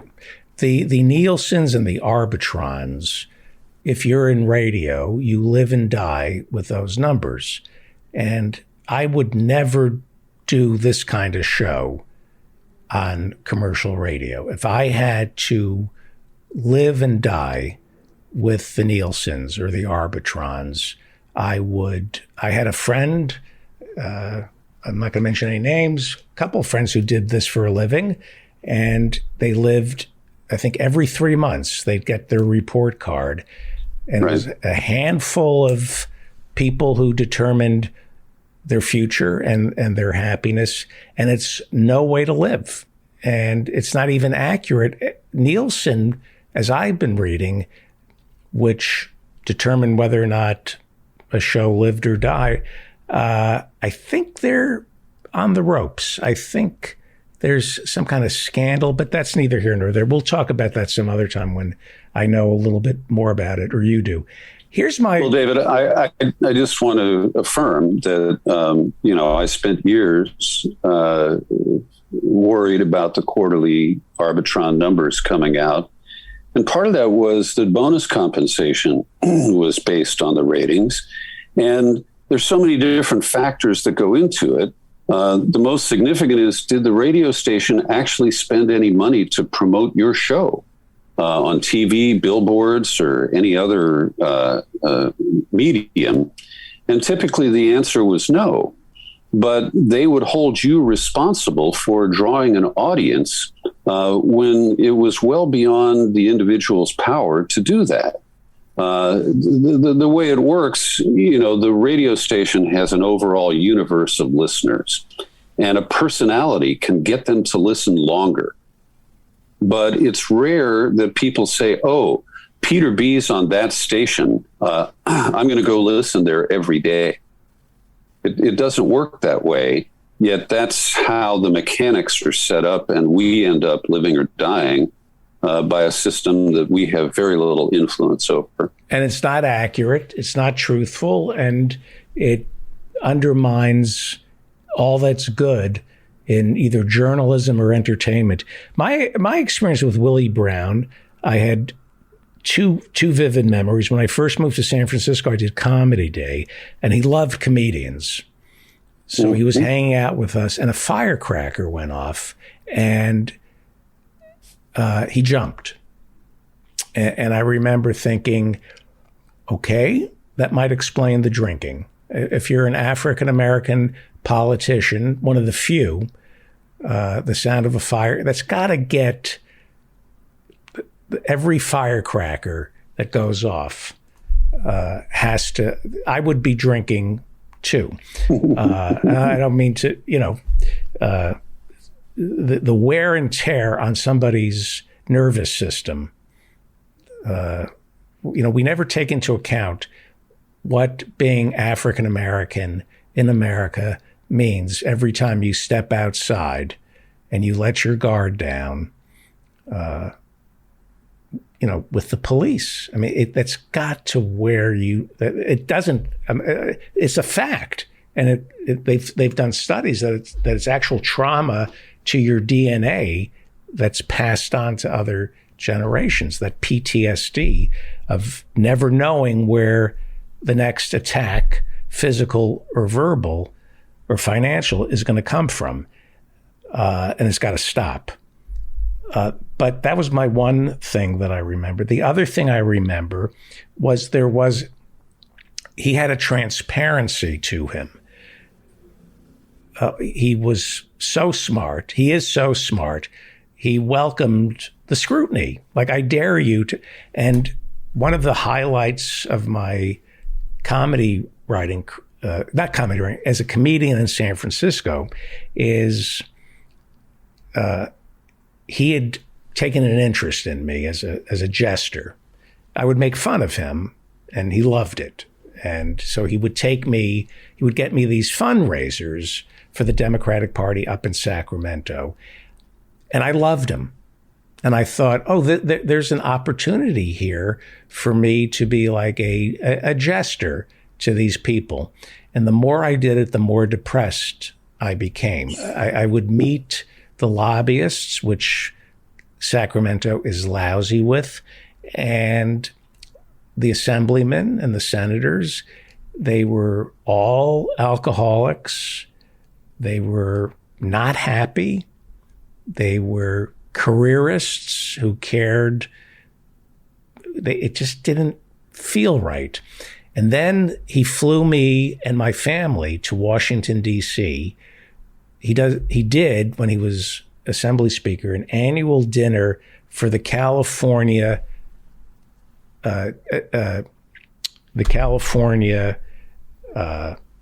representatives in Washington, D.C. So he would invite all the, how many, 40, 50 Congress people from California? Well, it's 53. We're down to 52 after redistricting. So there was all 50 Congress people. Alan Cranston was there, Senator Alan Cranston, and walking around, kind of a broken man by then. It was 92. He had gotten into some, what was it? Was it Charlie Keating? Was it Charlie Keating?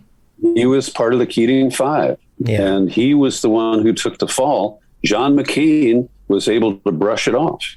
McCain did as many favors for Keating. Just briefly, for people who can't recall, the savings and loan crisis of the 1980s, the leading villain was Charlie Keating. He was in my father's high school class in Cincinnati, and my dad marked him as a con man early on. He was a censor, wasn't he? Yes, he and Ed Meese fought pornography so they could have some. Right. Anyway, the connection there is that, Keating fleeced to Lincoln Savings and Loan of several $1 billion. And I have a friend who spent 38 years at San Quentin for robbing a bank of $15,000. Charlie fleeced the investors of Lincoln for $1.5 billion and did 4 years. And they knew that these savings and loans were backed by the full faith and credit of the United States government, so they were able to use it as their own personal piggy bank. That was under George Herbert Walker Bush. Yes. And then Bill Clinton became president and looked at the savings and loan scandal and said, you know what? We don't need Glass-Steagall. Right. We don't. Yeah. Let's get... But anyway. But I want you to finish your story because you were talking about Alan Cranston in Washington. So I just remember going to Washington, D.C., wondering, how is he paying for this trip? And we stayed at a really nice hotel, and he put my family up, and it was one of my happiest memories. And then he called me over. He was transparent. And he said, come here, David. This is who's paying for your trip. See this?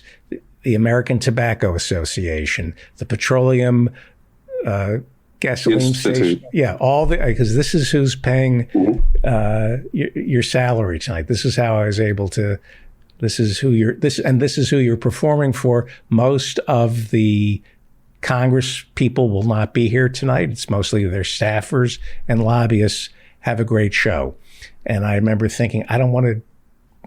He to his credit, he opened up the books to me, and I said, I don't want to do this. I don't want to be a jester who, like Mark Russell, and playing to these people. And I bombed that night. Maxine Waters was in the audience that night. Love her. Great audience. I love Maxine. Just a quick story. And then we want to talk about Gitmo and before you go. And let me bring in Professor Marianne Cummings in 4 minutes just to be part of the conversation. I don't want to keep her waiting. But we'll talk about Gitmo because I know you wanted to talk about that. Go ahead. What was my story about? Willie Brown. Give me my line. Chester. Lobbyists. Oh, Maxine. No, Maxine. Waters, yes. So one lasting impression of Maxine Waters was I attended the Martin Luther King Day parade in Compton. And she was strutting down the street in 4-inch Manolo Blahniks. And the next time I talked to her, I mentioned that, and she loved it. She said, "Oh, I always dress." Mm-hmm. But she is the only politician, and I've interviewed hundreds, if not thousands of them, who admitted that she cast a bad vote. And I said to her, "Maxine, you voted for that law that criminalizes vandalism at an animal laboratory much more than vandalism of anything else." And she said, "Peter, you know what? I got that one wrong. And I'm really sorry about it." And no one else has ever done that. They always just brush it off or say, "Well, there was other good stuff in the bill," that kind of thing. So her honesty in that moment lingers permanently.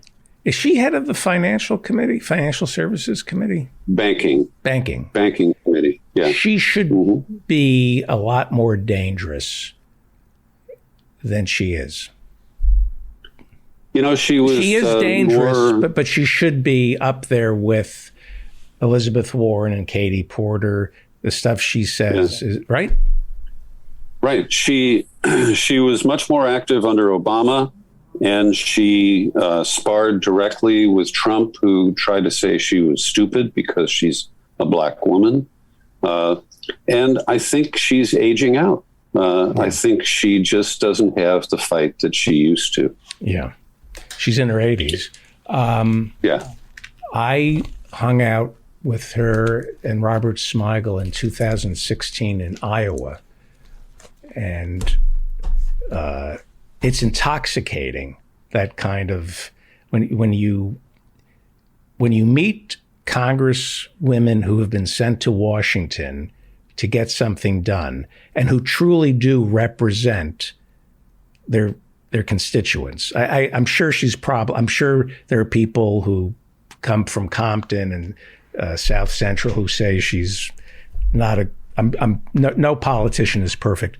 I'm just talking about being in their presence. When you meet Congress people who are there to represent their constituents, it's intoxicating, it's exciting, and it's how you get the bug, right? It's how you get that, like Professor Marianne Cummings, who is Parks Commissioner of Aurora, Illinois, an elected official, and is out there, working for Nina Turner, and I understand she had a very positive experience with the Progressive Democrats of America in a second. But very quickly, Gitmo, we have a birthday coming up, don't we? Gitmo turns how old? 20 on the 11th of January, which is tomorrow as we are speaking. Now that baby we didn't think that baby was going to live this long, did we? Well, technically, the very stretched legal premise for Guantanamo was the hostilities in Afghanistan. And so technically, those ended again because Obama declared victory, if you recall. But Joe Biden did the deed and didn't do it in a pretty way. But it is very clear and irrefutable that the war in Afghanistan is over. So the authority to hold people outside the United States on this land that we are squatting on, we send a check every year to Cuba and they refuse to cash it. But it is such calumny. That's the best word I can summon, because the impact of keeping it open, there are 39 men still there. 13 of them have been cleared for release, some of them for years. 8 of those 13 have been re-cleared since Biden took office. Only one person's been released since Biden took over. He, like Obama, has promised he will close it, but he's not making any moves to do so. He's sitting there silently as the Pentagon is spending an additional $4 million to build a second courtroom for trials that don't pass minimal muster as any kind of justice. The new courtroom is built without any seats for observers. they have to watch on video from some auditorium nearby with a 40-second delay so that the CIA can remotely block the audio from the courtroom as they do in the main courtroom. The judge doesn't even have control over when the CIA decides to push the button on that delay system. But the impact of this is so multidimensional because, number one, it belies our image as a nation that promotes the rule of law. Number two, it took us to the dark side. And despite last week's moment where Dick Cheney accompanied the Duchess of Darkness to the House chamber, yes, and is now being rehabilitated by many Democrats who want to forget what he did. But Guantanamo is his creature. David Addington, who was his legal advisor and chief of staff, Donald Rumsfeld, John Yoo with a tenured position at the Berkeley Law School. Jay Bybee wrote a torture memo. He got a lifetime appointment to the Ninth Circuit Court of Appeals. None of these people have been held accountable in any way, even in a Truth and Reconciliation Commission without teeth. And the legacy continues to dog the United States because other nations now just say it's terrorism. And Kazakhstan is just the most recent example. We can't be sure that the CIA is not a part of the uprising there. But, you know, we issued a license to ourselves to torture people, to lock them up indefinitely without charge or trial. And others have taken that as approval to do the same. And so I don't want to pretend that the U.S. operated in ways that were consistent with my ideals before 20 years ago, but this put it in living color in the living rooms of people across the world. And the stories that we claim are all secret, the renditions that were secret, the torture chambers, the black sites that we claim were secret, they're not fucking secret. Everybody knows. Can you hear Leonard Cohen singing? The dice are loaded. And so the failure to deal with this by Obama and now Biden hurts us in ways that are very difficult to measure. And we did have somewhat of a high road that we could attack cruel regimes for, you know, and most recently it was in Syria. And I am no fan of Bashar al-Assad, but we ran a dirty covert war there that we pretended was secret, that is not a secret except for people who keep their blinders on and only consume corporate media in the United States. And so the people who remain there, including 24 that Obama went and gave a speech at the National Archive, almost with his hand on the Constitution, declaring that, no, the Constitution doesn't apply to them. These forever prisoners, and I've got some forever stamps here, and every time I use one, it reminds me of the prisoners, not that I don't have to pay more postage when the rates go up. But Obama created this black hole. And he's the guy who taught constitutional law, right? What better guy? And the idea that we can hold somebody forever without charge or trial, and it's somehow consistent with American values and American law, is just completely irrational, and it's so insulting. And I know so many people. I'll just cite my oldest brother. I've tried to talk to him several times about the real world at Guantanamo, and all he says is, lock them up. I don't want to hear about it. And that mindset is very common across America. And it's part of January 6th, this kind of lawlessness where the end justifies the means. And you can simply, play the patriotism card and then break the law.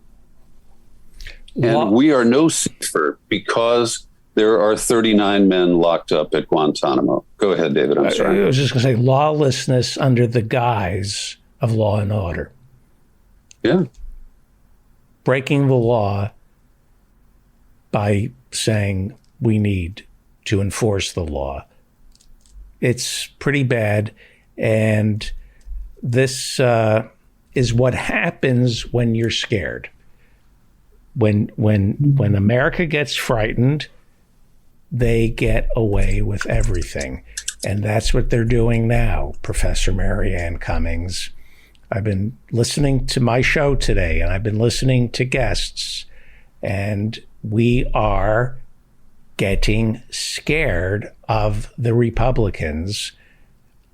It doesn't help to be scared of the Republicans. It doesn't help to be brainwashed into thinking we're about to lose our democracy, that January 6th was a coup. They want us, the Democrats now, want us terrified and confused so they can do nothing and get reelected. That they know exactly what they're doing. Professor Marianne? Well, I would say the people who own the Democrats and the Republicans know what they're doing, because as I pointed out to you months ago, according to an AP poll, I believe, the single biggest fear of Republicans were liberal Democrats or the left, and they've got a very fuzzy idea of what that is. But it doesn't matter. And the single most biggest fear of Democrats are Trump supporters. So it's not just that the Democrats have got us afraid of Republicans, it's that the people who own this country have gotten us afraid of each other. I mean, people like ourselves who have no power. So I'm supposed to be afraid of a mob. Like 3 of the deaths were people, 2 of them had heart attacks from marching a mile. Like I'm supposed to be afraid of those people. It's crazy. And it's, I have been noticing this for quite a long time and trying to point out to people that the people who are powerless are not my enemies. I mean, they may be repulsive. They may, their speech and their racism or their sexism might be offensive, but they're not dangerous. And they ultimately don't even hate me if I could connect with them on a human level. I mean, there are real psychopaths and sociopaths. You're a woman and you're a physics professor. I can assure you, on a human level, a lot of them hate you for being a physics professor and a woman. Oh. I get a lot of that from lefty circles. Well, we'll talk about that. I heard about that. We'll talk about that in a second. I'd like to make a final point. Yes, sir. And I don't quite embrace what you said, David, because we didn't open up Gitmo because we were afraid. We wanted to be ruthless, and it was taking the gloves off in a way that used 9/11 to brainwash people into accepting fundamental changes in American public posture. The covert posture had been there for a while, but those two were merged in a way to really allow an authoritarian approach with the veneer of democracy or public participation.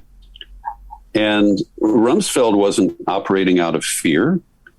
It was out of being bloodthirsty and being an Islamophobic guy who felt that we could treat people like animals if, their God was Allah. And so it did lead to the weaponization of fear.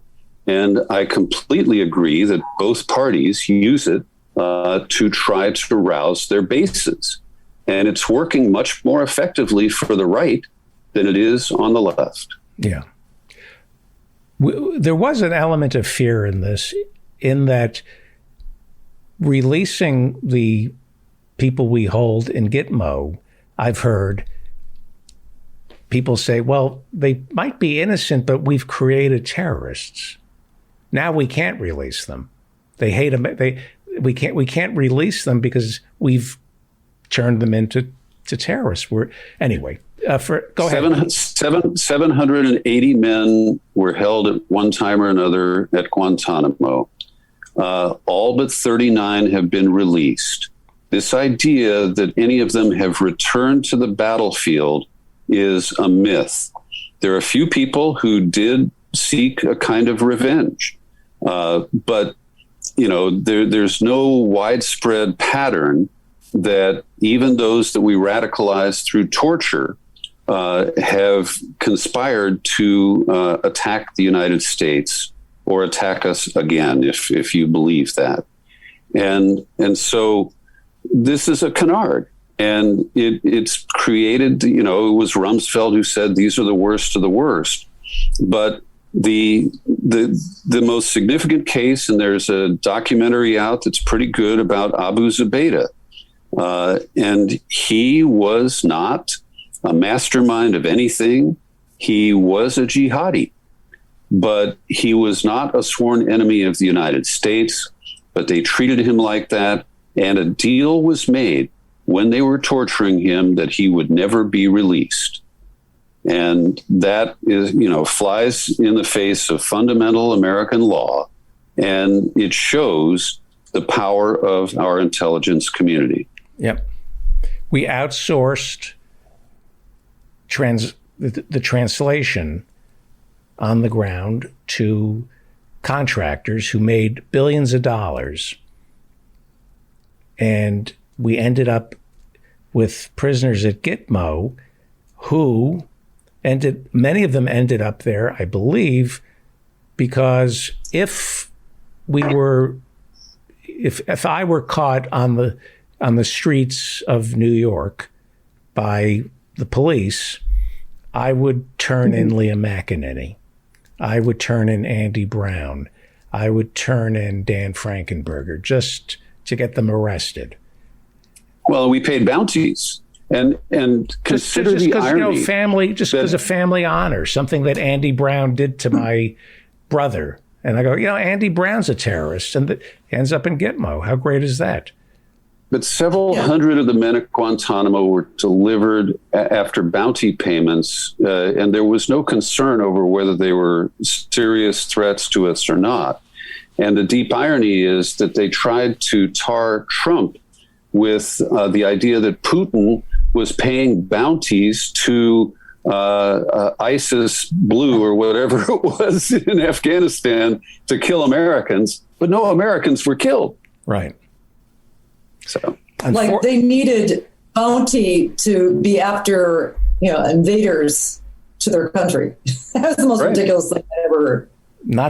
Not the quicker picker upper, as we had thought bounty was. Thank you, Peter B. Collins. Go to peterbcollins.com for a treasure trove of his interviews and podcasts and radio shows.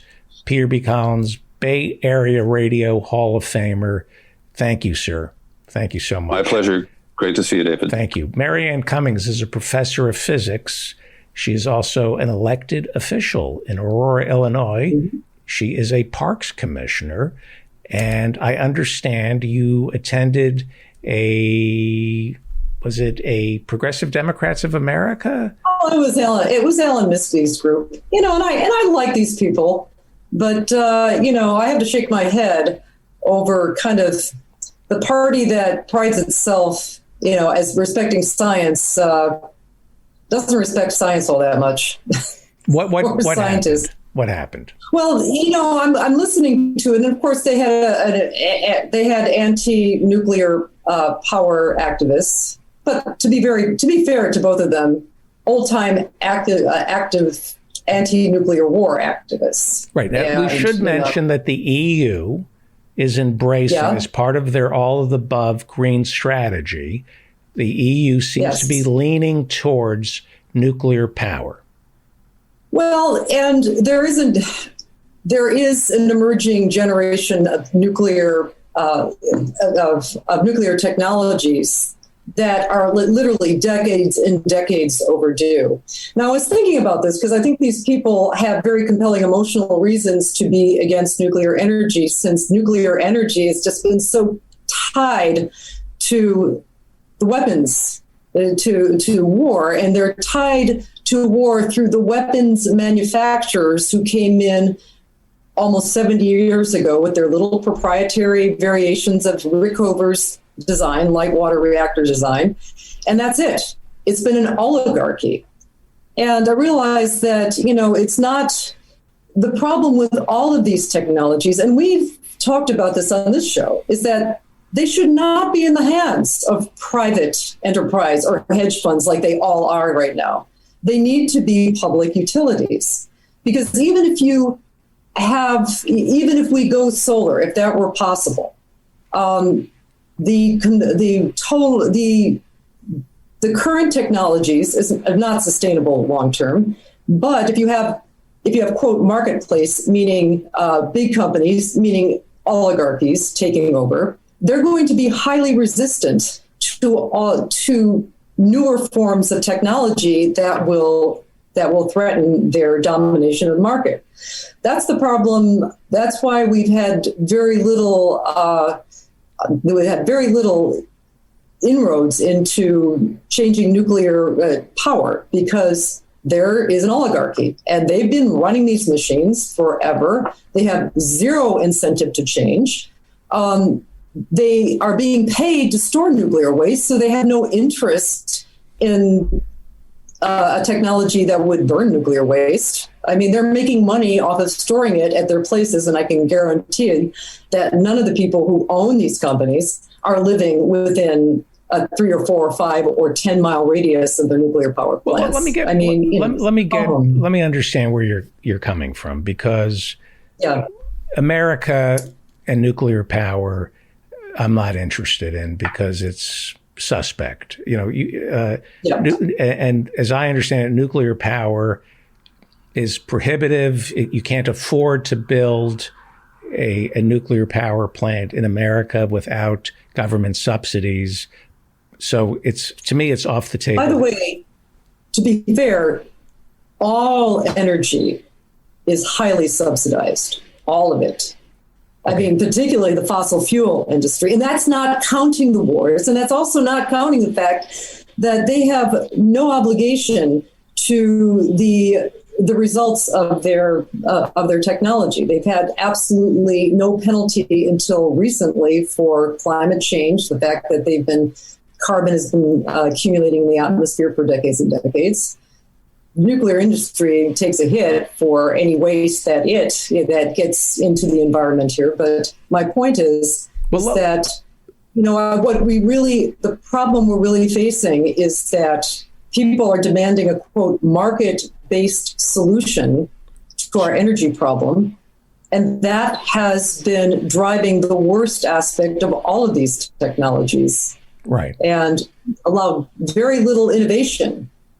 And if Chevron takes over the solar panel industry, they're going to crush any competition until they're ready to completely take it over. And it's, so, but I was let me ask you about this. You're a nuclear physicist. So I am a particle physicist. I'm a particle physicist. My company is a bunch of particle physicists who have taken particle physics technology to design some critical reactor. We also do particle physics. Okay. That's what we're doing. So nuclear energy to the left is what socialism is to the right. That's, if you're of a generation, there is a... Yes, I think... where we think of... Emotionally, I think that's a fair statement. Right. Exactly. Emotionally, we look at nuclear power the same way the right looks at socialism. So let's take America off the table here because we're idiots. Let's look at France and Germany and Japan and Fukushima. As I understand it, after Fukushima, there was this massive pivot. Germany, which really gave us nuclear energy, said, that's it. We're going off nuclear energy. Merkel said, that's it. And they pivoted. And I marveled at their ability to say, you know what? Nuclear power isn't safe. We're off in 10 years. And they seem to have replaced it with coal, which is not good. Yes. And sucking most of it has been replaced with coal. And Putin sucking on Putin's pipeline. Yep. And the French and the French said, ooh la la, here's an opportunity for us to make more nuclear power plants. So the French have embraced nuclear power. They're going all in. Well, they've done it for quite a long time. I mean, they were one of the first to invest in nuclear weapons because never again would they be overrun. So, sorry, America. I trust Japan, Germany, and France when it comes to nuclear weapons or nuclear power more than I do America. The Japanese learned from Fukushima. What is the lesson Japan took from Fukushima? What did the Germans learn? I don't think they learned any lesson. What? I mean, the problem with Japan's nuclear industry, and it was a privately run for-profit industry that cut corners.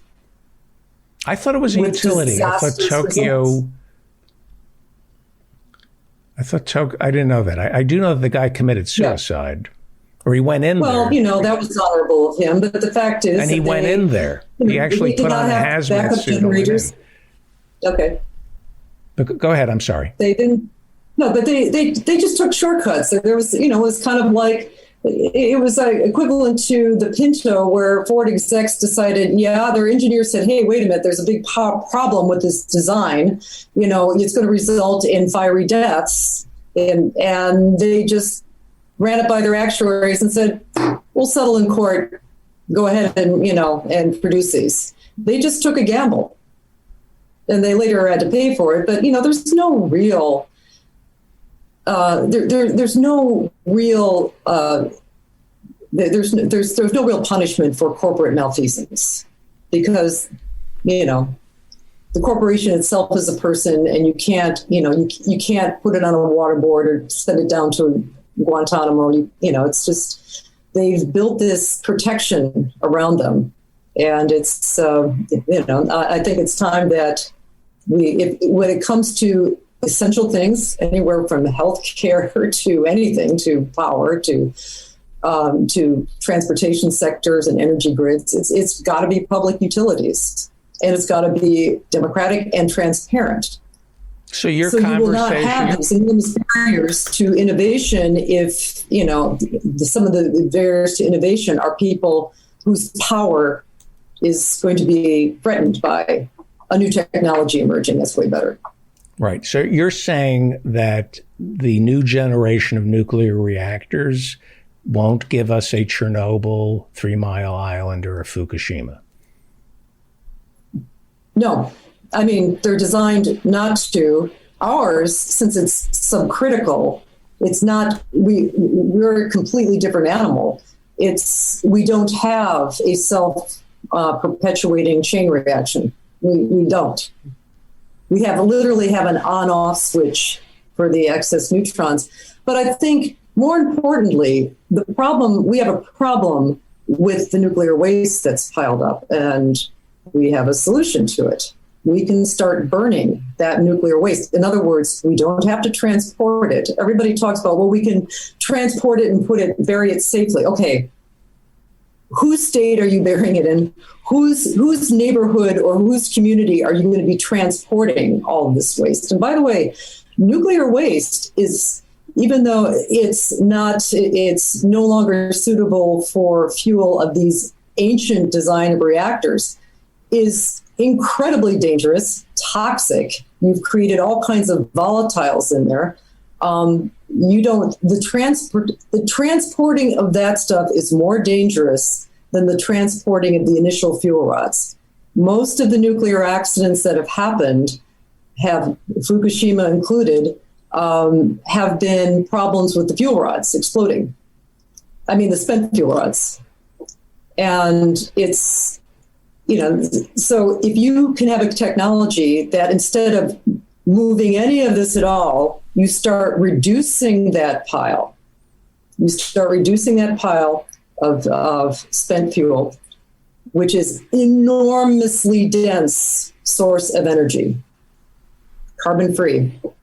Anyway, that would be the pitch I would make. It's a very, I have to figure out a way of making it, and I have to figure out what the real problem there. I don't think it's ultimately the technology. I think because all of this is in a matrix of private for-profit corporations, and all of it, our energy sector, our health sector, and it's the concentration of that economic power that's the singular barrier to overcome.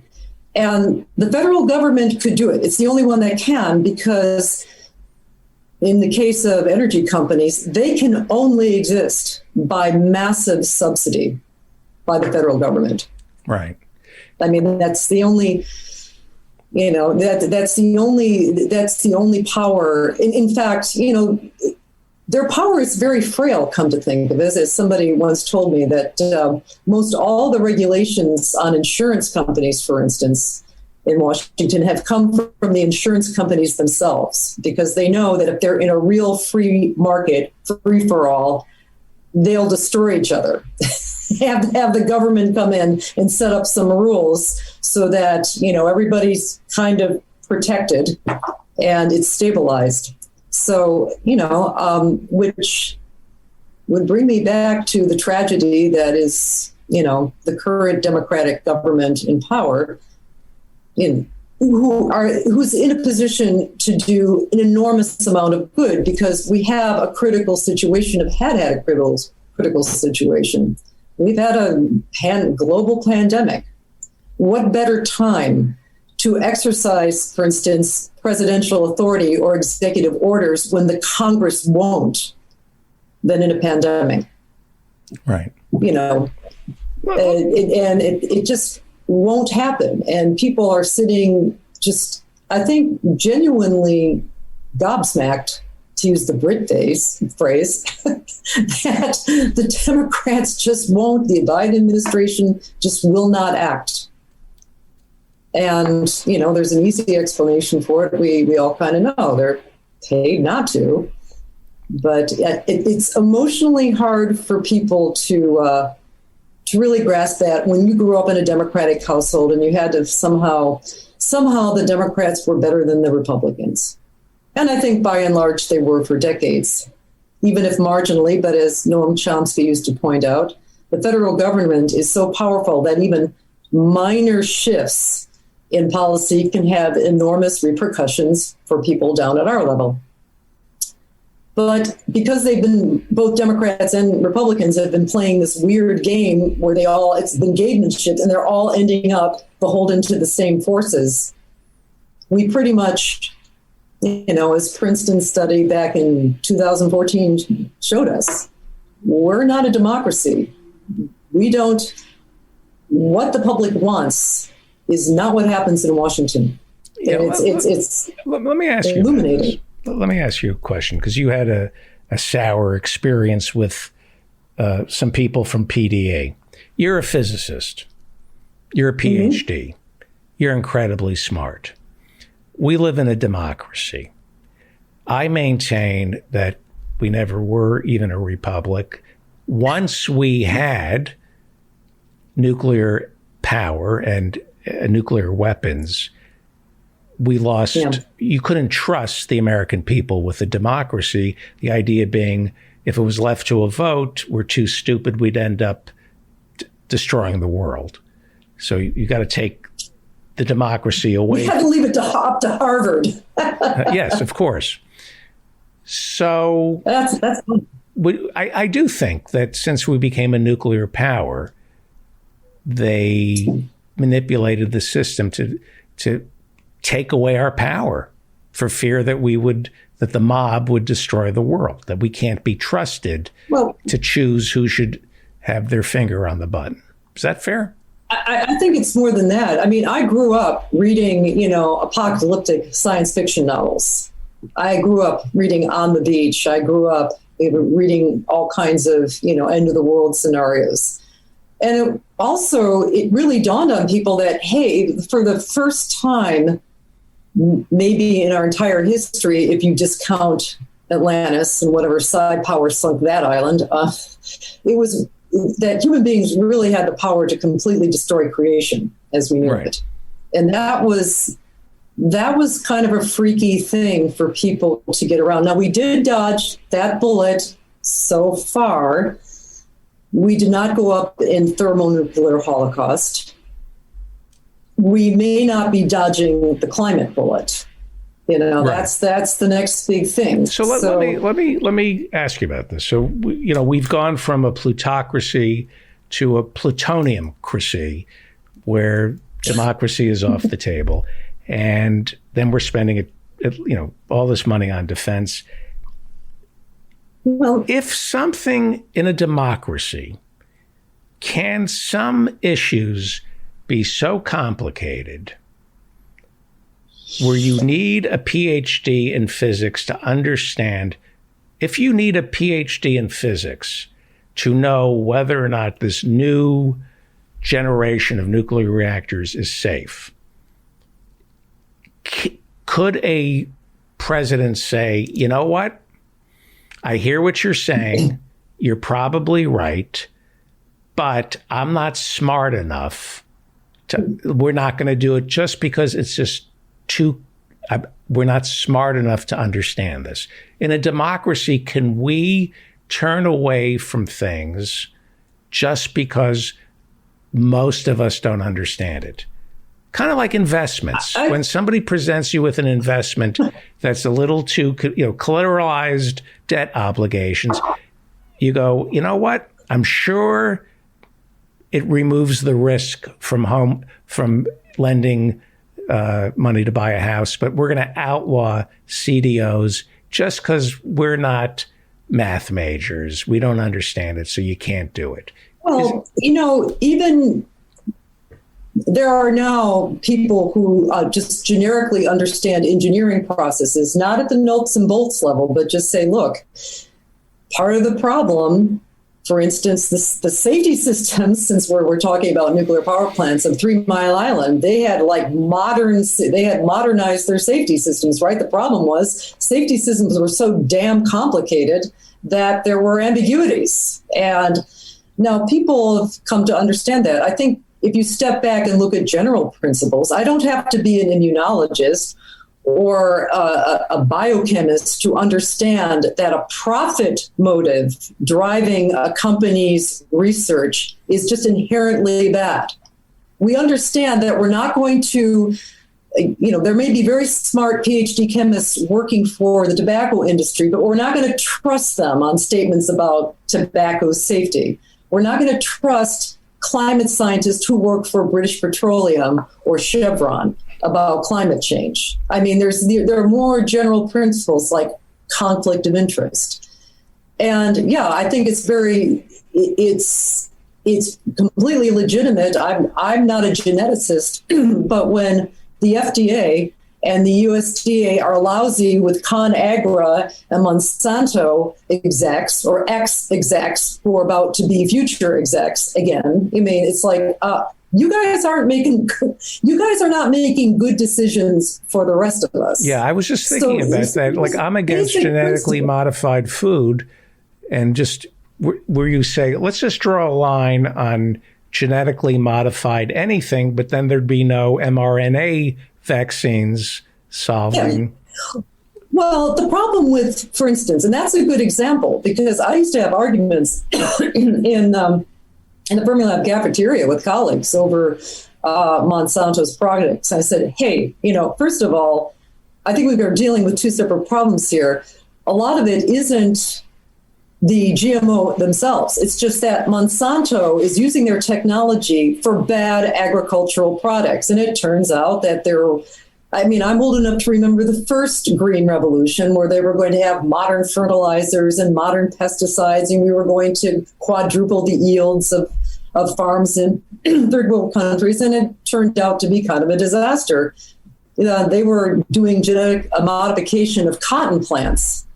And they discovered, oh crap, nature is evolving and the damn worms are resistant to the stuff we're putting in our cotton. Somebody at one point, and I'd saved this article 2 or 3 years ago, I'll dig it up again, but one of the biochemists over at University of Arizona, I believe, just said, hey, just rotate the damn crops. In 2 years, those worms are going to starve to death. You know what? I mean, we figured out, how to save our entire, at least the Western plains, when a soil scientist was hired by the FDA administration to deal with the Dust Bowl issues. We figured out, people figured out even before there were biochemists that rotating your crops was a good thing. People figured out 1,000 years ago in the Caribbean that planting various vegetables in groups helped them. It balanced the soil. You didn't deplete anything. So we had all of this knowledge that was both from modern science and from millennia of human experience. And we were throwing that out the window with Monsanto. And that, so again, and this is just to say that you don't need to get down into the nuts and bolts of something. In fact, you can. And most engineers don't. When you're in engineering systems, there are engineers that are taking a very, sort of, I wouldn't say a 30,000 foot view, but a 1,000 foot view on the whole design and employing basic concepts. So we can do that with our democracy. Very basic concept is conflict of interest. I don't think that's a hard concept to understand. You don't, as somebody once said, it's hard to convince a man of an argument when his paycheck depends on him not understanding it or not even looking at it. Right. Those that you don't have to, I told you a little over a year ago, I was invited on a panel to be the non-immunologist on this panel of immunologists because they wanted another scientist perspective on it. Well, believe me, I was plowing through crap just to not look stupid. But yeah, I found I could bring something much more generic to the table. And part of what I was saying was like, look, part of the problem that we're having with, we're eventually going to get a vaccine, but when you have a CDC that is compromised, when you have an FDA that is compromised, when you have companies that are making billions of dollars off of stuff, off of science that was largely paid for by taxpayer dollars, what are we doing? If Fermilab could charge a tiny percentage of royalties on all the cryogenic patents and all the cryogenic technology that came out of the first superconducting big atom smasher that we had for 20 years. We'd never have to ask another dime from the Department of Energy again, but, we come up with this technology, it's given away for free. And yet somehow we've allowed, for instance, 6 investors in Moderna to make off with $12 billion of our money. It's nonsensical. And, just today, I just read, by the way, I was going to talk a little bit. I didn't want to talk too much about nuclear energy, but I did want to talk about Pfizer. There was a judge basically sort of shortened a bit the length of time that Pfizer was shielded from having to reveal all of its technology and, and also its shielding from being sued. I think from about 75 years to 8 months. We're giving qualified immunity now to Big Pharma? Qualified immunity. Well, there are laws in place if you make honest mistakes, the things that you really didn't anticipate. There are already laws on the books. And there's also just all kinds of corporate laws, limited liability laws that protect individuals. But for God's sakes, you have made this, made this technology based on taxpayer research, by the way, but, it is a technology.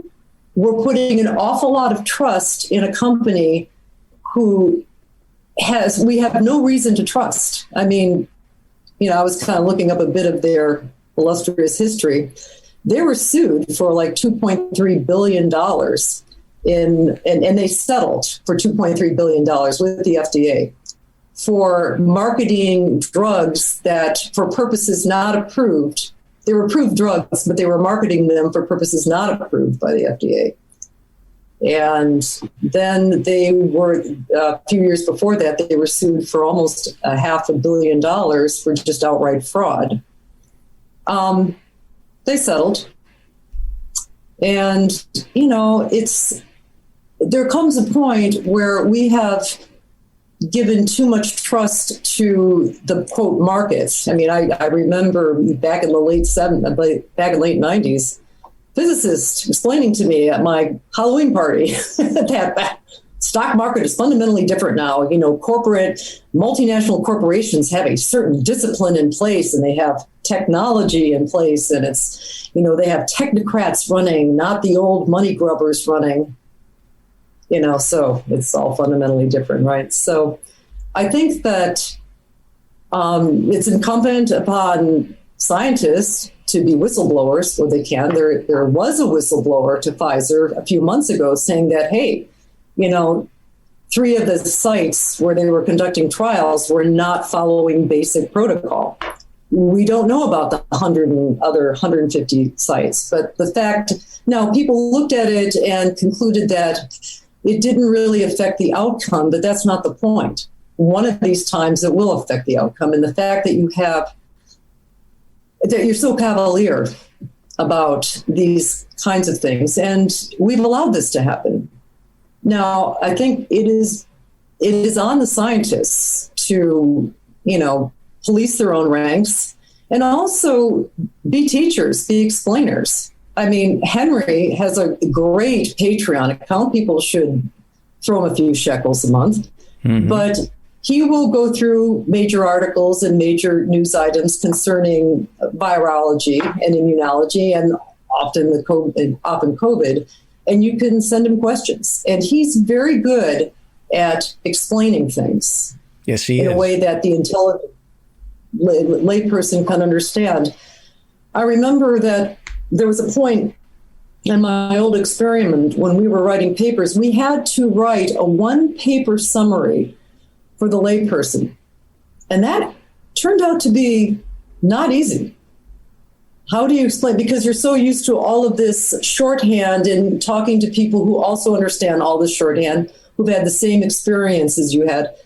But to step back and find the words, and it helps your own thinking, by the way, to do something like that. Yep. To stand back again, take not the 30,000 foot view, but maybe the 1,000 foot view or the 100 foot view, and just look at your experiment. What's the overall point of what you're doing? Subject, verb, object, and you find you can make it interesting to people. One of the unexpected things from that HBO special on Chernobyl, which is excellent, by the way. Both a friend and my sister had told me that, hey, this is the first time I actually find nuclear energy interesting. that scene with the trial, who was it, Jared Harris? Anything with Jared Harris. I mean, that is was interesting. What's that? Anything with Jared Harris is interesting. Yeah. But I mean, he sort of explained, because I had no idea how these reactors worked. I mean, they're totally different than the reactors over here. And I found it horrifying and fascinating at the same time. But the point was, he really explained it well. And it's really incumbent upon us. I mean, we haven't been doing it.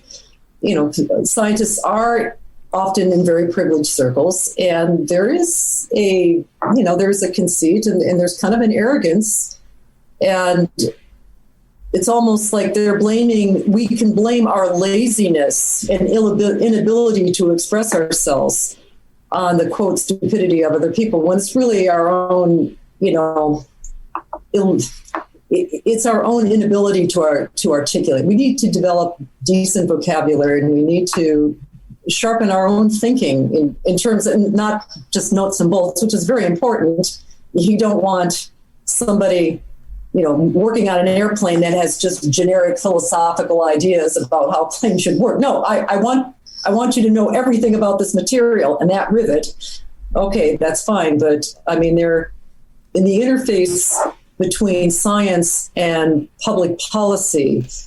We really need to develop, we need to be more articulate. That's a skill. We need to develop a skill. Most people aren't born teachers. You develop skills in teaching as you teach.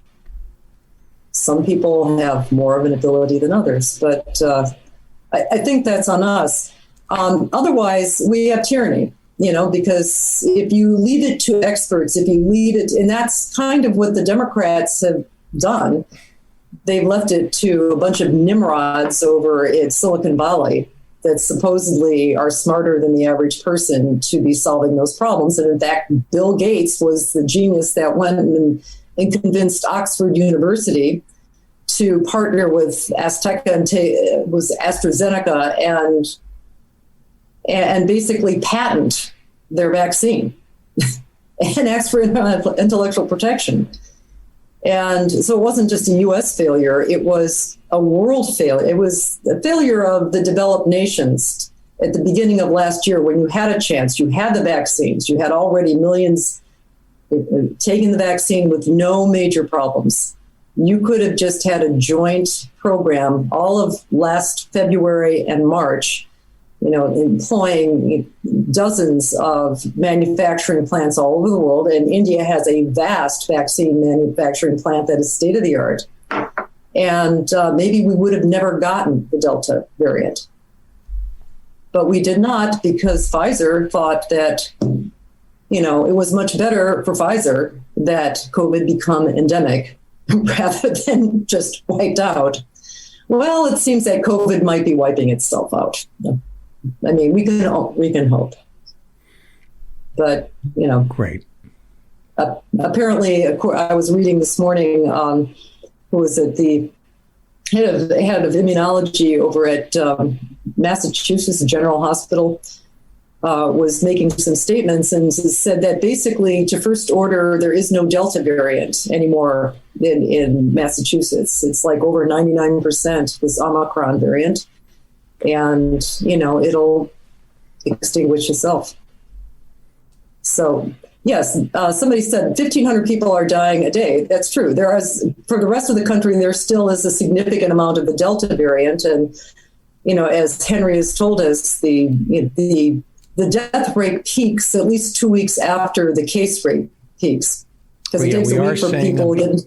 Yeah, we're seeing a bump now in the deaths. I was hoping we'd see a rise in cases, but not the deaths, but we're beginning to see. Well, if you go to Worldometers, we're seeing a slow rise because it's been rising for the last 2.5 months, a rather slow rise. And most of those have been, up to this point, the Delta variant. But South Africa and the UK, South Africa is a different type of population.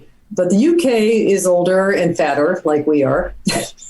And they are seeing a little bit of a rise, but not much. So we can just cross our fingers and, this is the variant that is way more contagious, but less virulent. Yeah. We can only hope. Thank you. Professor Marianne Cummings is a particle physicist as well as a parks commissioner for Aurora, Illinois, and bring on some candidates. Oh, yeah. I want to use. Yeah, I'll be busy next weekend. We've got not going out there this weekend. My God, it is dangerous out there. I mean, it's just glass ice everywhere. I had to drive someplace yesterday, and I literally had to just be sitting down step by step on my front steps. So next weekend, though, when the signing petitions are coming out, and there are 2 candidates that I'm going to be going door to door for, that's going to be. Thank you. Back in the saddle. Back in the saddle again. Thank you, Professor Marianne Cummings. I look forward to seeing. I hope you can make it Thursday for the Professor and Marianne. Quick item before we get to Professor Mike Steinel, who has, I believe, a new song for us, an update on a new song. The Vice Chair of the Fed, his name is Richard Clarida, announced he will be leaving the Federal Reserve early because of revelations regarding his trading of stocks right before COVID hit. In February of 2020, he sold off some shares in 3 stock funds as COVID was announced, and then he repurchased it a couple of days later. We have 2 other Fed governors who have resigned because of questionable stock trades. These are the people who control our economy, the Federal Reserve, including Jerome Powell, the chair of the Federal Reserve, who was renominated by Joseph Biden, even though he sold millions and millions of stocks in October of 2020. And some good news, I believe this is good news, unless you're a pig, and most of my listeners are not. We're getting a report of a medical first. David Bennett, a 57-year-old Maryland handyman dying of heart disease, has been kept alive after doctors transplanted a pig heart into him. He's been alive for 3 days, living and breathing on a pig heart. Well, that's good news.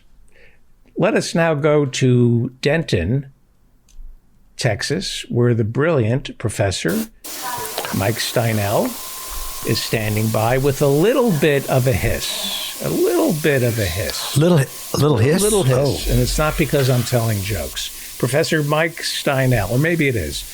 Professor Was Mike it too loud? It You think it was too loud? I think it might have been too loud. Professor Mike Steinel is a jazz trumpeter, composer, educator, member of the University of North Texas Jazz Studies faculty from 1987 to 2019. He is the author of the highly acclaimed Essential Elements for Jazz Ensemble, Volumes 1 and 2, as well as Building a Jazz Vocabulary. His latest release on jazz theory is Running the Changes. And go buy his album, Song and Dance, the Mike Steinel Quintet featuring Rosanna Eckert. Go to MikeSteinel.com for more information. I understand you have a mulligan, as they say in golf, our favorite sport. You want to redo something, is that correct? I have a new version of Ain't No Chairs. You didn't. Now, how is it possible that I loved that version and you saw fault in it? What did you not like? What did I not like? Well, here's the thing. It was a serious song. Yes. And kind of sentimental, maybe. Yeah. And I think that that's a tricky thing for me to do, So I roughed up the edges of the song. The vocal sounded a little Neil Diamond-y. We love Neil Diamond. Mean? What's wrong with Neil Diamond? Not everybody.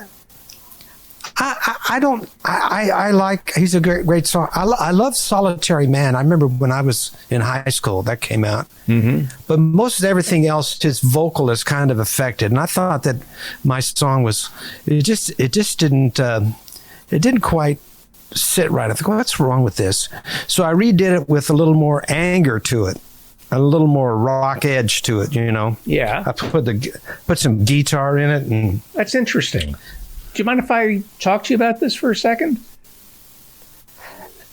that's fine. And then we need to talk about how you crapped all over my man Paul McCartney.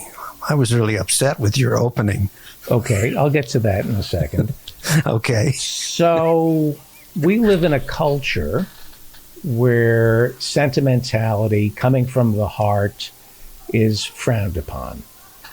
You know, Exactly. Yeah. and exactly. so it's difficult to open up and show your heart. It's easier to be angry. It's easier to do a, Chaplin, Robin Williams, cut from the same cloth. They were not afraid to do sentimentality and fail at it. But you Well, I don't know if really, they you make failed at it, yourself, you know. you make yourself very vulnerable. Yeah, exactly. And maybe, because I thought that song that you played last Monday was perfect. Well, But you know, maybe first of all, maybe down in you didn't gush. You didn't gush. Not that you have to gush all the time. And you didn't play it twice. So like you've done that once, and now that's the bar. Oh, but This, come on. this song is a failure. Well, hang on. unless But I'm evil. And so my not playing it twice is all about mind control and keeping you off balance. It's the only way to manipulate. You know, these are. Did you alpha dog me? I was alpha dog. me? That song was a masterpiece. It didn't quite hit right, you know. And first of all, man, I crank these out like in a day, and they can't all be, you know. Here's my hit list. Here's the ones I think turned out really pretty good. I'm traveling light. I like that. Me too. When I get my software going, I will be playing all your music. We're running on fumes. You know, I don't know if we need to talk about your sex life in your podcast. Why did you have to your go software? there? Why did you have to go there? I told you that in confidence. I'm traveling light. The Catherine Lou piece. Something died in my garage. Right. And some of the themes. I think the Harvey J. Cade themes is good. You know, I like that. I think that the last song I did was a lot like. I'd have to go back. See, my musical memory is not such. I might write the same song 4 times, but just change the lyrics, or change the title. Right. I think it's very similar to Billionaires in Space, which it isn't the sentiment of necessarily the lyric as much as the sentiment of the harmony with my voice. You know, I think, I'm not a singer, so yes, you are. No, I'm not. That I get by, but I have I think I have some qualities that are good for singing, expressiveness, but I'm not a trained. I don't have a trained voice, and I don't have a powerful instrument that's really interesting. I try to make it interesting with maybe rhythm. That's the thing about jazz. The rhythm is really important. So this version has a lot of rhythm. Okay. My album is called Song and Dance, and that's there's a quote on there. Some famous musician, teacher of musicians, said once there's only 2 kinds of music: song or dance. In other words, and for me, jazz music is all about dance. It's song, So what I did before was a little bit too songy, You know, this one's more dancey. You like this one, I think. Okay, you want to play it, and then we can talk about Paul McCartney. Both versions are fantastic, and and it's an honor and a privilege to have anything you do on this show, and I mean that. And it's just, I'm curious how the mind works, how somebody what. There are many reasons to love Professor Mike Steinel. You're an inspiration in that you don't have that voice. You're not hypercritical of yourself, and you let the creativity flow, and that's an inspiration. And I'm just always curious to hear those voices. When you get self-critical, I'm always curious. And what I love about your self-criticism is you just make a different version of it. You don't retreat, you move forward. And I didn't like that version. I'm doing another version of it. That's inspirational. Yeah. That's an inspiration to us all to, if you're unhappy with something, change it. You know, I learned this from, I have all the Bob Dylan CDs, and a lot of them I have the bootlegs where they're working on songs, you know, and alternate versions. And some of his best songs, the alternate versions that he scrapped, to me are better. I agree. You know, and you got a tight connection to my heart. What's that? Like someone's got a hold in my heart, as opposed to you got a tight connection to my heart. I think that's on Empire Burlesque. I like the bootleg version better. But then again, what do I know? But go ahead. What do we know? You know, I don't know. Hey, you know, I want to just, we can tangent from here to something. I had an email from a friend from college days who's a painter and very talented. And they were expressing it was an email saying hello and saying how depressed she was about where the country is in, you know, the whole thing, political, the COVID, you know, and I just ended up with kind of commiserating. And at the end, I said, I think that what I've done is just tried to, you know, spend time creating. Like over the weekend, I watched a lot of football, and at some point I just got really tired of it. And just tired of the whole situation. We haven't been able to go out and attend church because we're trying to keep everything, you know, tight and not get the COVID, which is, boy, we know a lot of people with COVID right now. And some people really struggling. By the way, Mike Elk is better. Payday Report. He's got a new, he says he's been struggling for 4 weeks with COVID, but he's on the mend. Is he posting? He's what's that? And is he posting new stuff? Yeah, he's posting new stuff. There's the ski guides in Park City are striking. By the way, again, you know, let me put a pin in it. Go to Payday Report. Mike Elk, the best labor reporter in the country. Never met the guy. Don't know him. Just love him. Give him money. Donate money to paydayreport.com and go there for all your labor news. That is the place to go. Paul McCartney. Go ahead. Wait a second. I want to talk about the background. You didn't notice part my of your background. song, right? Yeah, that is for those just who aren't watching. I put a background of one of these big warehouses of Amazon, you know, and there's a ton of product on it. Just goes and goes and goes. And that's a still photo, so a guy's walking there. But you notice there's no chairs, and that's kind of what I talked about. Over the weekend, a guy reached out to me, a friend of mine.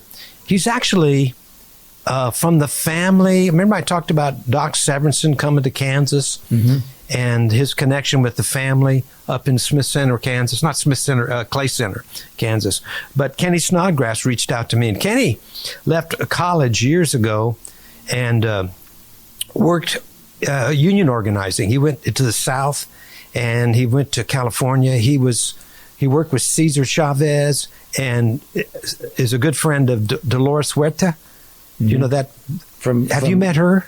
No, I have not, but I'm from San Francisco, and she was a hero of the United Farm Workers. Right. So he physically we talked abused about by the police. I think she lost a kidney. Yes. Right? Didn't they? Got beaten by the. Go ahead.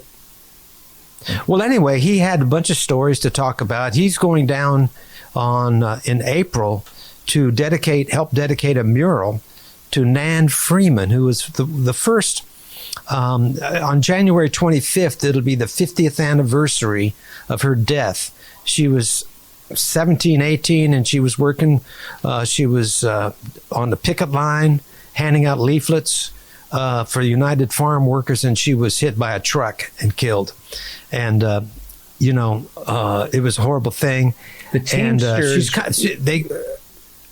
Go ahead. The Teamsters were trying to get those contracts from Cesar Chavez. Right. It was very ugly. The Teamsters were not on the side of the pickers. They were on the side of the growers, and they made Cesar Chavez's life very difficult. And it's not surprising that she was killed by a trucker. But anyway, one of the things he said, he had recently talked to a retired gentleman who had just retired from the union that went into Bessemer to unionize the plant there. And you remember, what is it, the wholesale? I forget an acronym. Anyway, there's 4 letters. The retail workers of... Yes. They're out of Connecticut. There's the thing. If you can't name, like... We know the Teamsters, we know the United Farm Workers, we know SEIU. It's a good thing to align yourself with a union that knows how to brand itself. Well, this gentleman revealed to my friend that he thought that they didn't do a good job at Bessemer. Yeah. And he hopes when they go back and do the vote again. But, don't join a union that's run by a Harvard Law graduate. Stuart Applebaum. Stuart Applebaum out of Connecticut is not going to unionize the workers in Bessemer, Alabama. They don't trust him. Christian Smalls, on the other hand, they trust. Go ahead. I'm sorry. Well, just for if somebody didn't watch or listen last week, one of the things about these huge Amazon warehouses is that they don't have chairs, and that's the name of the song. Ain't no chairs. And you would think Amazon would be able to find chairs. They deliver everything. They can't find a place that sells chairs.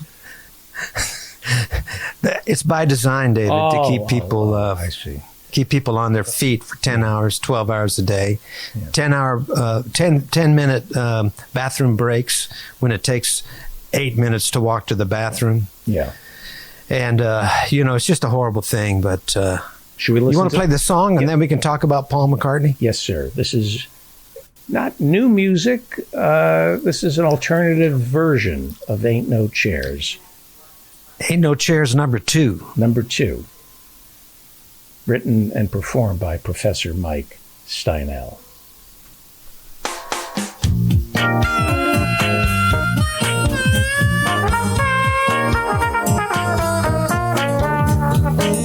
Ain't no chairs in this Bessemer shop. Back in our day, don't ever seem to stop. A man went down 'cause his heart gave out. Get back to work, we heard them shout. They said the EMTs are coming, that's what they're for. And life slipped away on the cement floor.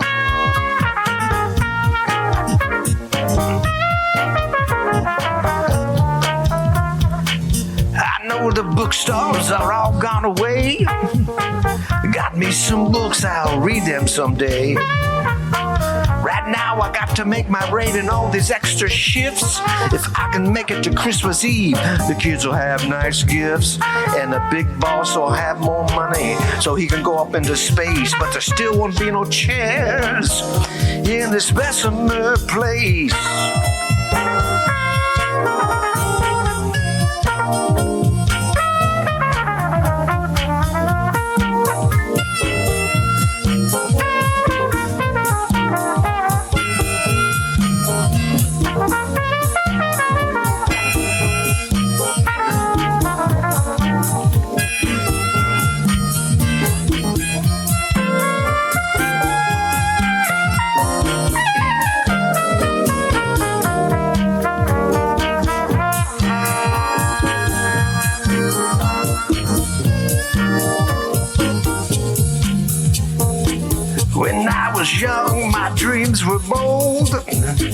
Now every day my life's controlled.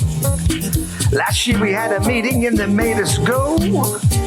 They gave us all pins that said vote no. But maybe this year union can give us a little more and put some chairs on this Bessemer floor.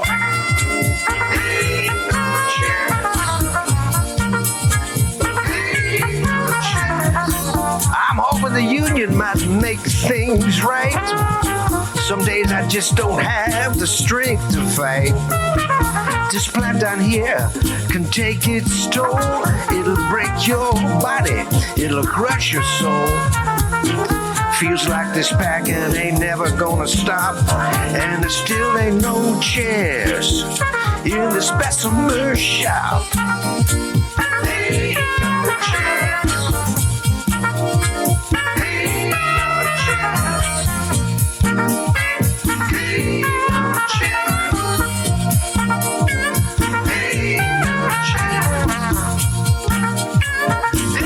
no chairs. Ain't no chairs.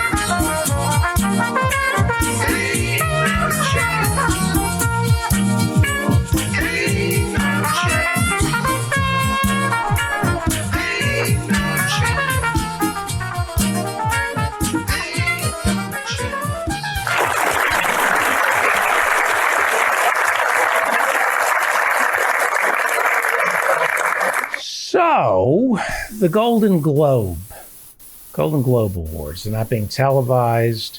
They're kind of immaterial. And now they're wondering, maybe all these award shows are of no consequence. The competition, who cares? A movie is a movie, and a song should not compete against another song. Not here on this show. We're going to have now we play the other version of this song. Do you mind if I play the other version? Right now? Do you mind? Yeah, sure. I was going to shred it, but that's okay.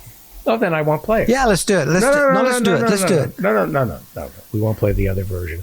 That was an interesting article about all the award shows in the New York Times. They were, one of the things about the Oscars is that it helps a lot of these smaller films. If they don't get noticed, they're called, well, there's a name, like they're not niche films. But anyway, like the arty ones. Right. If they don't get noticed by the Oscars, they lose money. And, well, we've been over that. They don't. Their money, I'm sorry. I watched my episode about Rust. They're all money laundering operations. I watch every episode, David. Yes. I listen to every episode. Movies You're right. Movies don't lose they don't money. Get the, what they say, West Side Story, the original, the West Side Story has only made $50 million, the new Spielberg. The original made $41 million in 1963. And if you talk about today's dollars, this is like $410 million. Right. So, even with all the, stuff they could muster to get that worked out. So did you watch the whole Get Back? Did you go all the way to the end? I haven't finished it. But you're mad at me about Paul McCartney, although some people agreed with me. But go ahead. I love Paul McCartney. I love the comment because I could see that what's at work with you is that you have been in situations where you've been alpha dogged, and that's why you have this podcast, so you can turn the tables. And alpha, right? I'm not good at it. No, I'm just kidding. I don't like meetings. I don't like what Get Back. I love Get Back. I do, and I can't wait to get back and watch it. What I noticed was that if you were not Paul McCartney, those recording sessions were baton death marches, including for John. There was a reason Yoko was next to John. He wouldn't have shown up, John, for those sessions had Yoko not been attached to him. Okay, all right. Do you agree with that? How far are you into it? How far? Well, here's the thing. In the beginning, like John is late every day. I would be too. and he doesn't have anything ready to go, really. And so Paul's working on his thing. I think that first of all, they called it Get Back, and so they focus on. That's the one song that there's 3 songs they follow all the way through. Don't Bring Me Down, and Get Back, and what's the other one they do? That's a partner song. I didn't realize till they get to the rooftop that they're doing a partner song. John starts his part, and then Paul sings his part. Then they sing them together. Let It Be, I Me Mine. Which song? Yeah, Let It Be. No, not Let It Be. Not I Me Mine. What is it? I Got a Feeling. Right. I got a feeling, and that goes along with what's John's? What's the part that he does? Everybody had a good time. Everybody had a wet dream. Right. And I kept, when they were rehearsing those, I thought, well, what's he doing? Why is he doing this song about a wet dream? And then and going back, I would probably notice that they go in and out of them at the same time. And I thought, well, John is just vamping on Paul's idea and adding this other lyric thing. But then it works as a great, partner songs are great when you can have 2 songs that work separately and then you combine them. There's a bunch in musical theater that are like that.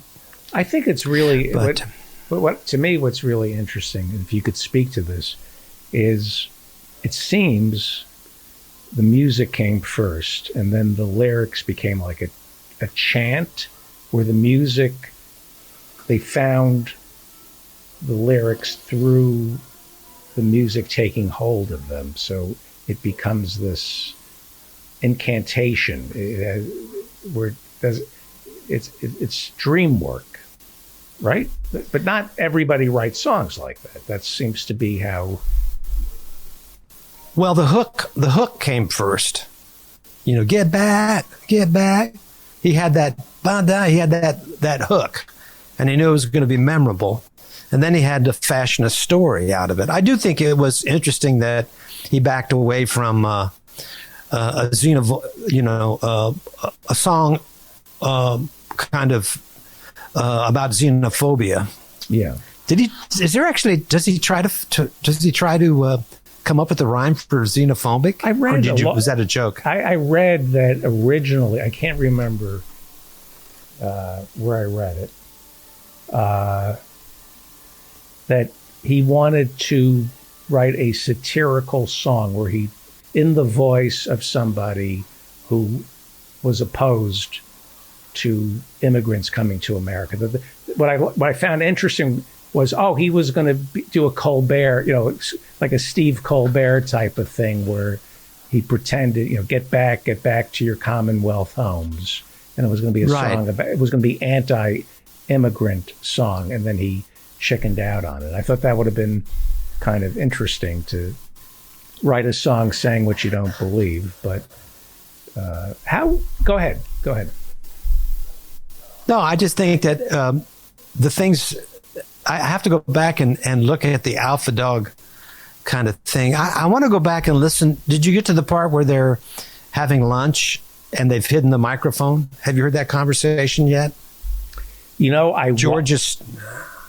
I watch it going in and out of, I find it it kind of reminds me of Apollo 13. I find it very comforting. It's something that it washes over you. It's something you're there. It's so personal, or it gives the illusion of being personal. They are together. It was divine providence for the 4 of them to find one another. Correct? Yeah, there was no. I agree. You couldn't. you can't. It's almost like the Seinfeld cast or Friends. It just doesn't. You take one person out, and it's off balance. It just doesn't. It's unimaginable without those four. There's just. They are. Right? They're just. Your heart explodes. Well, like I said. Your heart explodes. Like I said last week, that when they finally get to the rooftop and they start playing, you realize what a great live band they were.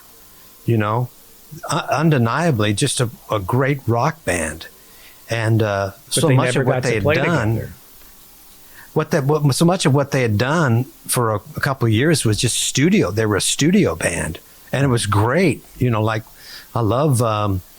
Sgt. Pepper's. I love all of those. Magical Mystery Tour. That's one of my favorites. They in Germany, they lived and played on top of one another, and then they began to tour, and then it just, what was it, Shea Stadium or Golden Gate, Candlestick Park?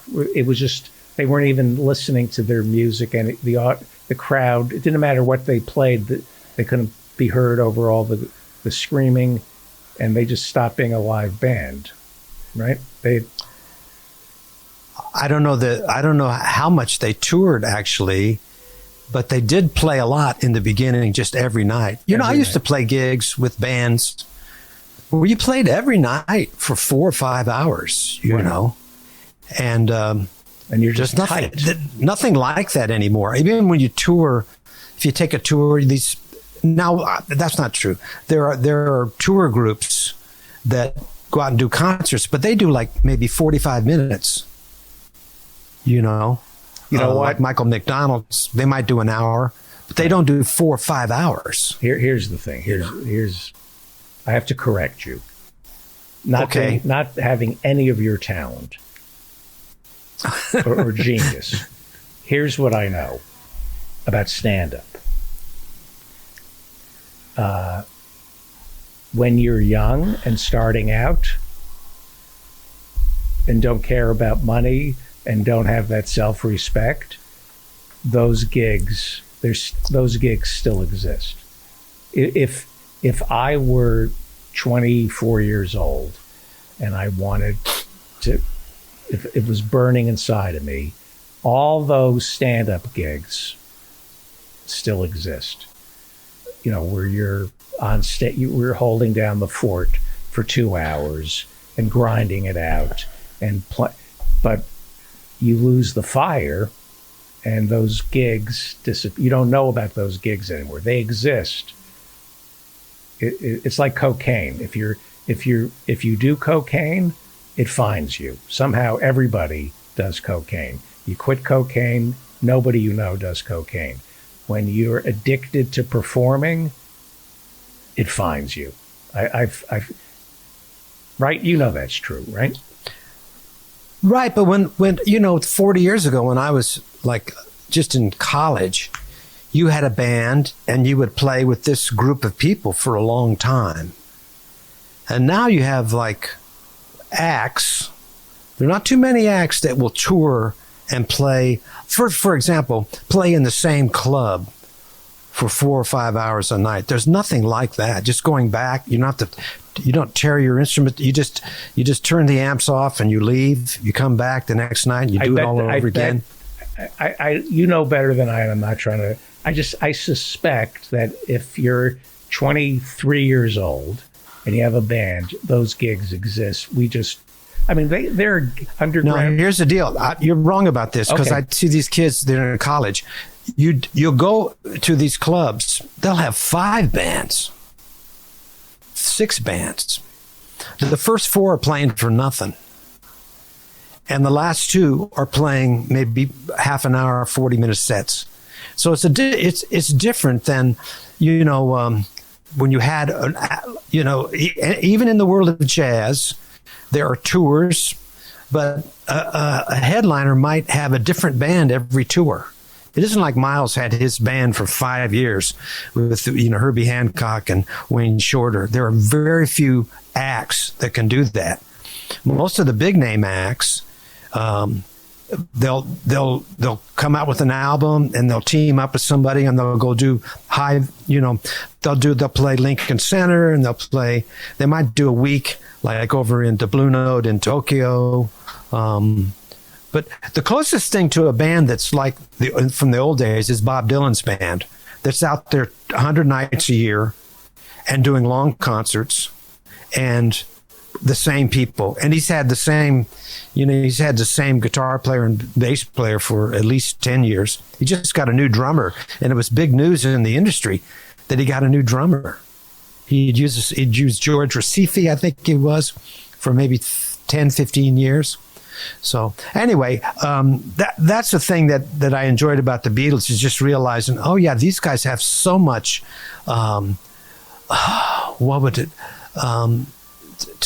they've accrued so much bandness, they can just turn it on when they get to the roof. All that stuff that was in shambles in the rehearsal studio comes together, and it's just brilliant. In some ways, it's more impressive than their studio albums, which can be doctored, and things added in the studio. People come in, but anyway, yeah. I think you're entitled to your opinion about Paul. Well, here was the point. I was just saying that I wanted to be a Beatle. That was, everybody wanted to be a Beatle, and then you realize the hard work of having to get along with the other three. It wasn't just this magical mystery tour where we played together and had fun. It was grating to be a Beatle. They got on each other's nerves, and maybe Paul was a little more ambitious. Was a little more a genius, and he was right. John was slacking off. He didn't have his songs. I get that, and he's trying to keep the band together. But John was thinking, why do we have to work at this schedule for? Let's do some more acid and hang back. And Yoko and right? John was a little lazier, less driven than Paul, correct? Less focused. Less focused. He was all over the place, Right. Right. In terms of and Paul was a workaholic and was kind of the leader of the Beatles in that nature abhors a vacuum. Somebody had to lead, right? Have you got to the point where he says, I have to admit that we've been kind of at loose ends since Mr. Epstein died. It's interesting they call him Mr. Epstein. Yeah. Brian Epstein, their manager, who was just a few years older than him. I think he was 33 when he passed away or something like that. Yeah. And they're like 26, 27 by this time. But they've been kind of, I'm sure that he said, here, you're going to do this and this and this and this. John, you and Paul get together, write a song, I'm sure he drove them a little bit more. And Paul's kind of saying, I know I'm kind of have to be the leader here, but we really haven't had the direction since Mr. Epstein died. Why didn't George Martin? George Martin was a brilliant theorist, producer, but he didn't have that power. He couldn't have taken over that role. Well, I've watched the whole thing. I haven't watched it twice, but I have a hard time figuring out, what is he doing? He's just kind of encouraging. He turns over he was the engineer on all that stuff. And then for this one, he turns it over to Glenn. By the way, you know who my favorite person in the whole thing is? The Hare Krishna guy. Mal. Who? No, Mal. The guy with the soup bowl haircut, their road manager. Mal. If you get into it more and more, he's always there. He's the one banging the anvil on Maxwell Silver hammer. and he's just having a good time. And he gets some tea, he gets some coffee, he runs out for cigarettes. He's bringing them toast. He's the road manager. I thought he was very, and he really comes to his own when he's dealing with the police at the very end. He's the one that goes down and talks to the police, and he really handles it well. And just kind of deflects and say, well, let's go up to the roof. Let's go up to the roof and you can see what's going on, you know. And the police get there and they look around. But they are the royal. I mean, you watch them, you go, like, they are the royal family. Like, like you think, I would give anything just to be getting them, like being in on it, just being in that inner circle, being, right? These policemen are totally unimpressed with music, you know. Which is so crazy because everybody on the street, there's only one lady that says, you've interrupted my nap and I'm mad about it, you know. But everybody, I think it's delightful. Even the old people, I love the Beatles. Do you have the records? No, but my son does. Everyone, they're lovely. Lovely boys, lovely boys. There's a lot of that, you know. They're darlings. But Mal, I Googled Mal, and after they split up, he ended up in L.A. He got shot by the police. He had a violent end. He was threatening his girlfriend. He was drunk. He had a spiral into drugs and alcohol, and he was doped up, and he had a gun in his hand. And the police showed up, and they didn't ask questions. They just shot him, killed him. So that was really sad. But as you get into more of it, you'll check out Mal. He's always there, and he's just like I kept thinking, who's this goofy tall guy with the bowl? He's got a soup bowl haircut. You know, he's trying to do like the early Beatle thing. But he's wonderful. I liked him a lot. I've noticed, especially movies about the astronauts. I'm going to sneeze. Hang on. Like the Gus Grissom, because Gus Grissom died, and I noticed in The Right Stuff he wasn't around to defend himself because he died in the Apollo 1 fire. In The Right Stuff, in the movie, they portray him as maybe possibly screwing the pooch, panicking. Yeah. And I remember thinking, well, that's kind of unfair because he's dead. And, and they leave it kind of nebulous as to whether or not he panicked. And then I remember in Apollo 13, there was one astronaut, I believe, and it's been 20 years, Kevin Bacon plays him, where it's hinted that maybe he didn't do something right when they supposed to stir the oxygen tanks and caused the Apollo 13 to blow up. And they clarified it, but they didn't. And I thought, he's dead. So they're kind of getting away with kind of sort of besmirching his character. Yeah. And then I thought, well, who's alive?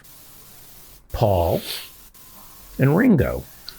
Right. And Peter Jackson is at their mercy. And so what would it look like? How many hours of film are there? I think 60. And so they cut it. It's 1/10. 10th. Thank you for the math on that. Is it safe to say that Paul didn't get final cut, but that there's stuff in there that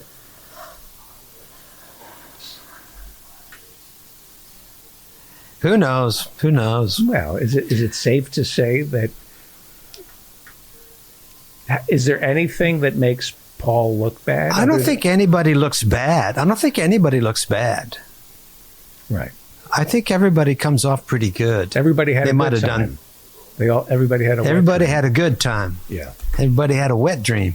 It is if you, not you, if you have writer's block, if you're fearful, it's a great lesson in creativity that you don't need a fully formed idea.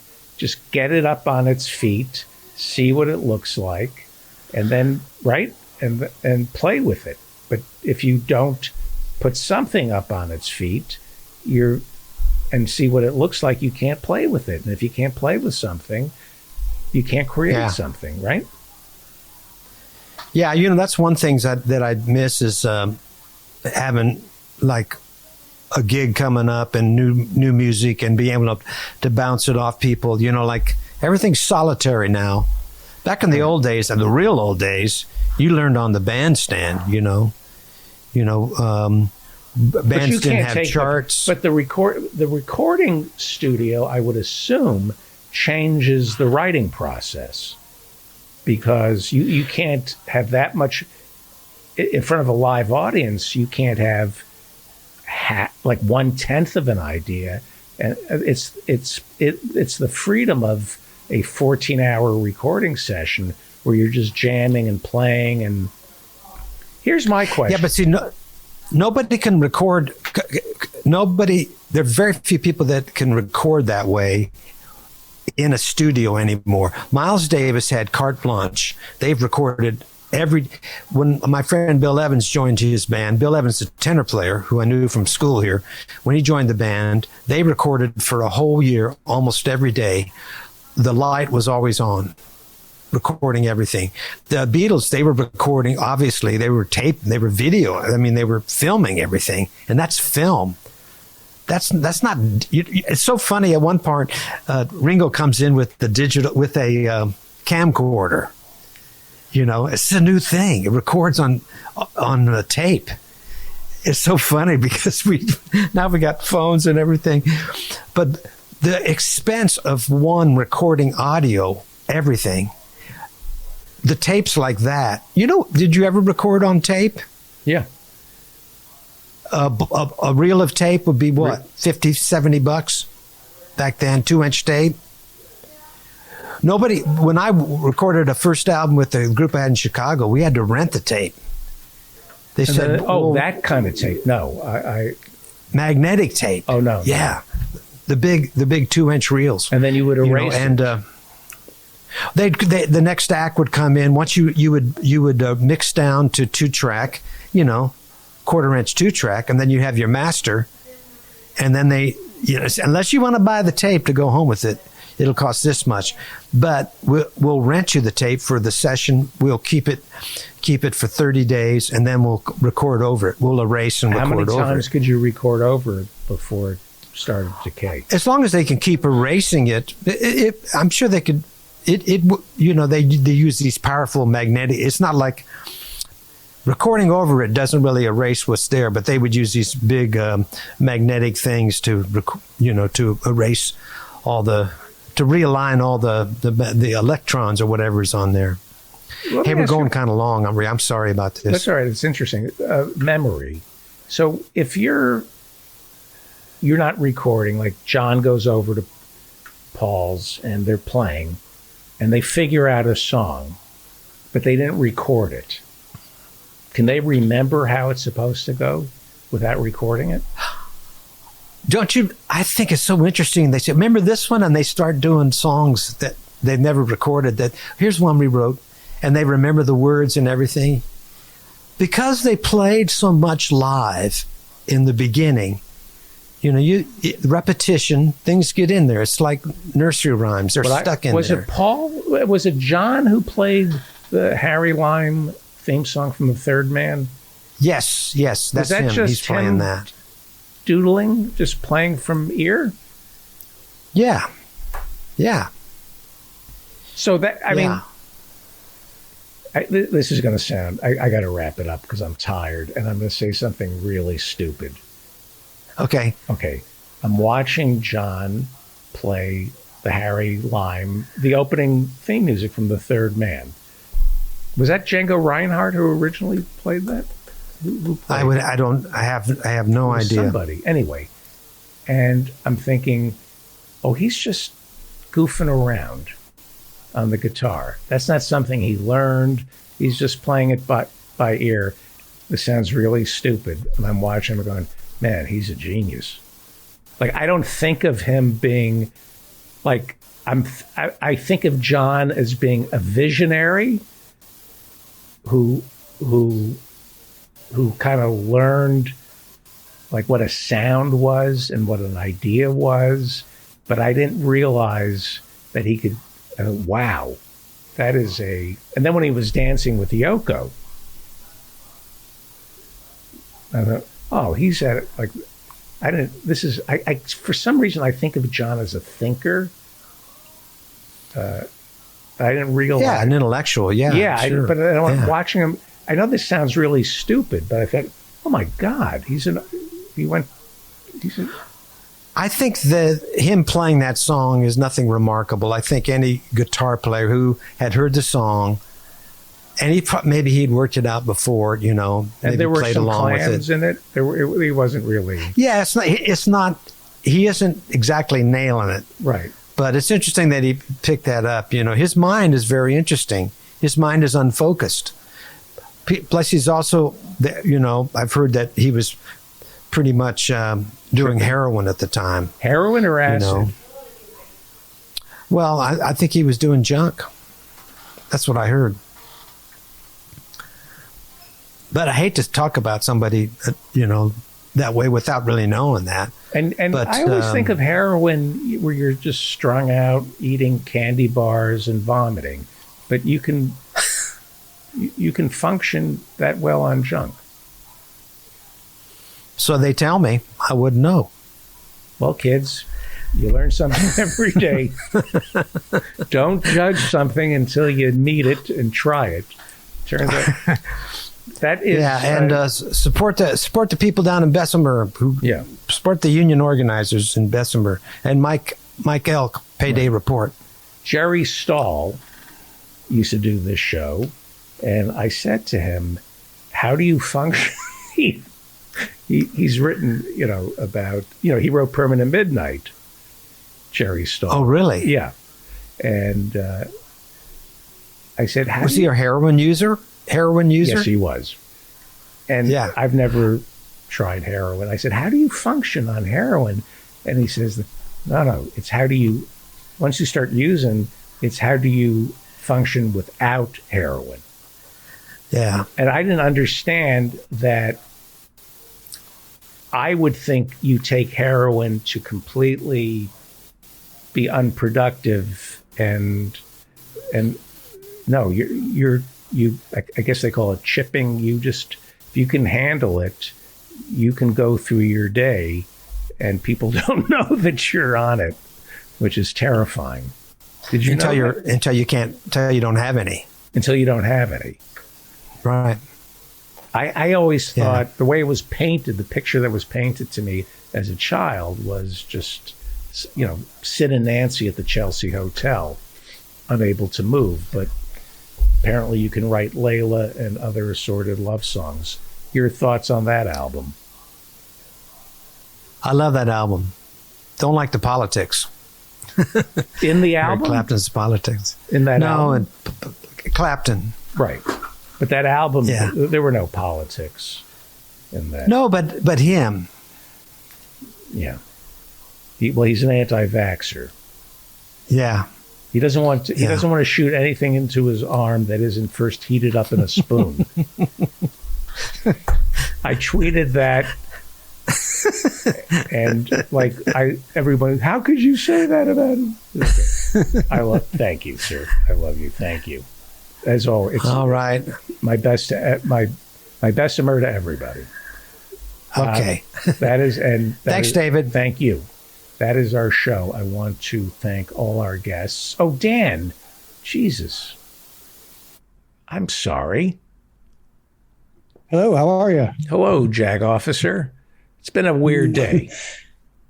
Yeah, I hear you. I apologize. Shall we do? Is your family back yet? No, they're still over in Italy. I'm last night I was cleaning out the rabbit's turd cage, the litter box. Right. Well, she's sending me little videos from the Sistine Chapel. Wow. I'm going, motherfucker. Sistine Chapel. Wow. Yep. That sounds great. Let me see if I have everything here. Well, show us some pictures from the Sistine Chapel. Oh, I don't have them. Dan Frankenberger in our newsroom. We have to have a meeting to discuss some stuff. Yep. And we have to. I've got a Sopranos. Go ahead. You want to do a Sopranos quote while you're pulling the photos up? Yeah. Go ahead. I got you're too fucking worried about what I give you. Worry a little more about what you give me. I'm going to say that's Tony. Is that correct? No. Really? Johnny Sack? Nope. Can't be Richie. Oh. It's Paulie Walnuts, the NFL, when Christopher's doing book. It's I think it's shortly after Christopher was made. Paulie's saying that to Christopher. Welcome to the NFL, rookie. That's right. Christopher gets made, and he's putting money on the street for the NFL, and he's having trouble making book, and so he has to rob. He puts on a Scream mask and robs a concert at Rutgers. Is that correct? I haven't watched the episode lately, but that sounds about. You're too fucking worried about what I give you. Worry about what you give me. Right. Welcome to the NFL, rookie. That's right, you little fucker. God. Paulie Walnuts. I'm clean with The Sopranos. My mother and sister have started watching it again. And I said, no, I'm doing a complete detox. I will not watch The Sopranos for another year. Just you need like 5 to 10 years to detox, right? Because it takes you like a year to watch it. Well, my sister said if you go a year without watching it, and then you start watching it again, it's like it really is like seeing it for the first time. Like you go, what? I never saw this before. Have you watched Succession? I have not watched that. No. Succession. The first time, I did a binge during the Christmas holidays. And so the first time around, I'm going, well, this is amazing. This is amazing. But will it become my new Mad Men? Will it become The Crown? Will it be my Sopranos? And the answer is yes. Succession is that good. You need to rewatch it. It is so effing great. Succession is so great. It's so great. I need to watch it for the first time then. Oh, it's just great. It's just great. Great. I love it. In fact, I'm almost done with the third season for the second time. But that now goes into my, I will rewatch television shows over and over and over. Instead of bringing new stuff into my diet, I rather just kind of study. But you like it too. That's part of it. I love it, and I'm transported. But then I like to. If you rewatch this stuff, you can really follow the mechanics of the acting and the writing and the positive to negative emotional arcs that go on, and it takes a long time to see the mechanics of a television show. The great television shows are the ones where it just washes over you and you can't see what they're doing. I'm completely lost in this. I mean, The Sopranos, you cannot see what the strings in that. There are strings, but you can't see, you just can't see it. It just feels. I'm planning on doing The Wire again soon too, because that was another amazing one. For some reason, couldn't get into The Wire. Cannot get into The Wire, and I don't know. It rings false to me. Having grown up in Baltimore in a housing project, it rings false to me. It just does. There's something. But who am I, right? Not, what do I know? Yeah. What have I accomplished? Nothing. Are we looking? What is the first thing we're looking at? It's a Tom Weber. Yeah. But this one is called Young Woman. I think you sent me the same. Is it a tree? Nope. It says Young Woman. Did I send you the wrong? You want to do it? Save it till Thursday? Well, I think you sent me at 8:29. I don't think you sent it to me. I'm getting the same one. Can you resend it? Sure. Resend it. You got it at 8:29. Yeah. Let me try it again. Hang on. Yeah, replace. Here we go. Oh, okay. Ooh, that's nice. This is, was this painted or drawn at office hours? Yep. The message attached to this one, which I have marked as Young Woman, he said, here's the drawing I did for my draw along tutorial session at office hours this past weekend. Young Woman in light and shadow with charcoal pencil, and 9 by 12 inches. Yeah. What is it? It's a Young Woman in light and shadow with charcoal pencil, 9 by 12 inches. The 9 by 12 inches. What are you describing? How you're reacting to this woman, or is that the size of the drawing? I'm just looking down and reading. Oh, I thought you were okay. Put your pants. You know where all that was written? Hey, where do you buy a Tom Weber? You buy a Tom Weber at tomweberart.com. Wow. That's where you go. That's beautiful. That really is. Well, I have not eaten all day, and I am afraid to look at this. This is oh boy. Yeah, this looks. Now wait a second. This looks like it's something out of. This looks like something from the Food Network. Looks like a professional photograph. Who took this picture? The person that took this picture and cooked this meal was Glenn Kostick. And this is lo mein. He says it's lo mein with broccoli, bok choy, Napa cabbage, string beans, mushroom, habanero, garlic, ginger, parsley, wakame seaweed, green pepper, and onion. That is low main, but high maintenance. That's got a lot of garlic and onion in it, but that is really beautiful. It's just a beautiful picture. Wow. Well, Glenn's house is where me and Andy Brown are going to take you after you ratted us out a few hours ago. Oh, yeah. I'm definitely going to turn you guys in. That is beautiful. Wow. I'm so hungry. We made fava beans.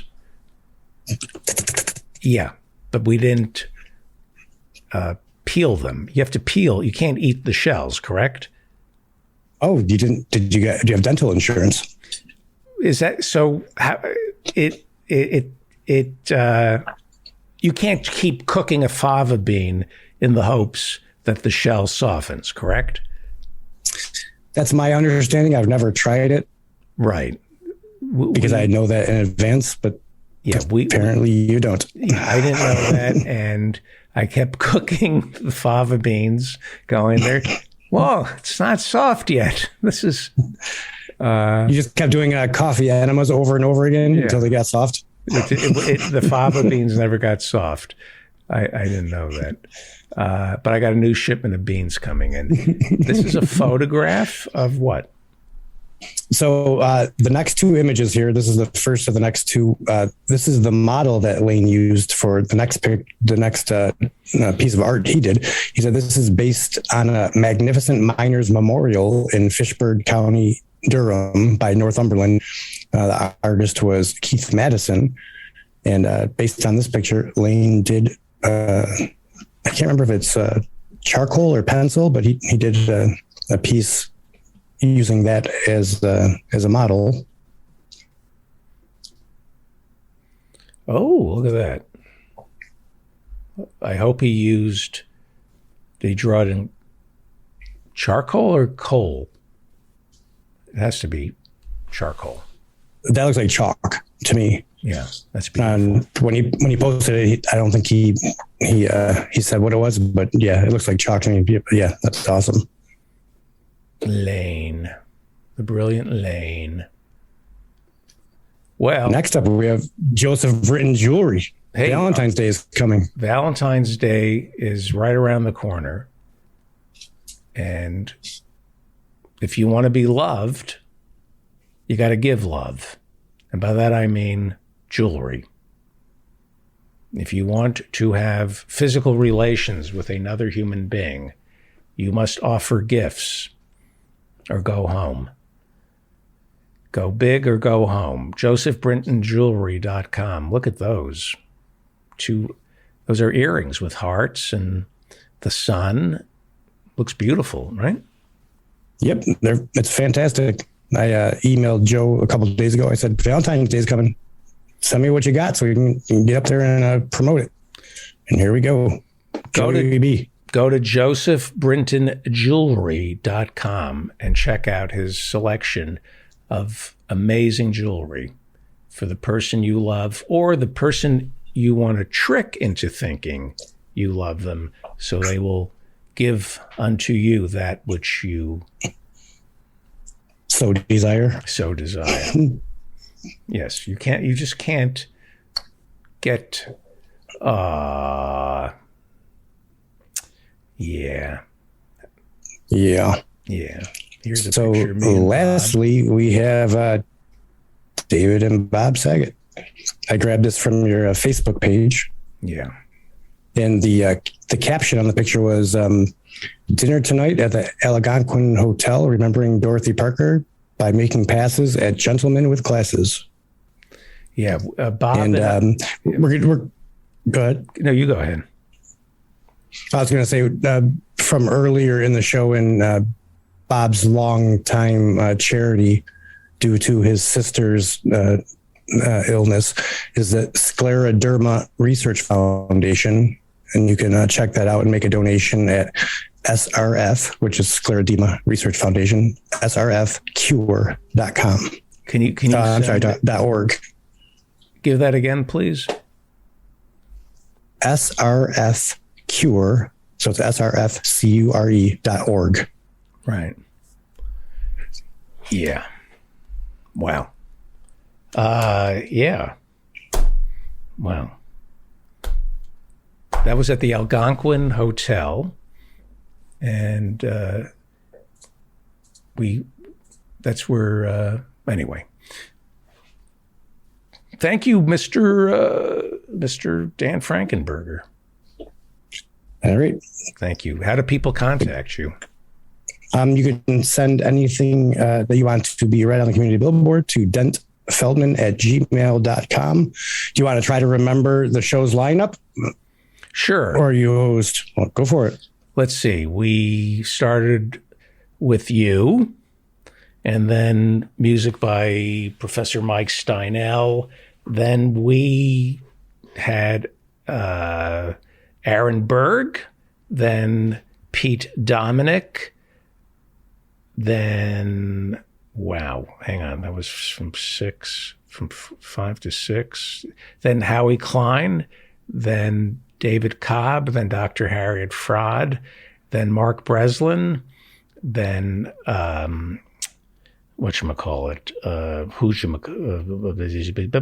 Breslin, then the great Peter B. Collins, then the amazing Professor Marianne Cummings, and then the outstanding Professor Mike Steinel, and then Dan Frankenberger in the newsroom.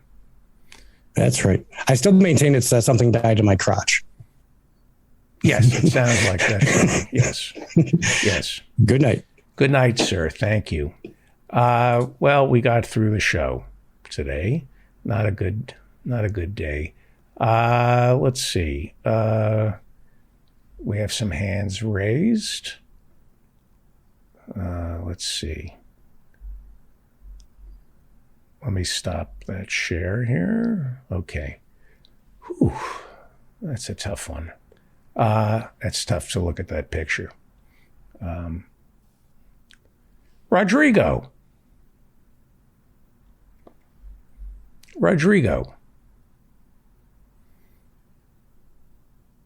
Are you talking? Am I not hearing you? Why can't I hear you? Okay. Can you hear me? David, I can hear you, but I cannot hear Rodrigo. But it says Rodrigo's talking. Cannot hear him. Okay. Can you hear me? Now I can hear you. Okay. Okay, now that we can hear you, let's go to Mexico, where Rodrigo is standing by. Hello, Rodrigo. Hi, David. I wanted to try to explain NFTs this time. NFTs? Yes. Non-fungible tokens? Yes. Go ahead. I wanted to explain them not in the technical sense, but as a leftist. In the what? So, sorry, what? In what sense? As a leftist. You're going to explain NFTs, non-fungible tokens, through a leftist prism. Yes. Okay, go ahead. So imagine you pay $24 million for a car. Now imagine you're paying $24 million for a car, but a picture of a car. But it's not a picture of a car. It's not even the file that contains the representation of a picture of a car, but a numbered certificate of a file that contains the representation of a picture of a car. And if you're wondering if it can be hacked and everyone can make their own certificates, the answer is hacking an NFT is possible, and I believe it's done for fun. And yes, everyone can run their own software to make their own certificates. The only reason someone pays $24 million for a unique non-certificate of a file is because quote-unquote prestigious action houses are paying minimum wage to a 13-year-old kid to run a bunch of free programs everyone can download. They may be paying more to someone older, but a 13-year-old can run everything you need to make your own certificates. And I know your titles, but I was hoping you know a Bernie bro from way back who can tell us why rich people need more tax cuts to keep the economy going, because back in 1946, they were paying 91% marginal tax rate, and they could afford to build castles and create the Harvard, Yale, Carnegie Mellon endowments, etc. And today, instead of creating jobs, they're spending millions on unique numbered certificates for files that contain pictures, which I'm pretty sure can be hacked, except the people who normally would be doing the hacking are buying crypto too. I think Paul, finally, I want. Go ahead. I want you to. Sorry? Go ahead. I was going to answer your question. Oh, please. Well, I think Paul LeBeau from the Alliance for Money could answer this better than I can. I have a feeling there's, from what I've been reading, and I've been focusing, I've canceled some subscriptions, and I've bought subscriptions for a lot of financial newspapers and magazines to try to understand the enemy. From what I understand is there's a lot of, believe it or not, there's a lot of money sloshing around the world. I know that's hard to believe, but that seems to be the consensus, is there's a lot of cash out there. You mean rich people just giving each other cash to make more money instead of creating jobs? Well, right. The way I understand NFTs is money is a problem.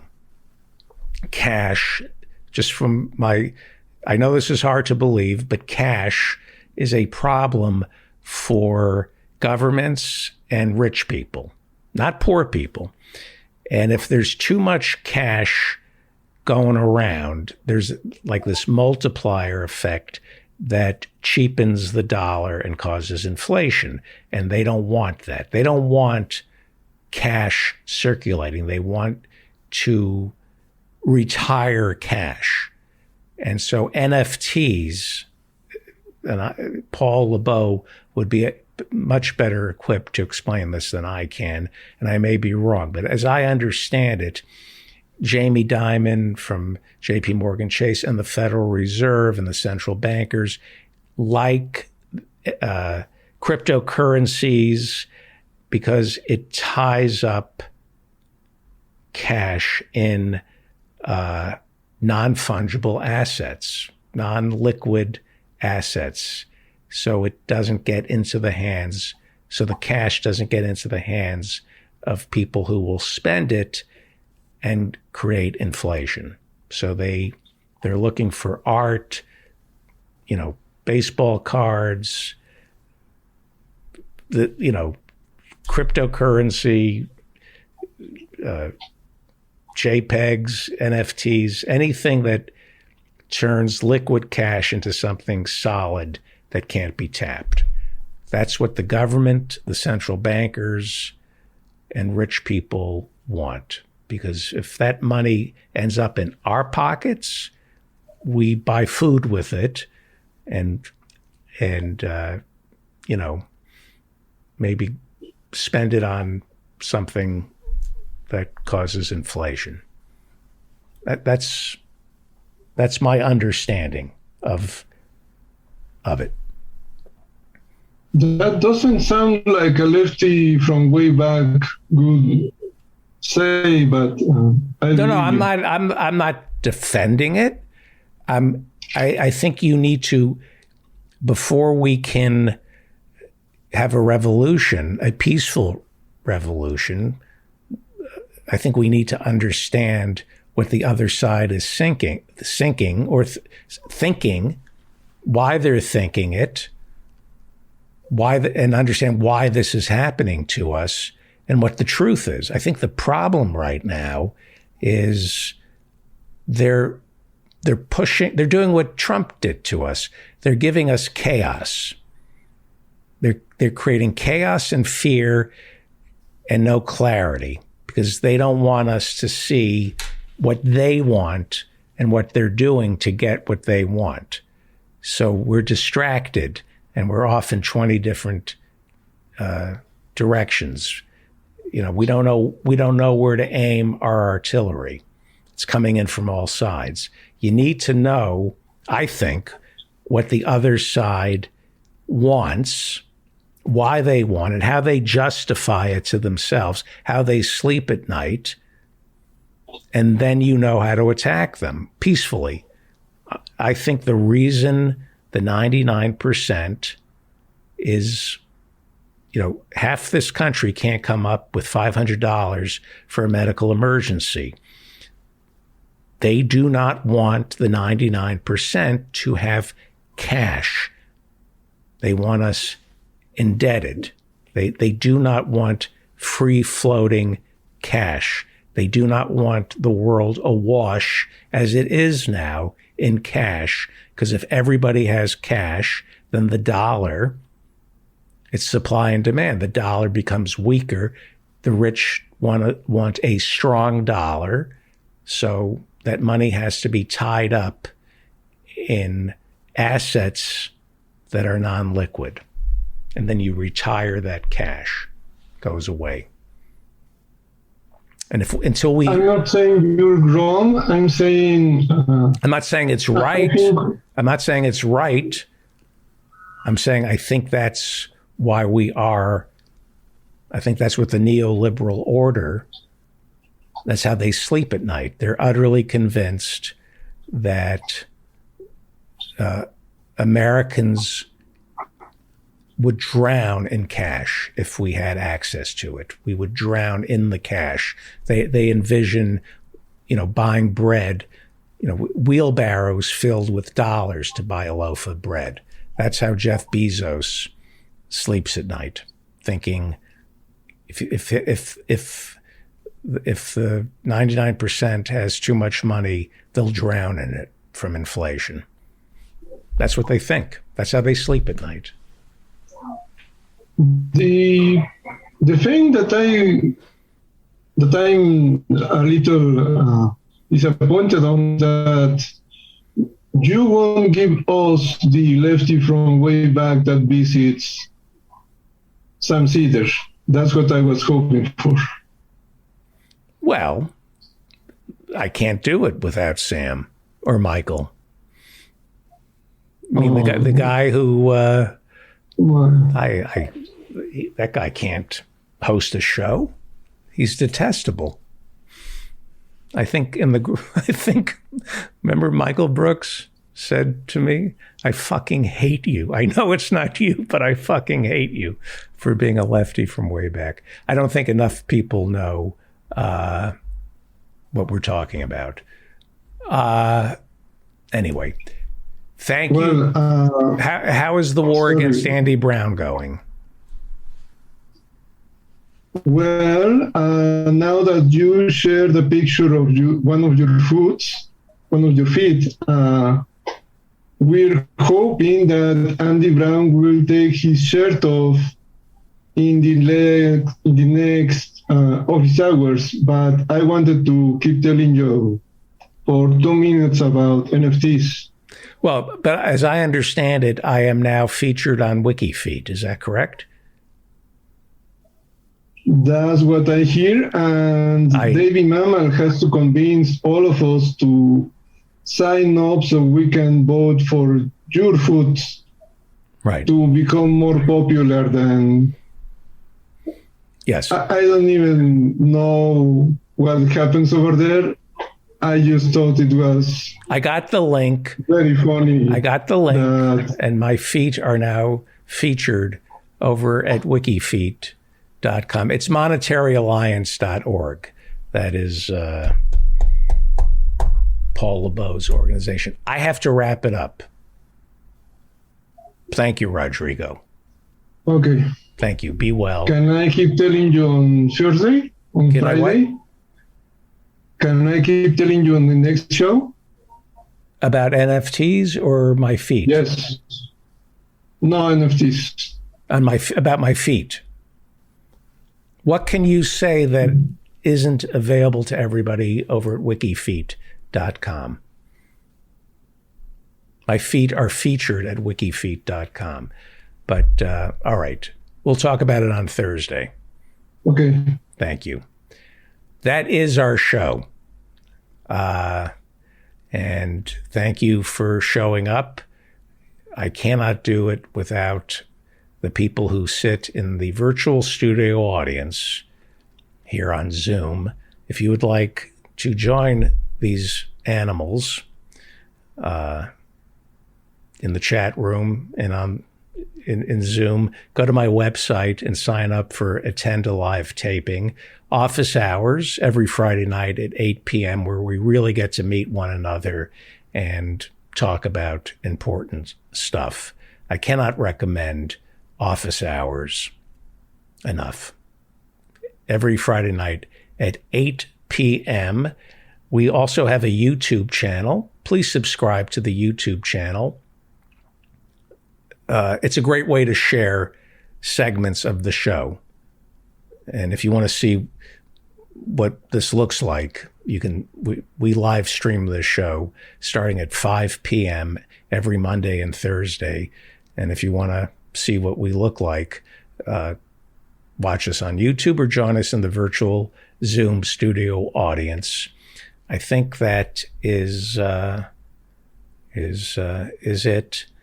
And everything I had to say about Bob Saget is at the top of the show. So if you're just tuning in, I suggest you hear my words about Bob Saget.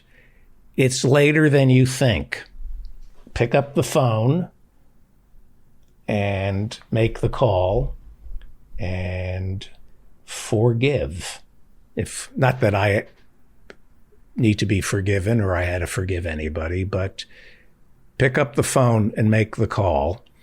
The clock is ticking. It's later than you think. I'm David Feldman. Remember to stay strong. Oh, hang on. I'm out of it tonight. I'm David Feldman. I am David Feldman. Remember to stay strong and protect the weak.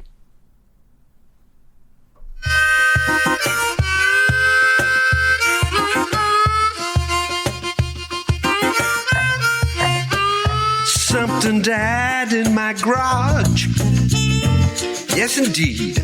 Something died in my garage. I don't know what it could be. It's a mystery to me.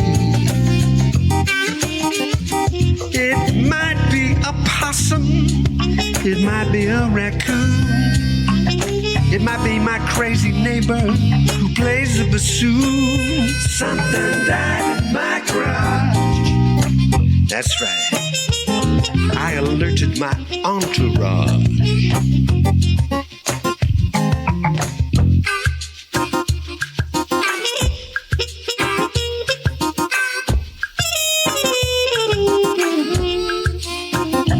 Something died in my garage. Something died in my garage.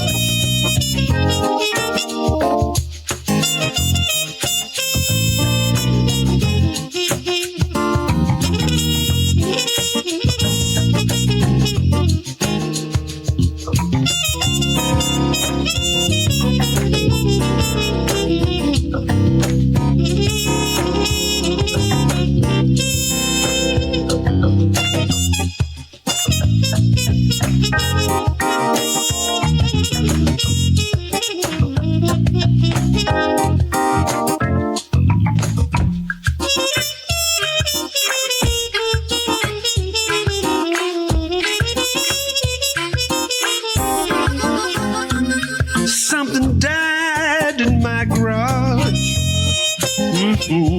Something died in my garage. It's really starting to smell, and I'm feeling a bit unwell. We've looked high and low into every nook and cranny. We're beginning to think that it might be dear old grannies. You know, it might be sabotage. Something died in my garage. Everybody clap.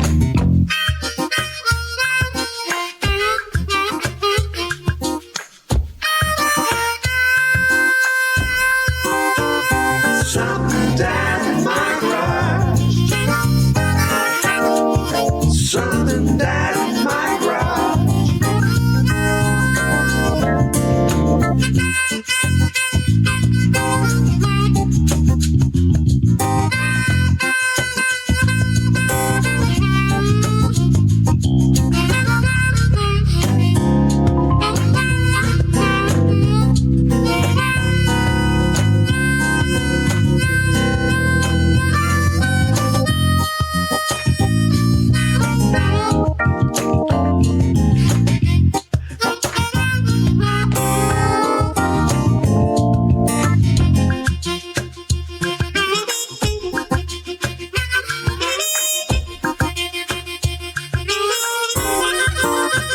Something died in my garage.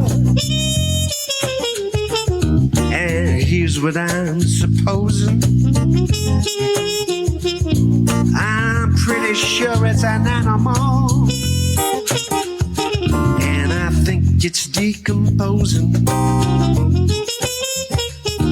When I finally tracked it down, I went almost astronomic. Son of a gun, it was the worst of the worst. A dried up homeless comic, and he was wearing a corsage. Something died in my garage. That's right.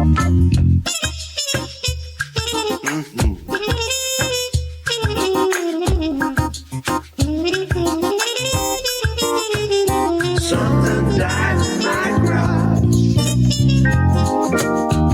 Something died.